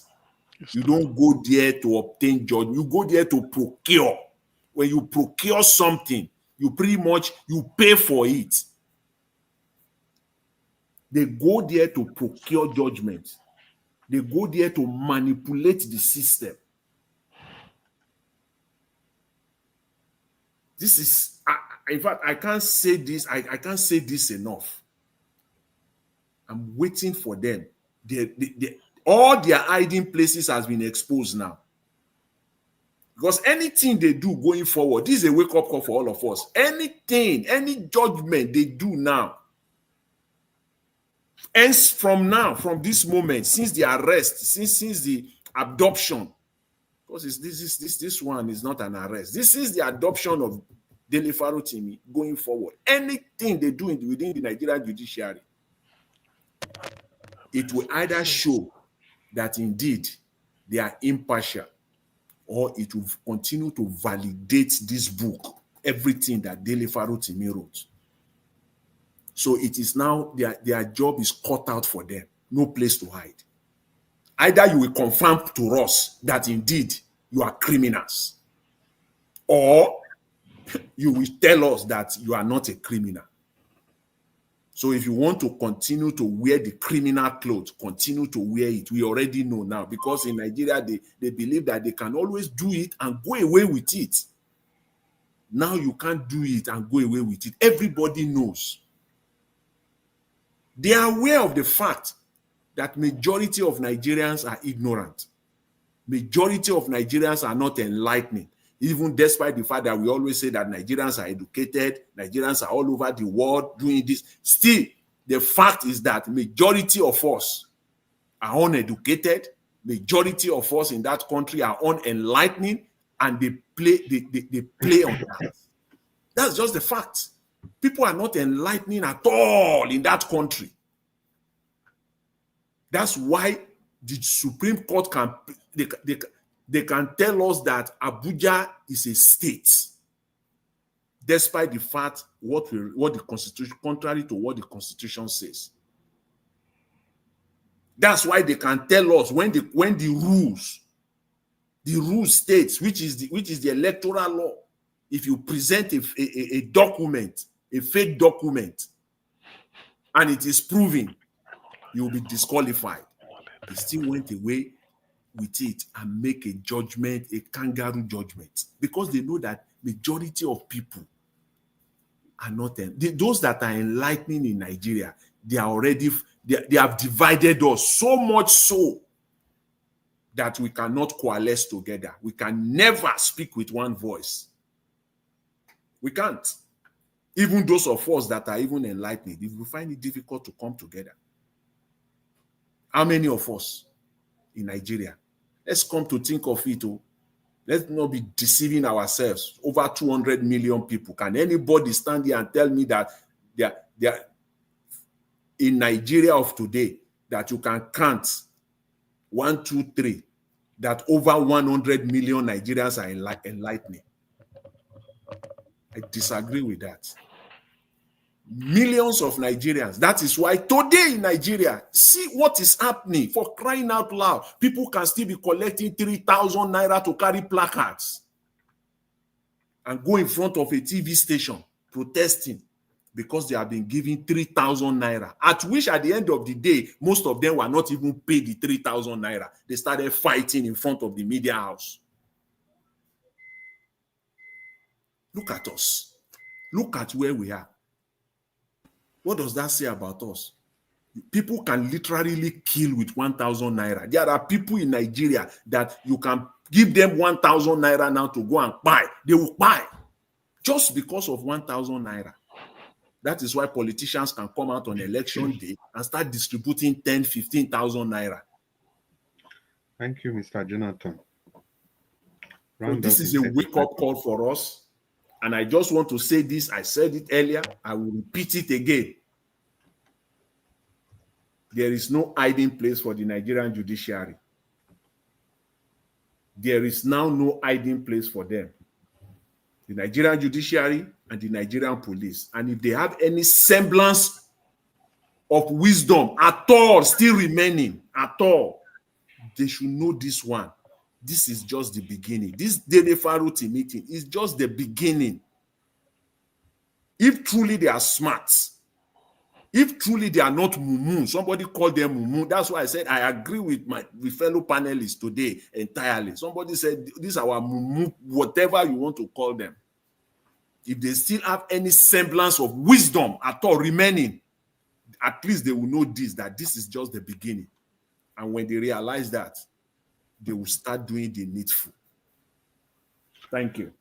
Yeah, and thank you so much, Mr. Jonathan. I think you basically touch all the aspects. I think that's even the... Chris. Yes, sir. Can I just make this call to everybody?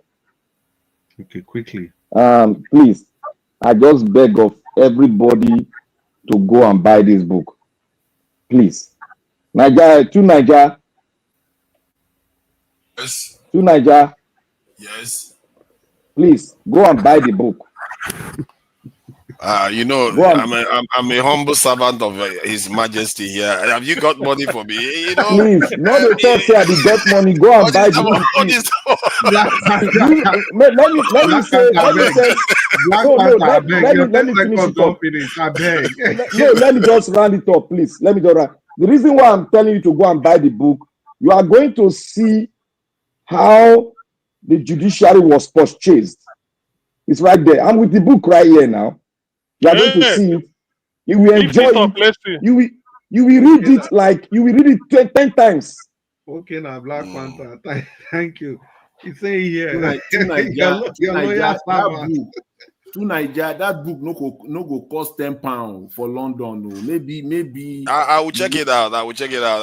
I think a lot of people are already buying it, so I will check it out. And I think that man is in the Mumu level now. What he has done has made the message he's talking about spread even further. It's not global. It's not Yeah, global. he's Well, done even more damage than he has. If I was the judges that were corrupt in Nigeria, I'll be going after this man. I say, who sent you? Nobody sent you to go and busybody to go and arrest Dele Farotimi. Now you've spread it all over the world that we are all corrupt. You see what I yeah, mean? well, let's continue. Yeah, thank you very much again, Mr. Jonathan, for that in-depth analysis. Abdul Malik, are you still with us? Abdul Malik. I think Abdul Malik is gone. Alex O, you still there, so?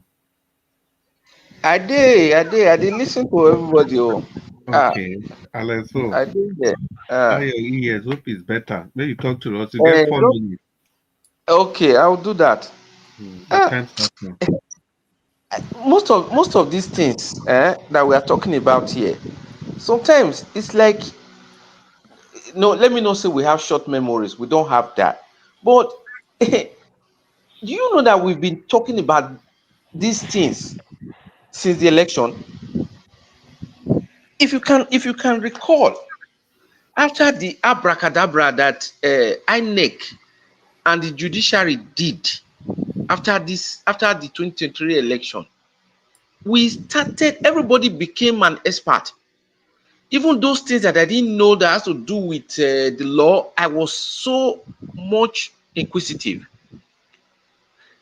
Dr. CM was talking about the making a law and breaking it. Did you guys remember that INEC or the judiciary gave INEC an order to present documents to Obi's team, and INEC refused? Yes. They came to court. The same judiciary that gave the order was now querying the team that did not get the documents. INEC was with them face to face. They did not even question it. You see, this thing is so deep, so deep. These guys, they've gone so. In fact, what Dele Farotimi just did is kind of open the can, open it a little bit, and one of the worms just came out, and that brought attention. More is going to come up. Just recently, what happened in Edo State? How can Wike's cousin, just imagine that his cousin be an umpire? You know, so when you see the system in Nigeria, the thing is from another world. And he's It's a not, professor. He's a professor of law. imagine. No, associate prof. Not the You same. know, Not the it is the same country Alex O, where round up. yeah, I'm my brother. So the thing they pain person, You know, Wike, what did he do when he went to Abuja? What was the first thing he did? He started buying building houses for judges. That was his priority. What does that tell you? So I beg, the thing I still keep saying, everything did the Nigerian people hand. because these guys now only one head they get. Now only one head. It's just too much. Do you know why Wiki was building houses for judges? You know, in wife still be junior judge. Sure, you know. So in the tell them Yeah. say, me I remember say my wife na one of her na me na the give am some case, may the handle take the learn. Yeah. As Nigeria they so Wiki can never lose any case till they die in Nigeria. Now so it did. Yes. That's You know. That's why we say everything today our people hand. So we are still with the fight continue. We dey here. We now fire for fire. Okay. All You right. so Thank much. you. Mr. Chris, can I take my turn now, please? Yeah, wait, Black Panther, you will. Thank I you think so I'm much, welcome. Alesso, for that wonderful submission and for joining us today. Yes, Black Panther, finally your 4 minutes. Yes. Before I go, the reason why I made the statement against on what two Nigerians said was because of the extract I've gathered together. And when you gather facts together of the history of how your amalgamation came about, and those are the founders that were together that spoke on this amalgamation till date, what they've spoken is still on. When I said the British system, look, the British, they are there. The British came to your place and gave you a system which they are not practicing in their country, but they gave you a system and made that system to fight against you as a nation. That is the system they gave us. That is why I'm saying that, do you have a system that you yourself created for yourself that has all the senses of your tribe in it? That has everything, how you are, how you live your life in it. You don't have it, you did not participate in it. So how do you expect those that know the trick of the system, who are still living, handed it over to their children, that know that this thing was not done by us? Why do you expect them to obey the law? That is already illegal. Why do you expect them to obey it? How do you expect them to practice what they know that is illegal? You and I did not participate in giving to the people to form a country. How do you expect them to obey the law? They know that this is not a country. They know. They all have the extract from 1948, 1947 to date in 1964. These three wise men spoke about this country that you are calling a country, but they did not call it a country. They did not call it a country. I don't know what make you to tell me that it's a country. When we talk about it's not a country, most of you argue with us because you don't even know. That's why I said the battle we are into today, we don't even know the battle.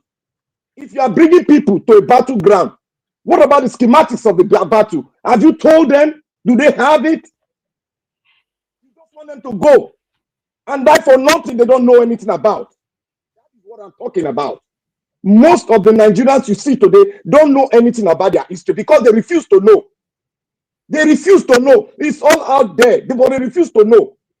I read this extract from yesterday. Nnamdi Ezekwe coupled 1947 and 1948 together because he himself did not understand what they meant by those words they wrote. But look at what Nnamdi Ezekwe said. He said this. He said it is better for us and many admirers abroad that we should disintegrate in peace and not in pieces. Should the politician fail to heed the warning, then I will venture the predictions that the experience of the Democratic Republic of Congo will be a child's play. If it ever come to play such a tragic role, that is Dr. Nnamdi Ezekwe. After reading the extract of 1947 and 1948, and you, the generation that is supposed to build a nation, don't even know about this. Don't even ask the question that the spirit behind this wisdom, we don't even know. We have not asked these leaders that are ruling us. What question are you going to ask them that you don't even know if you don't read?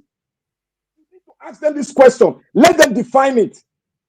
Know what, whether we are in a country or whether we are supposed to make a country to begin our own fight for the future. We don't have anything. We don't know the fight we are fighting. We think it's just like that. How can a man sit in Ekiti state, a state that looks like a farmland, and dictate what is happening in Abuja? It is appalling. Then I will end with this.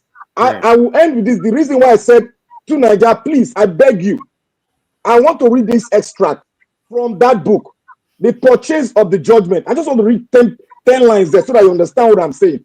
This man said, the battle to quash the warrant opened my eyes to extent of the rot in the court system.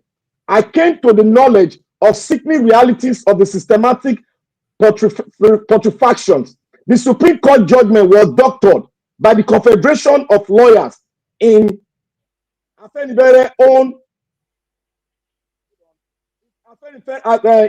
this same man that took him to Ekiti State Chamber and the law office of S.V. Joseph and Co.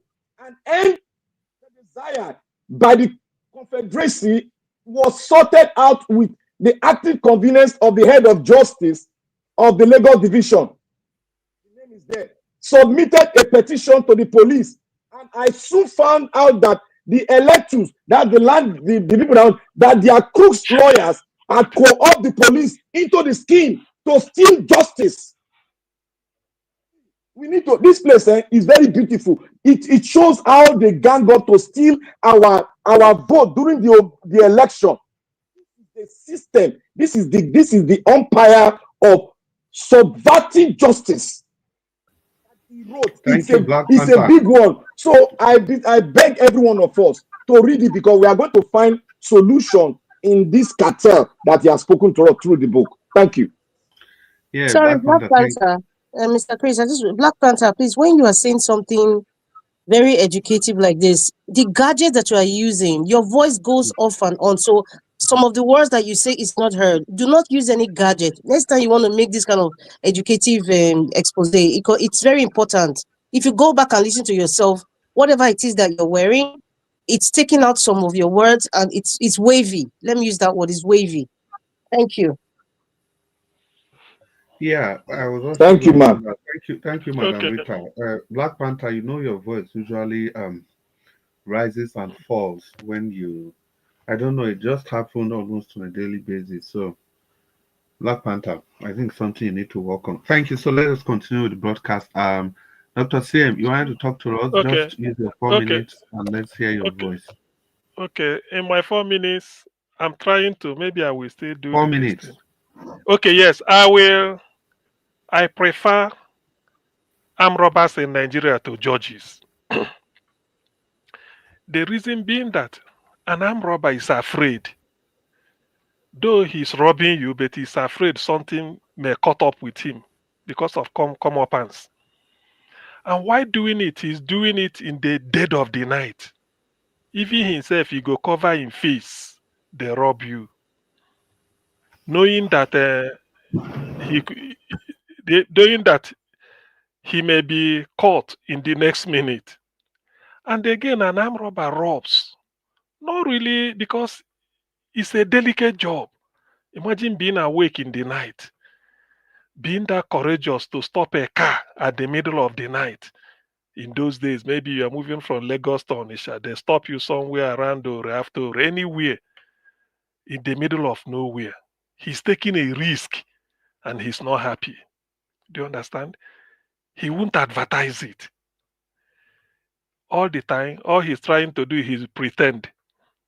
But a judge, Nigerian judiciary, hey, Jesus Christ, he go get title, number one. And then still they tell you, say, now them be your last hope. When they know really that they are the people that made Nigeria the mess Nigeria is now. In fact, I feel that this Dele's book, if people reading it, it shouldn't be in a hurry. Sentence by, that is line by line, because it contains a lot. It's not so verbose. He likes to write with brevity because he read English language as a first degree and then law again as another degree, though bachelor's. So he writes. It's not like somebody who read political science. Because of that, he writes briefly, short sentences. And he means a lot. And he can use so many words to describe anything from the what I've saw. So Nigerian judges are just, the armed robbers are better. Armed robbers are saints, to be honest with you. The way they so mess up the society called Nigeria, they deploy police to illegal mission. They don't care. They will tell you this is the law. Is it not those people that did law? Is it not them that passed it, electoral law? They took it to Supreme Court. They looked into the pros and cons, all the nuances, and they said if you have, can you imagine when you forge a certificate to get a job anywhere in the world? If you escape, the moment you are doing the job, any day they discover you forge your certificate, you are out, and they can prosecute you. That's why it's always said in your application form, you have to sign that, knowing that all the information supplied here is true and accurate. That's what you are signing. If they now discover that whatever you said in your phone, you lied, not to talk of forging a certificate, you are out. In fact, they hand you over to the police. Because not only that, if you say you are 20 years old, maybe you say you are 30, when you are supposed to say you are 25, you want to fit in, that is just falsifying figure. It's just for you. But when you go and forge certificates, say you attended Oxford University or University of Lagos, when you didn't attend it, that is forgery. And because of that degree you put in there, they gave you the job. That's why they gave you the job. So you fool them. In other words, Tinubu, who forged certificate, Atiku proved, come back to the judges in Supreme Court, say this is it. Go and check it. They said they threw it out. So why make the law? And these are judges in Nigeria. They are the real people that killed Nigeria. Thank God that maybe this was why God created Dele. Dele was born into the world. Yes, you may not know why God created you. It might be at your old age. It might be when you are young. But in Dele's case, I think there is nothing. He has done his earthly job. He will not be waiting anytime God calls him home. I don't think he will do anything more than this. That his book is the bestseller in the whole world in terms of politics also. All over the world, people are looking for it to read because it's not just about a person, but he used Afe Babalola as a contact point. He said Nigerian criminal. You know what is criminal justice? Criminal law means committing a crime against a state, not against an individual. So you see the Nigerian criminal justice system at the level of Supreme Court. For you to be a son, you must have defended a case up to Supreme Court and be winning. How will you win? You go and bribe the judges. No wonder you see Nigerians stealing 200 billion, 180 billion. You're wondering, 1 billion, you can't finish 1 billion in a year, even with interest. But they will go and steal all these things because they know out of that 100, what they really need is 25 billion. But the remaining 75, they organize SANS. Those SANS will now go and be giving it to different Supreme Court judges. That's why Hope Uzodinma from number 4 became number 1. Do you think it was just a case of looking at the law? So this is exactly, that's why these are the judges. They know. If you don't bring that bribe, they won't, because they say you are the Supreme Court, everything is final. Everything is final. God, they hit the gavel. You are off. Say you can petition to God. There's nothing you are going to do. That's why they steal all those. If you like, go and tell, there's no way you will steal 100 billion and you'll be giving a senior advocate of Nigeria 20 million or 30 because they know how much. So they will tell you this thing is not only, in fact, you know, you will be bringing 25 or 30 might be your own. The remaining 70 is for them to go and do the shopping. Somebody who read law, let me end on this. Somebody who read law at Harvard, he had a master's, the name is Sam Amadi. People see it all. He read law in Calabar, made the best result, LLB. Then went to Harvard and read masters in public administration, masters in law, and a PhD in law. He said the internet. Let me round up. Yes. No, the same Sam Amadi of NEPA regulatory something during Jonathan's time. Yes. Okay. Yes, it's man. He said the thing in Nigeria is when you have a case, there are agents, just like you have a estate agent if you're looking for house in Lekki or anywhere. Their own is to tell you bring the money, they will shop. Shop means like you are going to look for the best toothpaste. Where can I get the best toothpaste in Lagos? Where can I get the best car? They will shop around for the judge that will handle your case. If it's federal high court in Calabar, if the case is there, they can decide that the judge that will do it, they transfer the judge to a lorry. The one that I mean, the judge they want to bring in, maybe the one in Calabar doesn't play ball. He is one kind person. They will transfer him to Federal High Court in Lorry because you can go on transfer. Then maybe the one that will do it is from Enugu or Benin or Federal High Court in Kaduna. They will send him to Calabar for that case only. This is what the man said. He's not didn't talk to me. He said it openly on air.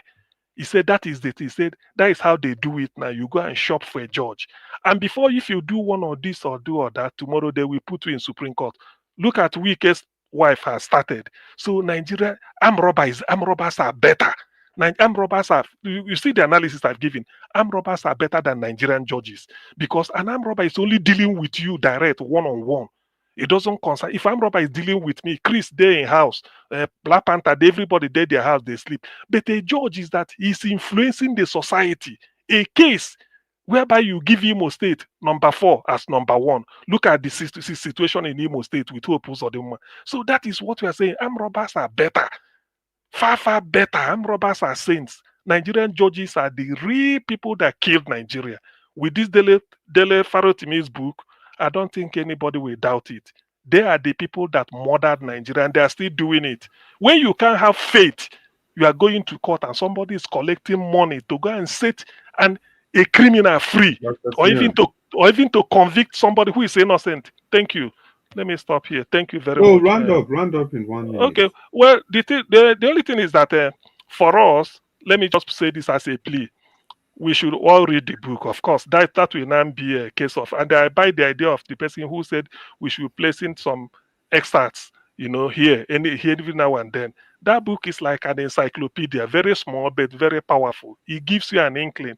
And though I've not read it, but I have to believe at least on balance of probability, more than 65% of what is written there. By the time I read it, I can relate to some, not because I've been to Supreme Court, but I can, from what I read and all the analysis people are giving, and then why our politics is broken the way it is. That's why politicians will tell you go to court because they know as you are going to court, they are going to see the judge.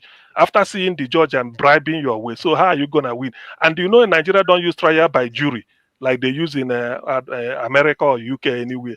No, it's you versus nothing like jury. It's you versus the judge. When you look, they just put it back, bam, and that is the end. Then you come back, say go and try again. So that is why armed robbers in Nigeria, they are saints. I can quote them any day. Armed robbers are saints. They will go to heaven. But as for judges, your guess is as good as mine. Thank you. Yes, Dr. Stephen, thank you so much. Judges, your guesses are as good as mine. This new word on our coin, so say armed robbers, they are better than judges. Not even Yes. thief. No, armed robber no be one, no be one on one.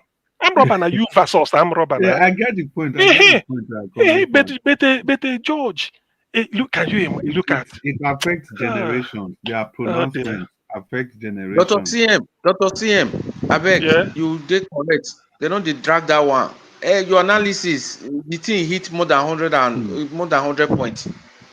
You score more than 100 points. Because You do the thing. because our decision they affect everybody for full state, for example. Imagine your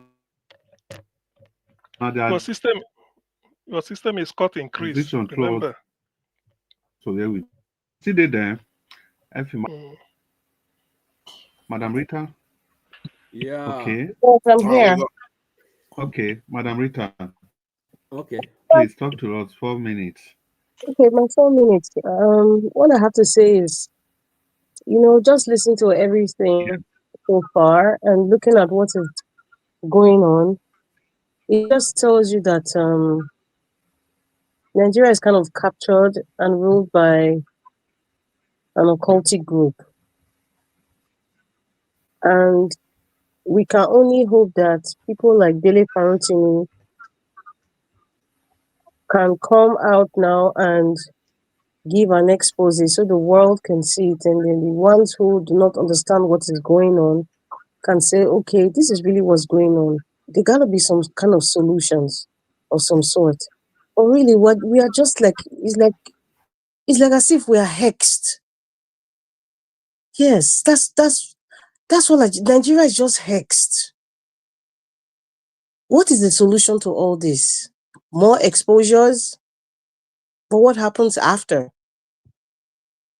I don't know. Dele Farotimi's family, God bless them. Let's just pray for them. Pray that they are safe and pray that, you know, they are not intimidated, because that's the style of, that's the framework of the Nigerian system. They're just very, everybody's like, who knows who? Let me go and meet the mother. Let me go and meet the father. Let me go and meet the uncle and tell him that, okay, these are the conditions. In fact, I'm sure he has told his family, do not go and beg this man. Don't go and beg him. And please, let nobody go and beg Afe Babalola and the likes. Like what Mr. Jonathan was saying, that it's not just Afe Babalola, it's a conglomerate of occultic people that are after this man. That's what's going on. It's a conglomerate of occultic men and women. And you can see, Dele, for example, you see the statement she made last year when we were going for the presidential, the trial of the election, Peter Obi's trial. She made some very, very nasty statements. But two of her children are judges. What's the former Chief Justice of the Federation? Is he his son or brother-in-law? They are all in the justice system. That's the name of the game. So it's from one generation after another generation. They're in every ministry. They're in every, and they're aiming for the topmost position for their children. That's because they want to continually control the system. And they don't even mind if they are even influenced or make a deal with foreigners. They don't care. Because the end game is, I want my family to have money and power and influence. Full stop. I want people to worship me by my achievements, which a lot of Nigerians easily fall to. I had a personal friend who just felt like who the hell is Afe Babalola? Is he a god? Like, who is he? Okay, are you not rating, his character by the number of GCON he got, or the number of sons he has, or the amount of money he has in his account, or the number of foreign investors he knows? In fact, I'm right now, I think that the judgment of Peter Obi's judgment of the presidential election, it was written and arranged by Afe Babalola. I'm just thinking now, because you see the likes of the people in from Bodilon. I believe, because Dele Farotimi said he's not sure if the presidency is involved. I believe the presidency is involved. That's my personal belief.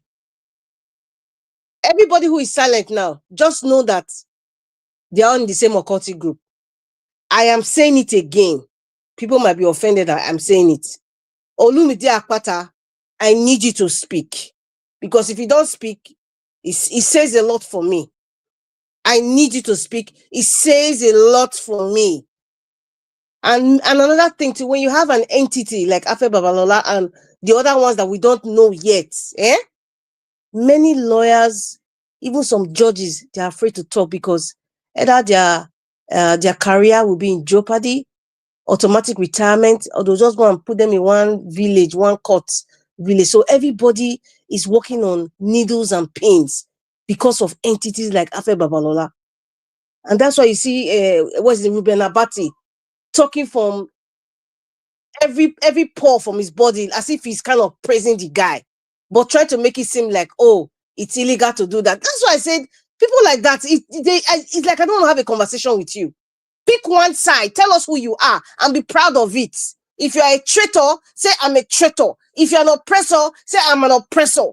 Don't tell me I still respect him. Don't tell me he did this wrong. Then you not start to kind of praise him, telling me that, okay, he got 1,000 certificates, or he got 1,000 GCON, or he donated 1,000, student school fees or something.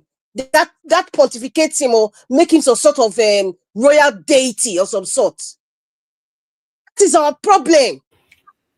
You see what is going on in the US? I don't know if any of you are following the entertainment industry in the United States. What is going on with PDD and all the big giants? Everybody's quiet because they have a justice system that is working. A justice system that is working. I've been following this case since November of last year. We have a justice system that is working. Judges cannot be bribed. You see what happened with the certificate issue with the man from Babalola? That judge, how old was she? She was not in her 30s. When we were dealing with Chicago State University, they were all shaking. You see how, what's his name? He's a senator. The one with the broad nostrils. What's his name? Dele. They all looked, Mr. Elvis, I have to use the word because that's what it is. They all look stupid. Running helter-skelter. Oh, I had a certificate. I was a New York state lawyer.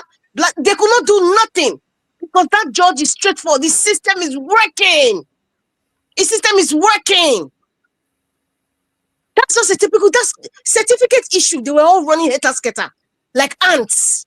Listen, these people, they are all weaklings. What is giving them power, sort of, is gullible Nigerians like Ruben Abati and the rest of them who are sitting on the fence, praising them, talking about their achievements, talking about the PDD with all his achievements, is a so-called icon.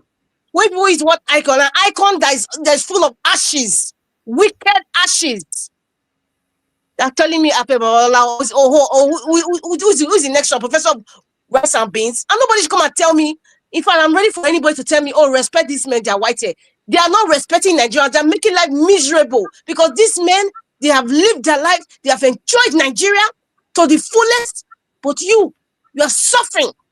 Their children are enjoying the legacy from their father. They said, and they're the one destroying the system. I'm making this occultic circle bigger and bigger, and you not tell me to respect them. You must be joking. You must be joking. That ain't happening for me. Only Pa Adebanjo is the only man that is in his 90s in Nigeria today that I can respect. I don't even respect Clark. I don't. Not because of the entire house, their old wicked old age. Thank you, Abeg. Thank you very much, Mr. Chris. Yeah, Madam Rita, thank you so much for that submission. Yeah, I think I agree completely with you. Not completely when it on the matter of Olumide Akpata. Not completely in the sense that I think Mr. Jonathan was making a point yesterday. If Olumide Akpata must speak, it's not just coming out. He has to speak at the right time now that it is hot. So it's not just about maybe after 1 week he now comes out to come and say what. He has to speak now so that let's know where he stands now. Let's know where he stands now. It's not a question of after they have carefully judged, look at the situation, both sides carefully. Yeah? Mr. Chris, if you allow me 10 seconds, or maybe, so do they have to call his name? They have to rub up for him and say, Olumide, come and speak, oh, I beg, come and talk, oh, man. Nigeria is it. So you have to come and tell Olumide, they have to call his name. That's the problem. That's why come and talk on this issue. They have arrested Dele. Come and talk. I'm not just completely agreeing with Madam Rita because it's not just only that he'll come out to speak after I don't wait reach 1 week, see where the pendulum is tilting to. I'm calling because Olumide is a political figure in the Labour Party, and yes. So and you know, Dele Farotimi was one of the people who was supporting another Labour. So it's expected that she speak. If he's waiting for us to call him, I will call him. I will just say, okay, let him use his church mind to speak. I'm calling him out now, so we know he was supposed to speak. Let him know that we know. What we are saying is that by now we should be analyzing what Olumide Akpata has said. It should be in the forefront. It should be in the forefront. We should be analyzing what he has said. The father is not talking. Let him know that we are watching you. You are supposed to talk. You do not talk. So we have to say it out. Can I ask a question? Can I ask a question for everybody? If he now finally wake up after these calls, he now come to say something. For me, it will not be as valuable as him coming out spontaneously to speak. Even if not for anything, he's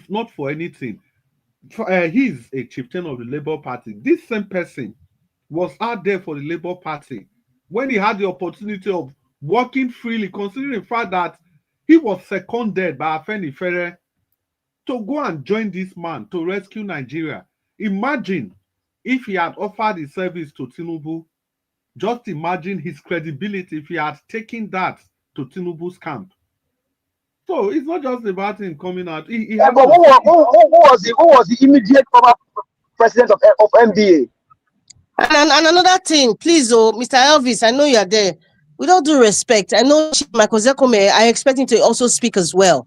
We also have to call. I'm just calling out the people that I respect, and if they're not coming out now to really speak about this impunity, because what is going on now is totally disgraceful, ridiculous, and embarrassing for Nigeria. That somebody can just be placed in jail. There's no trial. Or he's not passed any bail conditions. It's ridiculous. Is he a pedophile that they keep putting next week so that this weekend he will suffer? That's just the typical brazen Nigerian system, wicked system. But to talk. Where is Femi Falana? Where is Femi Falana? Anyway, Femi Falana is not in regard to me. That one is just on one side. Yeah, give us a mandate. Please give us your final submission. That is me you're supposed to call now. Oga, hold on now. They call you, you don't answer. They don't come in and you want to come again. Wait. Let's do it like this, please. F. Emmanuel, wait. We've called you before. Just be patient. In 4 minutes, give us a mandate to be. Give us a mandate. Please talk to us. And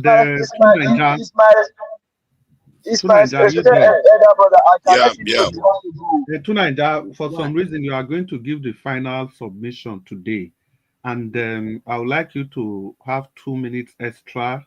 And I want you to talk about that price falling due to Dangote's refinery coming into the petroleum sector in Nigeria, energy sector. So add that to whatever you are going to say. You give the final conclusion. So give us a mandate. Talk to us quickly, 4 minutes. F. Emmanuel is my respected elder brother. I can let him go. Why is it that when it's my turn, you always give us a mandate? My brother, you can have your thing. You can take your day. Guys, elder brother. Yeah, talk. You my brother. You can go, sir. If they want cheat, they'll say, "Now my elder brother." You don't turn to another thing. Give us a mandate. Your time is clicking. It's ticking away. Now that time they'll come to see my don't they respect elders. If they want to they'll come to talk of give us a mandate. Thank you very much.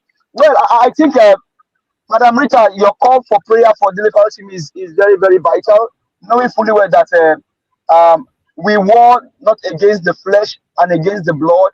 Our fight is against principalities and power. I'll just admonish Mr. Jonathan, if you're still here, if you can lead us in prayer as we close tonight, I would deeply appreciate it. I would truly appreciate it. Our fight is not a fight against flesh and blood. We war not against flesh and blood, but against principalities, against power, against spiritual wickedness in high places.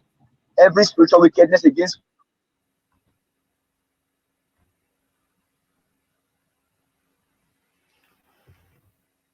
that they are evil. When you were speaking yesterday, go ahead, sir. No, I wasn't hearing you. I thought it was from my side. Continue. Okay. Your call and saying that all your expose about your secret court is just right on point. Is right on point. What spot on? It is not any hiding. It is not. Is in the public domain. These judges, lawyers, most of them, they are secret courts. They are secret court members. And when the person saying your guess is well as mine, you know their names. So we will pray for Dele Farotimi and will not stop speaking. This one that Babalola has done, you are beat more than you can chew. These men are evil. These men they are evil. they are just wicked men. And that's why when it see, I'm not saying I'm perfect, but when it comes to injustice, oh, I Oga, don't you have dey anything go to up say and for it. on, And that's no. You why dey go up and on. because you say what? You are going off and Can you hear on, me? off and on. Your line is not stable. Okay, Give I'm us so a sorry. mandate. Yeah. Okay, Even the I'm first so wedding sorry. Can you hear Nigeria me now? line better pass your own self. Can you hear me now? Yeah, we can hear you. Give us a Okay, minute. let I think my elder brother is trying to hold my network. Let him go so that way I go enjoy my day. From Mr. Jonathan, there, lead us in prayer for the Farotimi. My elder You brother, don't run. F. Emmanuel, you You can don't go. run for spiritual elders, Since you don't, Abi. Wait. Give us a since beg. you don't attack my network, you can go. His other brother, F. Emmanuel. Open your Elder microphone and talk brother, to us. talk to elder for 4 church, minutes, talk. F. Emmanuel. Quickly, F. Emmanuel, 4 minutes.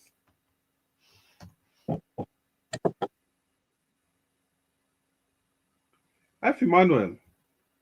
Oh, I think he was there just this minute. F. Emmanuel, are you there? Oh, wow. The elder brother don't sleep. He don't drink 1960 drink. F. Emmanuel, you can't disappear. Oh, yeah, F. Emmanuel, talk. Your time don't they run since. Oh, sorry. No, Yeah, it's fine. Talk to us. in fact, what else am I going to add? The only thing I can say here is if you can look back, what happened to Ekweremadu? If it were in Nigeria today as we speak, that guy would have been working freely in Nigeria. But look at it now, it's in the bar. That is system that works. That system that works. He will get chieftaincy title. So that tells you that the rottenness of in our judiciary is not today. It had been there. It's just that we have not really paid attention to it. All our attention has always been on politicians only, not knowing that those people are just green snake in green grass, destroying our democracy, conniving with the powers that be, and doing things, calling white black, calling black white. But thank God for the likes of Dele that has written a book. He can only shut up the messenger, but the message cannot be shut up. And thank God he has put the message in the black and white that people can read. Even our children unborn, they will read it.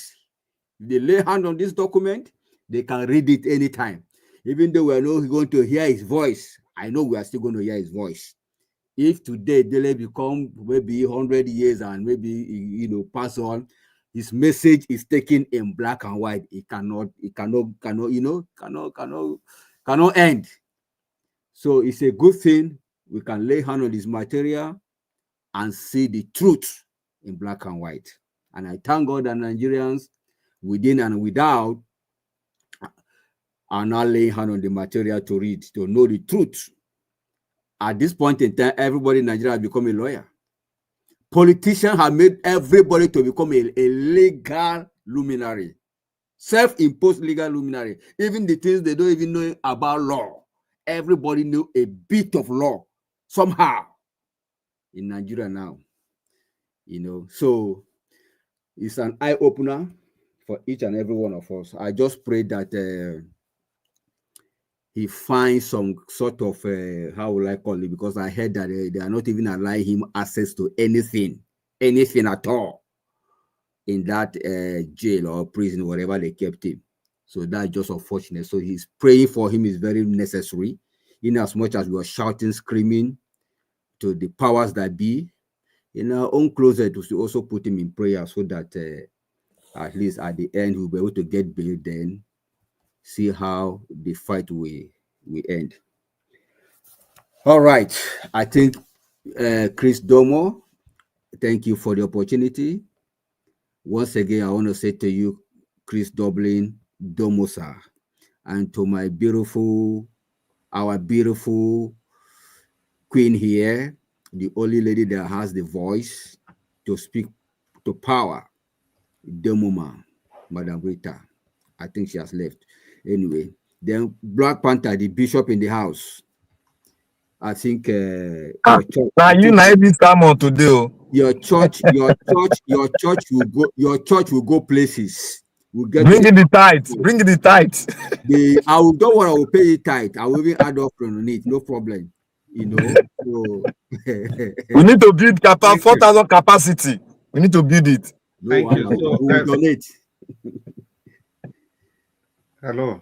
Okay, good. F. Emmanuel, thank you so much for that your presentation. Black Panther, you say you wanted 10 seconds or what?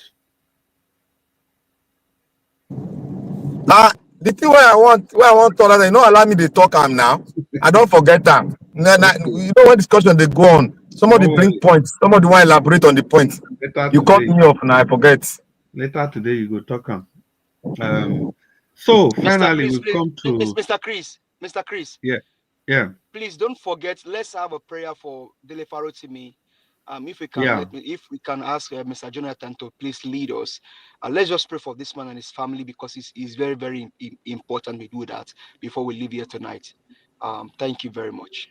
Yeah, it's okay. Mr. Jonathan, if you're at the background, please be ready for that as soon as give us 2Naija finishes his submission. Oga 2Naija, it's your turn. You'll be rounding up the discussion today, so wrap up everything and get 2 minutes extra talk about the Nigeria gas, oil and gas sector. Thank you. How it will impact our economy, because I believe that's the bane of our underdevelopment. Oh yeah, 2Naija, fire on. Thank you. I appreciate that. Yes, it is self-evident that Nigeria is a nation. When people keep saying that Nigeria is not a nation, I do understand why they say it, because they are frustrated with the dysfunctionality of the country. But nonetheless, it's a nation just as much as a mentally challenged person and a poor or destitute person is a human being nonetheless. So those that go on to start cursing it, when you are a subset of that nation, no matter what part of Nigeria you come from, you are a subset of Nigeria. You can't curse women and say your mother is exempted or your sister is exempted, because you are cursing women, because the subset includes other groups. So I think it's always good we try to talk from that kind of perspective, understanding the structure of things. Regarding that of the refineries coming on stream, has been a big shift in the Nigerian space, and most people may not pick up on it. In the last almost 30 years, Nigeria has been in doldrums where there has not been one strategic shift that I've seen in Nigeria. For the first time, with the Dangote refinery coming on stream and that of this in Port Harcourt coming on stream, that is the first strategic shift I've seen in Nigeria. The reason why I say that is because there are refineries closing all around the world just to cater, just because of this Nigerian refinery coming on stream. And many nations are going to start relying on Nigeria to get their petrol. In other words, they have a stake in Nigeria being functional. So, and that is what Nigeria should be. Nigeria is a very, very important nation. We should never take that for granted. And I can give you 1,001 reasons. From the people that trace their lineage to Nigeria, you'll be shocked how many people trace their lineage to Nigeria, including the Bantus that you see all over Africa. All these black people you see all over Africa, from Cameroon all the way to South Africa. Many of them trace their lineage to the Mambila Plateau in Nigeria there. And then you talk about the African American, Brazilians all over the world. Nigeria is specifically very, very important to black people, and sometimes we forget that. In the terms of the refineries coming on stream, I think, like I said, it's a strategic change. And this government, they knew it was coming on stream, and they went ahead and sabotaged the economy before the refineries came on stream. And this is one of my biggest problems with Nigeria, that the people we have running it, I think this is what has been happening all this while. They've been there just like caretakers. They are not there to build the country up. They are there to pretend as if they are doing something and ensure the system remains dysfunctional. Because how can you have a refinery, 2 refineries possibly coming on stream? You know that. You know Dangote is about to come on stream. Your job should be, your biggest priority should be making sure Dangote gets crude oil. That's the biggest job you have.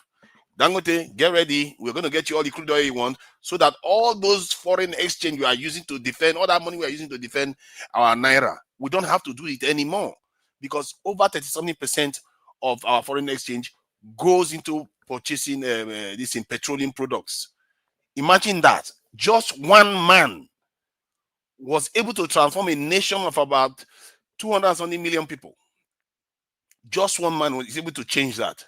You have to recognize the momentum, the momentous nature of that change. And the Nigerian state, what did they do? They tried to sabotage it. Now it's come on stream, and from what I gather, Dangote is not getting all the crude oil he's supposed to be getting, and the Nigerian government divested from Dangote refinery. You see another mumuti or dangerous thing that our governments do. No matter what money Dangote made, Nigeria would have gotten 20% of it. But instead, the Nigerian government went and colored that one back and said, let's just get 7.70%, making Nigeria poorer. Who does that? Who does that? But again, that is on another side. So with the refineries coming on stream now, let's say they've done their worst.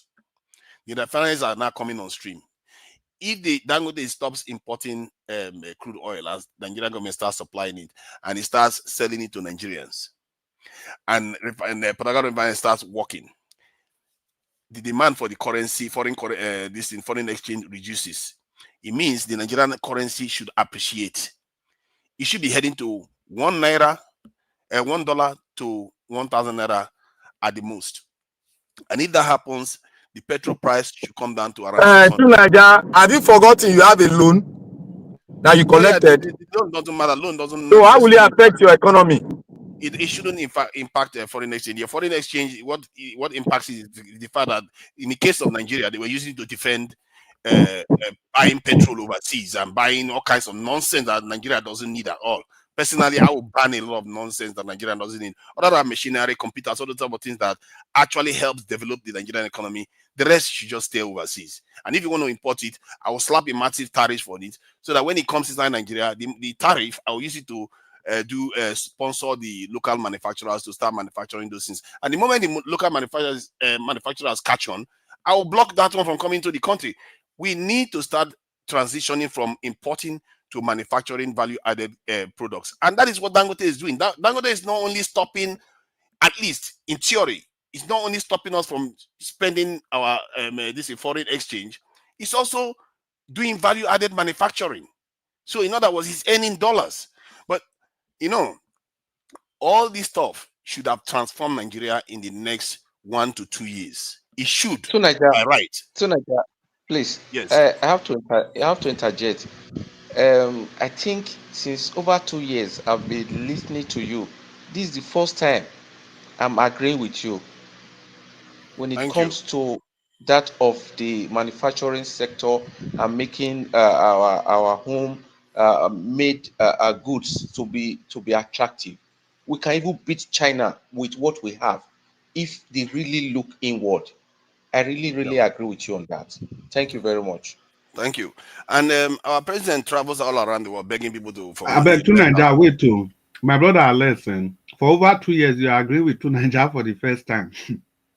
It's all right. Wait, never been. What about the damage where don't make with his word? Are you wait now? Alex, wait to Tunaja never talk finish. So he go throw one controversy enter this submission now. Everywhere goes scatter. No, even if look, they say if Pikin do something, even if he do bad, you go still praise him. I beg. Yeah. So that one, I must give him his coffee. Yeah, Tunaja, continue. But please, if any person has anything, just note them down. He go get like 1 or 2 minutes to answer the question so that we don't break his train of thoughts.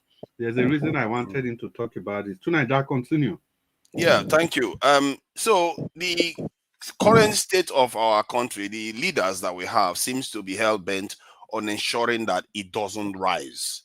The Nigerian government decided to float the currency, knowing that they are going to cause all this damage to the economy. The damage that they've caused to the economy is more costly than the money that they were using to defend the currency. And this is after they've already lifted removed the subsidies, which means removing the subsidies is a kind of taxing Nigerians. You just say, okay, I'm going to tax Nigerians now. And in other words, you have leeway in a financial leeway. But what did they do with it? They use it to float the currency, which meant they even have to go back to defend this thing and pay subsidies again. Oh, I think they paid about almost $7 billion the last time NNPC released their numbers. So everything they did, they sabotage the economy. But let's say they've done their worst. Everything now that that we have right now, it means that in the next 2 years, the Nigerian currency should be appreciating. And this is why I say we need to watch them. If this currency doesn't appreciate, when we are not supposed to be importing petroleum anymore, when Dangote should be earning dollars into Nigeria, if those money is not coming to Nigeria, you know that they are there to kill us. They are not there to just know that nothing you are going to do inside this country is going to work, because everything, the leaders that you have right now, they are not ready to get this country to work. What their job is to make sure the country remains the same. And I worry the way the current president is behaving, running to France left and right, and whether every other country are driving the French away. Tunaja, can I ask you a question? You let them flow at the end of No. Let me ask a question. Not matter of flow. Let me ask a question. Go flow well. Tunaja, you said one thing now, that if they don't allow this thing to work, that means they are bent to kill us or wherever what you said. Now, I want to ask you, if what you said, they did not comply with it and they're about to strangulate us, will you not agree for us to go for a constitutional conference review? If you want to go for constitutional conference, how is that going to solve it? If you finish that, no, I'm asking you, will you not agree? Black Panther, you see the way I don't believe in constitutional conference. I believe in taking action to actually change stuff on the ground.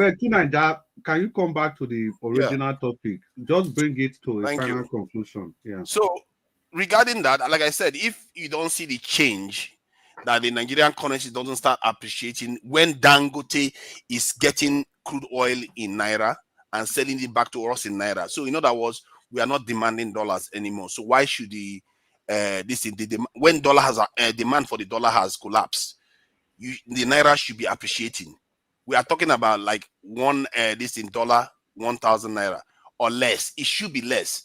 This floating of the currency is one of the biggest, for me, one of the biggest crimes I've seen committed in Nigeria. There was no need for it. An importing economy doesn't float currency. So, but then you take into account the way our president is behaving, running all over the world, asking for money, begging everybody money. We want 10 billion here, 2 billion here, left and right. When in the hands of black people around the world, if you do the estimate, in the hands of black people, we have a spending power of more than $5 trillion around the world. You don't even need to run to all these Oyibo's country. In Africa alone, you have 2.something trillion. In the diaspora, another 2.something trillion. But none of them are tapping into it at all to try to change the narrative on the continent. You can see signs that maybe they are trying, because they see that the West is a little bit distracted. In other words, the geopolitical weather is changing. They are trying to, try to see what room. That's why you see the Dangote refinery working. Dangote refinery would never have worked. The Nigerian refinery would never have worked if not for the geopolitical environment that you are seeing right now. And this is why our people need to understand geopolitics. Because if you understand, you will see why these things are working. I predicted it that Nigeria is going to improve. And my worry is that Nigeria is going to improve. If Nigeria improves for the 1, 2, or 3 years in terms of strategically, Nigerians will think our problem is over. No, our problem is not over until we are able to defend whatever we've got. If you are not able to defend it, then when those people become stronger again and they get more organized, they are not quarreling among themselves like the Americans and the Chinese and everybody is not quarreling among themselves. When they settle it, they'll come for us again. And they will take whatever any gains we've made, they will take it again, just like they took it before. And we have to understand that. And this is why I keep hacking on about secure the country. You have to secure the country. A lot of our men are without jobs out there. We are losing $50 billion. I can't even imagine I'm saying that word. $50 billion in GDP every year because of insecurity. And our young men are on the street. Our young ladies are on the street. Some of them doing hustling at night. The young men are doing all kinds of stuff. And yet we can't give them jobs to fix the country. And when you give them jobs, guess what happens? They also pay tax. Jesus Christ. Nigeria's problem is easy. It's just that our leaders are a burden right now. Our elites are a burden. They refuse to change for the better, and they just prefer to serve other people. Thank you. Yeah, Tunaja, thank you very much. I think I have one question which also comes in line with what Black Panther already asked. Okay, the most how do I put, okay, the most far-reaching conclusion that you made from this submission is this. Okay, after Dangote starts to operate and after all this, then in 2 years, if we cannot still see anything appreciable in terms of the value of our currency, our economy, and the quality of life of every Nigerian, then it means our leaders are not serious. And those were the things you said. I just paraphrase. So, if it comes to that, what will be the next step? Will it, with something like that constitutional conference, become a viable option? That is one. And number two, what give you the impetus to have so much faith in this government that whatever they are doing the right thing, vis-a-vis trying to stabilize the economy, as in they are putting Nigeria ahead of everything they are doing, other than their personal business. Don't forget the fact that Oando, which was worth almost nothing before Tinubu came to power. Immediately Tinubu came to power. Remember the deal they did? All of a sudden, Oando is worth over, is it $70 billion? So is there a way you can actually say that whatever reforms they are doing it for the benefit of Nigeria, or they are just doing it for their own self interest? Because if we have to wait for 2 years, you know how much damage they are going to do. Okay, let's assume we wait, and at the end of the day, nothing comes out. We are in where we are before, or we are not even in a worse situation. So, what would be your recommendation at that point as a nation? You Because, see, like you said, people are calling Nigeria names, and you acknowledge the reason why. But at the end of the day, you also make a case why everybody should believe in the nation. Now it has gotten to that 2 years, and things have become worse. What is your solution at that point? I think the solution is action, not talking, because I think we have Nigeria is one of the most, in terms of the way the constitution behaves, tries to cater to every little nick and cranny everywhere. We don't notice it, but it's just the truth. I think because things are not working, we don't notice that Nigeria, in terms of the way the constitution applies, it tries to take everybody into account. So in terms of even making sure that everybody from every state become a minister, America doesn't care about that. They just throw it. Trump is appointing whoever he likes. TV presenters, anybody just into cabinet, let them get in. The guy, his son went and became a director of a board member of another company, and the company shares in one day, the company shares shot up and 90%. So you can see, even in the West, there's corruption. Look at what Biden went and he pardoned his own son. The entire thing is just that they are functional. You see, the thing is, it's not about discussion. The UK they don't have time to talk. They believe in action. The action is secure your country. That one number one thing. Get electricity functioning. Educate your people. Create this in technology. That one is essential. Technological revolution is an essential ingredient that our people need, because we have to leapfrog where the rest of the world is. We are so far behind that it's now an existential threat to us. Because when you are so far behind in technology, guess what will happen eventually? Other people will come and take advantage of you. And there might not be anybody there to save you at that time. Because the way these things happen is that, like when Oyibo people came here the first time, they were busy coming here, attacking one tribe after the other tribe will fight this one, and the French will fight the English, and the English will fight the French, and Germans, everybody was fighting each other, and the Spanish. To Nigeria, can I come in here? Let me, before you say all these things where you talk, can I come in here? See, to Nigeria, I want you to go and do something. I don't know how to say it. If I say it, it might be annoying to many of you.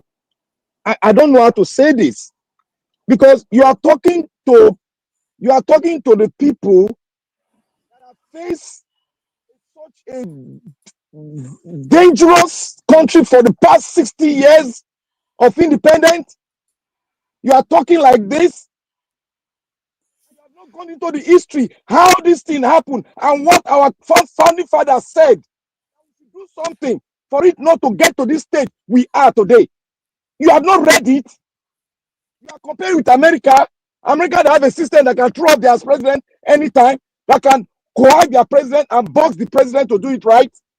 You are talking about Nigeria. I asked you a question now. I said, if your solution, what you have just spoken here, they still did not do it. Don't you think that it's a foundational problem that we all need to come together as a unit, talk together, and when we agree, if anybody try to do nonsense, we take care of the person. That is what we are talking about. But we've already you keep on going around that it is not important to you. You keep on saying it's not important to you. I don't know. Black Panther, the point is made. To Nigeria, we've crossed our time, and what we are just going to do to Nigeria, you wrap this up in like 1 to 2 minutes. The question is very straightforward. He is asking a question and is proposing, if you choose the answer, that he is also proposing to the question. He has asked you the question that if it fails, when I asked you that question, I left it open-ended. What are we going to do? But Black Panther is saying, if it fails, do you think it is time, it will be time to activate that constitutional conference? What he's saying essentially, do you think if it fails, it is proper to now come together and discuss the way forward for this nation?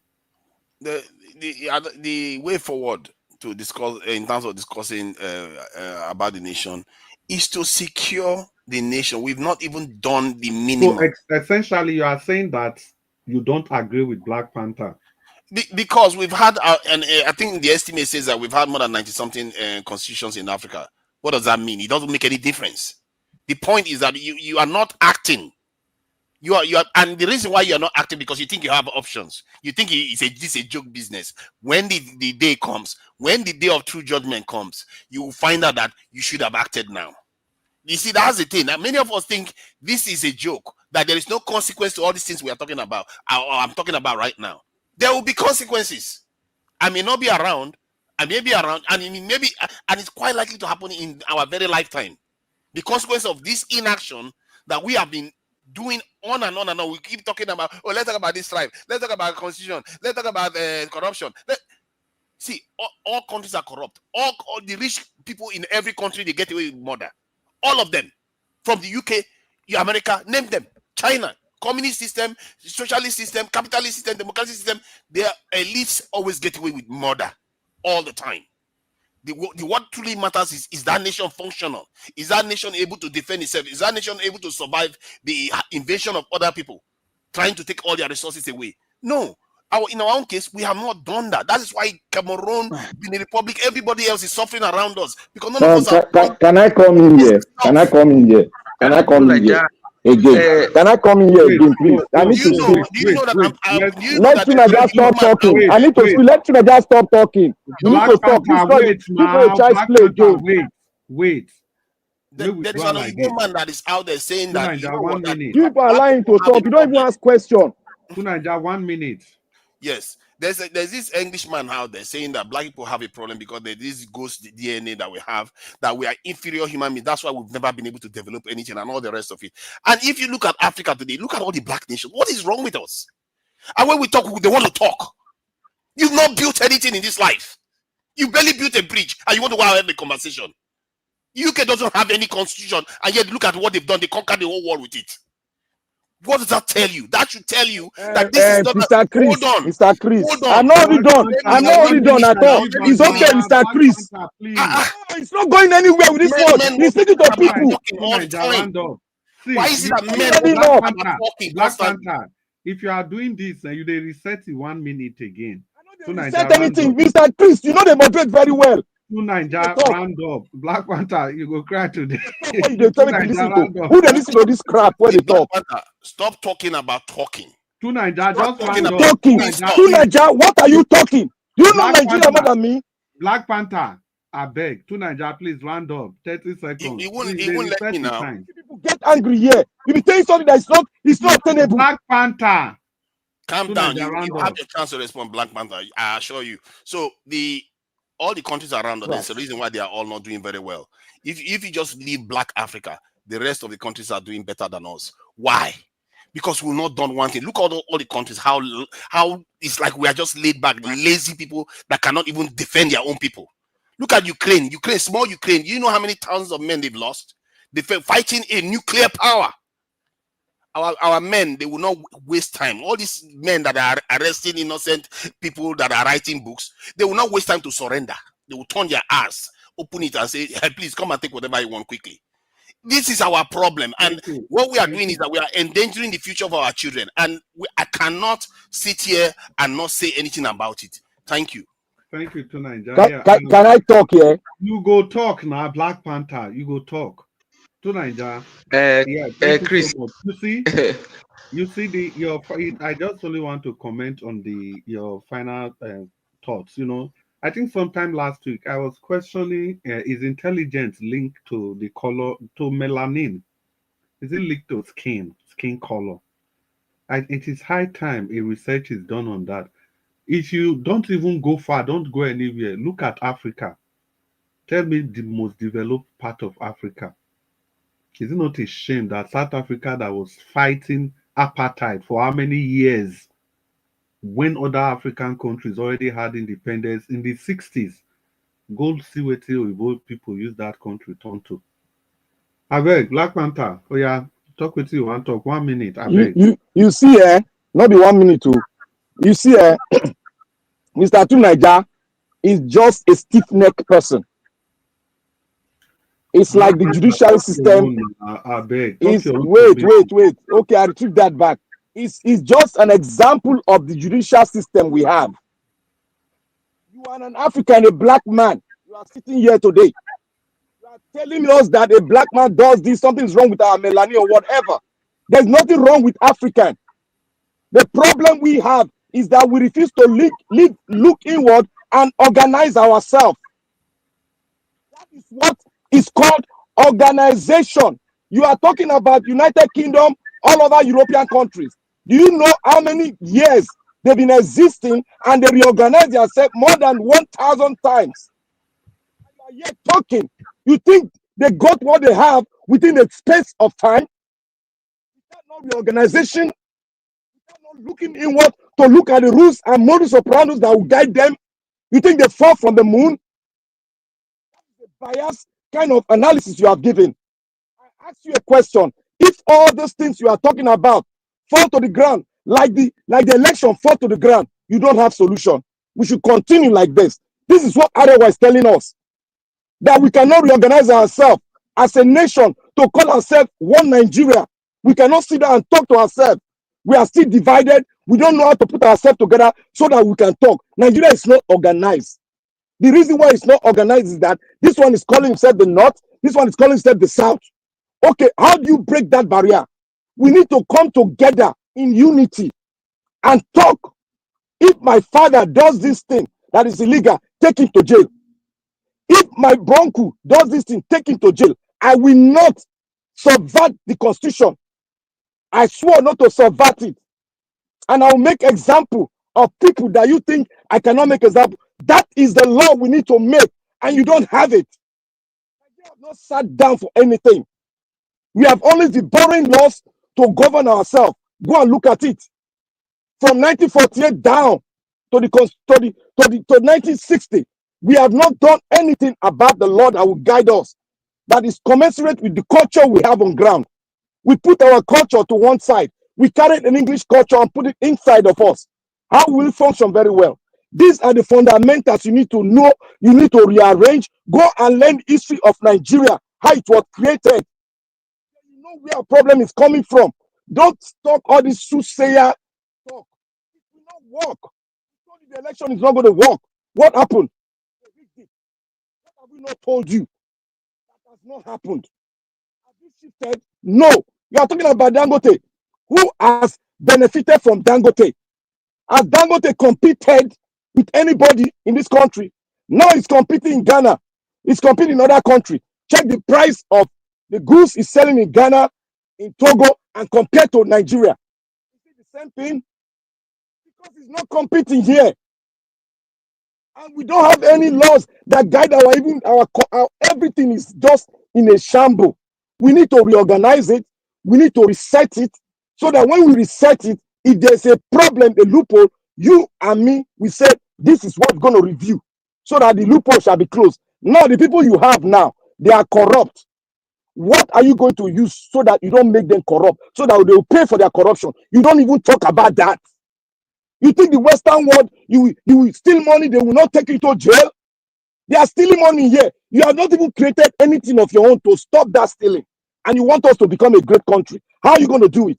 We need to go through fundamentals. As science, we say, if you go to the lab, when you bring out an hypothesis, you have to prove it to the body of science that this is the process I went through and I got this thing. That is the same thing we have to do. We have to prove to ourselves, make our laws, and prove it to the world that we are the best, that we can do it right. So what are you talking about? Look, all this talk where you talk, in our secondary school day, we don't talk. Nigeria will be better. Since then, it has not been better. Black Panther. So why are you talking all these things? Why can't you change your hypothesis of having a new constitution? Black Panther, I beg, round up, I beg. I'm going to round up with this. Mr. Tunaija, shift your position. For you to have the best of Nigeria, you need to be united. You need to have a law that will make you unite so that all the things we are talking about will be absolute, and we'll get it right. Without that, I'm going to postulate here. Everything you say is right, but the end is going to be zero. Thank you. Yeah, Black Panther, thank you so much. I think the way where you take conclude and now, if not like this, you take start, if for day okay, see. You see all those other aspects, the Dangote, whether people they benefit or they are not benefiting, and it's not helping Nigeria. You know, say we don't talk that one for a long time. All those one are Dangote, we personal this thing. That's if he's greedy, the way they doing business. You know, we've talked about that. You know, if we are not very careful, if we are having a discussion like this, we'll just lose focus. The purpose of that discussion was to find out how the refinery will impact the economy. Just that alone. We are not looking at how Dangote organizes his business within the Nigeria business space. No, you understand? So that's why I didn't even bother to go into all those. The focus was that how will this refinery, how is it going to impact the economy? And if the answer is that, of course, expectedly, it's supposed to impact the economy positively. But we know the people that are running the economy and Dangote, I think that's the point. I wanted to see how Nigeria was going to draw a nexus between both entities. And I'm glad that it did. You see, the people that are running the Dangote refinery and the people that are running the economy, are they on the same page? Are they on the same table? Are they having a common purpose? And the most important thing is that can we trust these people running the economy? Can we trust them that at every point in time, every decision they take with respect to Dangote, it's for the benefit of the nation, overall benefit of the interest of everybody in the nation, rather than the interest of a subset of people within their political cycle? That was just the trust of the discussion, Black Panther. So now, so this thing they be at times. You know, if we lose focus, you know, sometimes it will come be like say we go another side. And I think, in fairness to to Niger, he gave a good account of both sides. But the only part where I not stay they satisfied with, now be the one where you talk Black Panther, as in when you talk say everything at the end of the day go be zero. In that aspect, to Niger, he escaped that. That's just agreeing, say if this thing not work, what thing we go do? Inside security, which is okay now, still in point.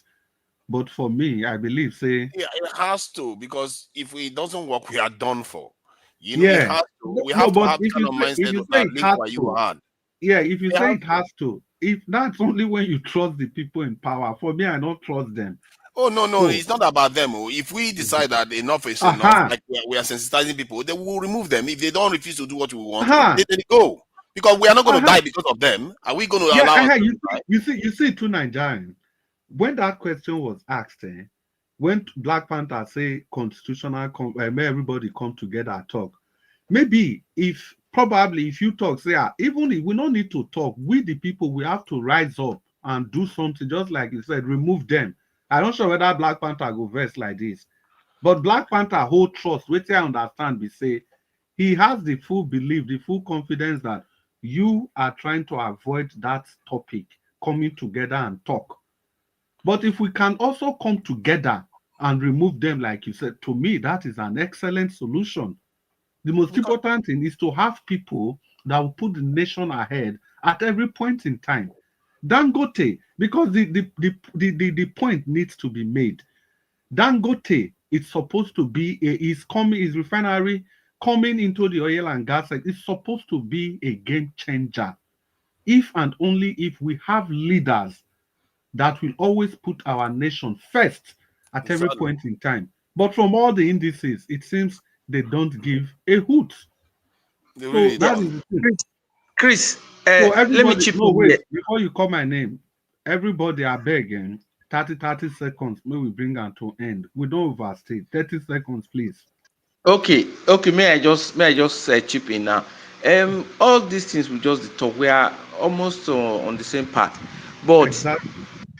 the main thing is just like you were emphasizing, the people that have the will of the people, those who have the will of the people at heart. And you know that the real big problem that these people have is corruption. It is what kills all nations, no matter how you paint it. If you say you go secure your border and the people inside are destroying it, you don't need the enemy from the outside to destroy the country. Corruption must be killed, not even try to completely destroyed. If you make this thing, you stop it, I tell you, all of that things will fix themselves. You see, Thank you.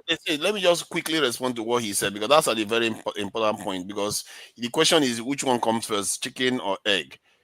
Anyone that comes first is good, because the reason why security helps corruption is because, one, by having security, the system becomes self-healing. Like now, if Nigeria is losing about $50 billion per annum due to insecurity, that loss goes away. People feel safer, and people's livelihood improves. When people's livelihood improves, well, guess what happens? Corruption goes down. So the system becomes self-healing because of it. And whatever you have, you don't lose it. Because one of the problems Nigeria has is that it's not because we've not done stuff before, but most of those things have been destroyed.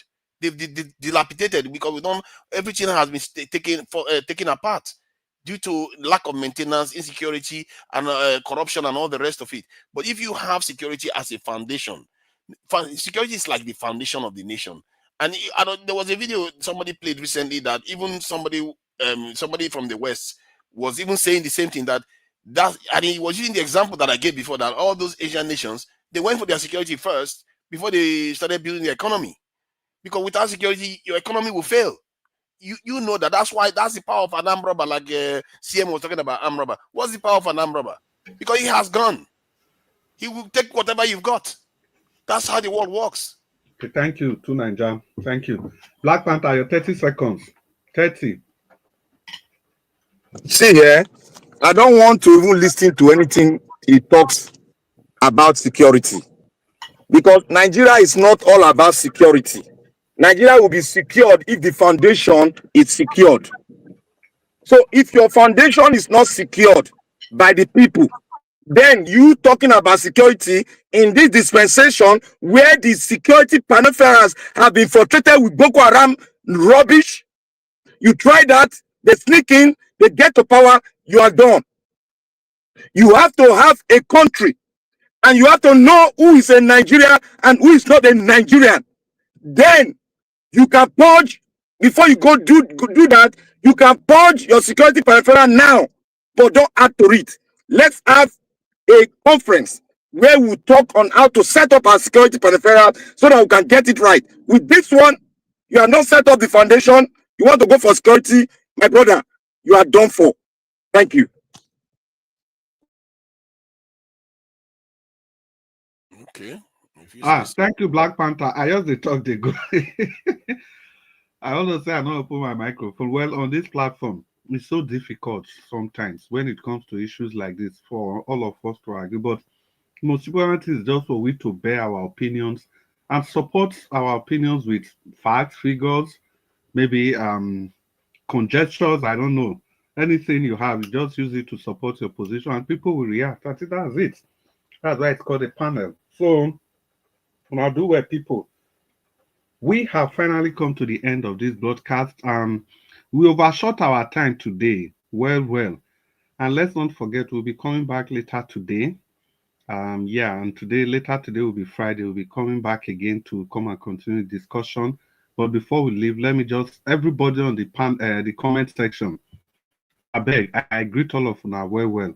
You people, you are the most valuable player for this discussion. Thank you all for staying to this time of the day, and thank you for your contributions. The people in the comment section, one are not very say I don't feel calling our name today, but we get the way the things be. But anyhow, I see who did there, blessed lady. I see you, Madam Ijedima. I see you, Madam Peggy Mode. I know say you didn't one place the Lucas. You never talk. Who did there again? Well, all of you now, I greet all of you now. Well. Blessed lady, God will bless all of you now. Madam Ame Bright, it's so good to have all of you again today. Please, let's not forget that later today we'll be gathering here again as the eagles that we are to continue the discussion, the things that will move our nation forward. We discuss all of them here. Please endeavor to join us. And if you don't use the like button, the share button, the dollar sign, please seize the opportunity to do that. And then let me use the opportunity to greet everybody on the panel, all of you now. I greet all of you from the depth of my heart. Thank you for making it a day with us today. Thank you so much. Oif Emmanuel, Oga Jonathan, and give us our mandate, Black Panther, Alexo, Kunanja, Dr. CM, and some people that have been here. I think Madam Rita was there, people that have come and they've gone. And thank you all for being a part of this wonderful broadcast today. We hope to see all of you tomorrow. And Mr. Nanjawat, thank you so much for giving us this platform to have this discussion. And we are sorry we stayed too much. We spent too much more than the time that was given to us. I thought we were supposed to round up around the 1:45 or thereabouts. But be that as it may, everybody, Mr. Njawash, thank you so much. And Agio Deborah, I hope you are good and you are okay. Probably you'll be sleeping by now. Mr. Njawash, once again, thank you, and thank you for the wonderful intervention. You stepped up into Agios Deborah's life, and I think everybody should emulate that. We should find a way to emulate that. And having said all those, Mommy Diaspora, we want to use this opportunity to say thank you, Mommy, for all you do. We've come to the end of this broadcast, Mommy, and I hope you'll be joining us today. Even if I don't hope, you always do it because you believe in the nation, you believe in the emancipation of our country. Thank you so much, our one and only Mommy Diaspora. At this juncture, I would like to call on Mr. Nanjawash to officially end the broadcast, but if he's not available immediately like we usually do, we want to say good night to everybody, and you can log out. We expect to see all of you tomorrow. Thank you, and God bless you all. Mr. Nanjawash. Okay, I think Nanjawash is not available. So everybody, good night and bye.